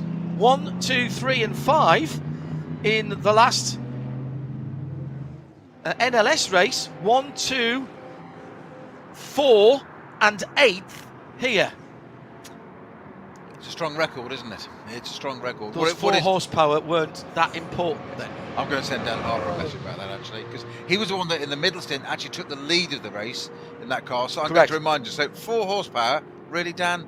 What did we say earlier when he said it it certainly won't help? And we just laughed, didn't we? A typical racing driver. Yeah. Well, it's not that bad. Great result though compared to the last round. A complete reversal there. Agus Farfus 1/10 of a second ahead of Max Hesse. He managed to get his own 10-second advantage. And John, just think about this: how much action, how many things we've had during this race. It's 3 hours. Yeah. It's in a fortnight's time. We have a race on the same circuit with the same cars and the same drivers that's 8 times longer in distance. 6th, 7th and 8th have come through together there. Julian Andlau for Topsport WET. Ricardo Feller for Scherer Team Phoenix. Mercedes, Fabian Schiller and Sami Matti Trogen was right there as well for Valkenhurst. Sorry, so that was 7th, 8th and 9th rather. Came through pretty much together. Sami Matti Trogen comes in 10th position. Schubert Motorsport, another BMW. So, hey, how about this? BMW, 1st, 2nd, 4th, 9th, 10th. Yeah, 4th. So 4 BMWs, 5 BMWs in the top 10. Half the top 10 is BMWs. I think they'll be happy with that. I really do. We're going to give ourselves a little bit of breathing space here, but I think I can tell you, just looking to see who has finished before we lose timing. I think, yes. So I think I can give you certainly the class leaders. Some of these will be class winners as well. The big battle was in the SP8T class, which was only 3 seconds between Duo Motorsport Aston Martin and Pro Sports Aston Martin, the 69 and the 80. So I'll keep an eye for that being confirmed as they come across the line. And we had 2 Cup class cars that were right together as well. That was Cup 3, wasn't it? The 255 Kramer Racing UG car. And they've pulled away from the Oma car. So all right, so that one has resolved. So waiting for the winner to come around underneath the podium. Let me give you some leaders stroke winners. BMW Junior team win it in SP9. In Cup 2, it's the K Kramer Racing UG 911, Cup 992, the 127. And there Maurice Krantz has pulled away from the competition there. Duo Motorsport for Aston Martin were leading and still lead. And they've pulled out 30 seconds now in SP8T. Then it's Hyundai Motorsport in the Elantra in 31st position in the 830. These are all subject to any post-race additional penalties, by the way. Then we've got SP10, the other Aston Martin, the 82 for Pro Sport. 255 Kramer, Porsche, Cayman, so that's another win for Kay Kramer. They win Cup 3. STI, Subaru Technica International win SP3T with a 114. SPX, Marcus Baltala has recovered in the KTM True Racing 117 crossbow in 41st position. Colm Ledegaard's finished in 45th, and with the 4 Motors GmbH team has won in AT. The BMW 240 wins the 240 class for Adrenaline Motorsport in 50th position. Porsche Cayman number 140. Private team wins SP40. The rear wheel drive 330 wins for Adrenaline in the VT2 class. In V6, it's Adrenaline in their Porsche Cayman number 396. That's the Cayman S981. And their standard 981 Cayman wins V5, the number 444, some 5 places further back. Cup X, it's Teichmann Racing in the KTM Crossbow GT4 number 163. The Gitti Tyre Motorsport VT2 Golf 8 wins in the front wheel drive VT2 class. Adrenaline Motorsport take another victory. That's 5 class victories by Adrenaline there in the Cup 5 BMW CS Racing class, the number 871. And the 323 BMW got back to the pits, and I think it did some more laps as well to win V4. What a win for BMW in the junior team. They'll be absolutely delighted. Get a chance to do it again tomorrow, Peter, and you wouldn't put it past them doing it again. However, we might also see another balance of performance change here, because we had one between qualifying or top qualifying in the race today. I've just sent a message to Dan Harper just saying, so how much did you miss the 4 horsepower? Slightly, not that much. Slightly mystified, just to see what he says. But of course, as I was typing it, I had exactly the same thought as yourself, John. They might just look at it and go, well, we took 4 horsepower off it, and it didn't really make a difference. So let's have a listen to this interview down the pit lane. Showers coming and going, but at the end, very pleased again to be on the podium. I think you have to be extremely proud. It is about preparing the big race. So very keen to see my young junior winning the race. Shows that BMW is doing an incredible job to support the young guns to become pros, and they have drawn an incredible race. So congrats to the whole BMW family. There is another one tomorrow. How much are you looking for tomorrow? Yeah, I'm very excited. Let's see how the weather will play. But at the end, the main target here is in few weeks when the big race will come. So let's keep very grounded. Let's keep working hard. And then tomorrow there is another race to get. Perfect. Thank you very much. Augusto Farfus there, if you didn't recognise the voice. Coming home in 2nd position, giving the junior team their just congratulations. 10.5 seconds between 1st and 2nd, 16.5 seconds between 2nd and 3rd. I tell you what though, Kelvin von der Linde was right there at the end on Jules Gounon. I didn't realise how close that was. That was only 3/4 of a second at the line as they came through on their last lap. It was just a sea of lights as they went past us. So we'll stay with you for the podium celebrations with a reminder, 9:15 Central European Summertime is when we go qualifying tomorrow. Now you're winning here in the 3rd place. Jules Gounon in 3rd position. Hey, Jules. No, joking. Yeah, I knew we had a big gap, so I was just trying to manage, not take extra risk, because it was raining, there was oil on track, there was everything that you expect in Nordschleife. But yeah, today we tried our best. I think achieved our best, and we're going to still work on ourselves, and with the car to extract more potential for the next race. So good luck tomorrow. Thank you very much. Thank you. Yeah, rather closer than I think he wanted it to. Yes, he was managing in 3rd position. That was the top 3. Now, this is going to be interesting for tomorrow, Peter. So the top 3, remember this, 6, 8, 7 was the way to win it. 7, 8, 6 was what the 4th place did. 6, 8, 7 was what, 5th? 7.86. Talksport next up. 7.86. Share a spot with Stippy. Different for the number 3 car because they did 5, 8 and 8.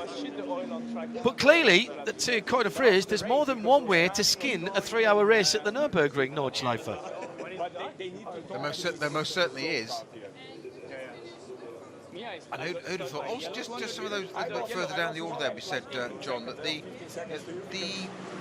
Octane 126 entry Ferrari still managed to get into 11th. Bear in mind, it dropped down to 30th. And they had to make an extra pit stop. Yes. Because still, so imagine if they hadn't had to do that. Yeah. So they did a 3, 2 8s and a 2. And the get speed that's third, that had a 32-second penalty as well, remember? Yes, good point. Very good point. How far were they down? Has that been?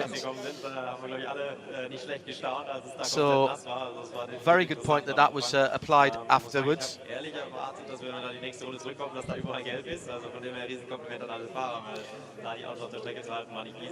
So, AMG in 3rd. We heard from Gilles Coulomb. Es war ja am Anfang ein bisschen Regen, jetzt am Ende kam auch nochmal überraschenderweise Regen. Wie sieht das morgen aus? Wisst ihr schon irgendwas? Ich meine, die Eifel ist unberechenbar, das wissen wir alle, aber hat man schon irgendwelche Prognosen?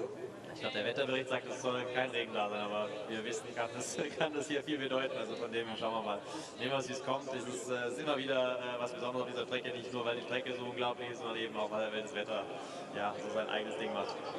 Maro, fühlt man das, dass hier wieder Besucher an der Strecke sind? Letztes Jahr ging das gar nicht. Spürt man das, dass die Leute da sind, dass sie auch an der Strecke stehen? Ja, es ist so geil, es ist so schön, wieder Leute zu sehen. Gerade auf der Einfluss von der Zeit mal ein bisschen zu schauen und du siehst aber die Leute überall auf die Strecke, gerade im Brünnchen, schon am Campen und am Grillen und so weiter und das ist einfach wirklich mega. Und, as you might imagine, it's the usual answers. Happy to be on the podium, going to try and do better tomorrow, came up a bit short. Dann freuen wir uns alle auf morgen, auf den neuen Renntag. Dankeschön. All the usual one, all the usual suspects. Yeah, I think you got all of the cliches in there. To be honest, yeah. So Van der Linde a little bit closer than perhaps they would have liked down at get speed, but in terms of the manufacturers, BMW, Mercedes, BMW, Audi, Porsche, Audi, Mercedes, BMW, Ferrari in 11th place. The Lamborghini Huracan, which we talked about early on maybe in the first hour, but really didn't feature. The Conrad car, the number 7, that has finished in the top 20 and on the lead lap. So there's some speed in that car. It should be said that Axel Jeffries, Jordan Pepper, very, very good drivers, but it is a Pro-Am car that, and Michele Di Martino in there. So what I've got to work out, and my timing screen's not showing me, is who won Pro-Am. Because I don't have that broken out in any of the categories here. We'll do that before tomorrow. So the drivers from the top 3 teams and some team representatives have been dragged, kicking and screaming, no, not at all, led gently up towards the podium. We leave the cars on the ground here for the qualifying race weekend. As I was starting to say before we did those interviews, 9:15, 9:15 Central European time, so join us from about 9 o'clock, that'll be 8 o'clock in the UK. Breakfast time, breakfast motorsports, great. Love it. Peter and I'll take you through the top qualifying, the single car shootout as it were, and then we'll have another 3-hour race pretty much straight after that. All the details and the schedule, if you go to radio-show.co.uk and scroll to the bottom of the page, and the clever thing is, and don't ask me, I don't know how it works, but it does, those times automatically, the scheduled times there automatically convert to the time zone on which your browser that you're looking at it is set.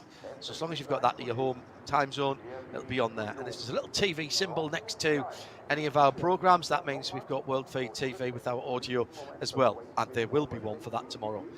If you're travelling around tomorrow or you're bandwidth challenged, if you're in the car, you shouldn't be watching the pictures, of course, then you can have the audio only via RS1. And you can attach the radio show limited player to your front screen of your device, the home screen of your device, if you go to player.radiolemans.co.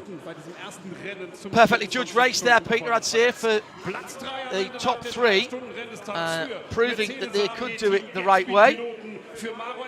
Sounds like we're not too far away from the formalities. Third place then for Mercedes Team Get Speed, Maro Engel, Jules Gunon, Daniel Juncadella. Jules Gunon just tripped over one of the lights on the... Sorry, Jules Gunon just tripped over one of the lights on the way onto the podium, would you believe? So what a mistake he's made. Yeah, so is that, I was going to say, made no mistake on track, best place not to do it, and then walking to the podium nearly went over. Daniel Juncadella, who's listed as Dublin Ireland, interestingly. At second place, the Rover Racing number 99. Augusto Farfus led those guys on and brought the car home. Well done to all of the drivers there. Nick Yellerly, Philip Eng, Augusto Farfus, Conor De Filippi, I don't think was driving that car.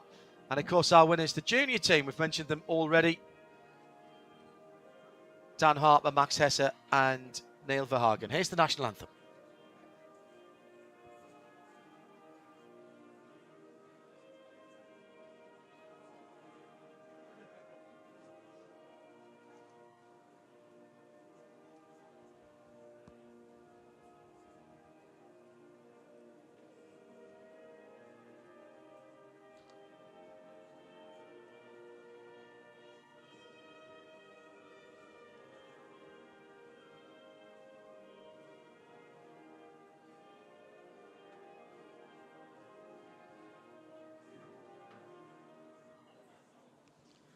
Die Laufsieger des ADAC 24-Stunden Nürburgring Qualifiers. Penalties that we can see on the race control channel. So those results, although still provisional of course, shouldn't be affected by anything. Well done to Kate Kramer Racing with a couple of class wins, to Doe Motorsport and Pro Sport, 2 Aston Martin victories there. Hyundai in TCR, KTM in SPX, STI with the Subaru and SP3T, as well as Adrenaline with a mighty 5 class victories. Teichmann for the KTM Crossbow Cup X, GT Tyre Motorsport in VT2 front wheel drive, and a couple of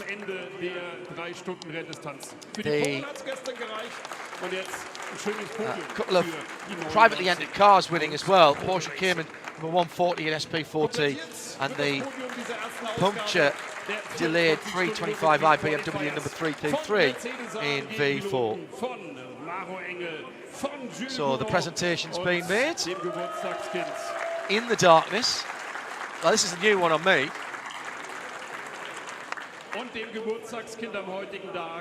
Doing the podium in the dark at the Nürburgring Nordschleife. We've had to do it in the rain before. The racing in the dark's one thing, but doing the podium in the dark. The art of podiums in the room. Stuart Bradley about that at CP.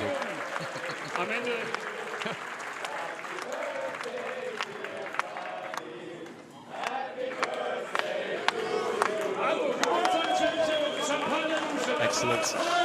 Wir freuen uns auf morgen. Vielen Dank für Rennen Nummer 1. Morgen dann erneut die volle Packung. 3 Stunden Renndistanz. So, back in the morning for top qualifying for every car that wants in. And then we'll have the second of the 3-hour qualifying races for the ADAC Total Energies 24 hours for 2022. Thanks to Tim Gray and to Michael for all the technical assistance, the full crew at Nürburgring TV, in the booth, John Hindhoff and Peter Snowden, and thanks to our pit lane reporters as well, particularly Patrick Simon with his boundless energy. Have a good night's sleep wherever you are. Up early tomorrow. Breakfast Motorsport is the way to go. We'll see you then.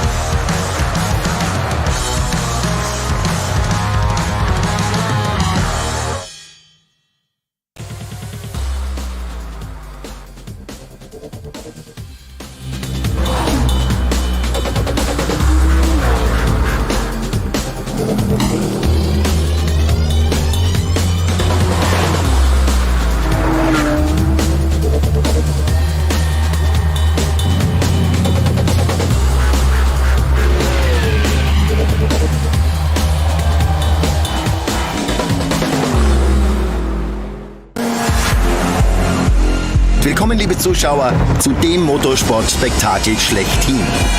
Zuschauermagnet, guckt euch die Atmosphäre an. Sensationelle Stimmung in der Eifel. Die Fans sehen wir hier, das Fahrerlager ist voll. Also wenn du hier nicht aufgeregt bist, dann hast du irgendwas versäumt.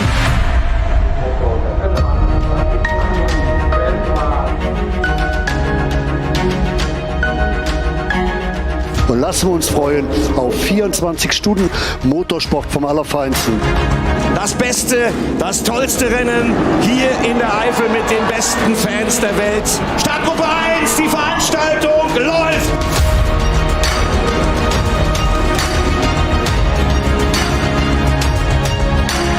Ich krieg die Pimpernellen und ihr ärgert euch, wenn ihr nicht angereist seid.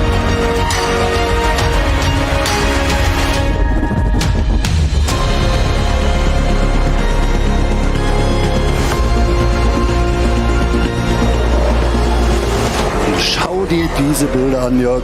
Die hell erleuchtete Grand Prix-Strecke, das Fahrerlager.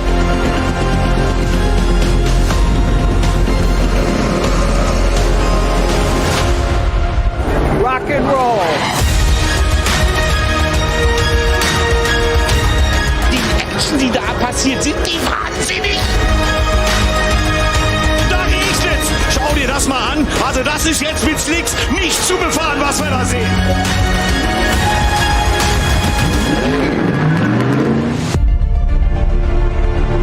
überschlagen sich wieder einmal die Ereignisse. Wieder einmal wird das 24-Stunden-Rennen am Nürburgring zu einer Mischung zwischen Himmel und Hölle. Berührung! Berührung! Und beide drehen sich! Was für ein Finale! Die Sieger sind im Ziel. Überbordende Freude an der Box.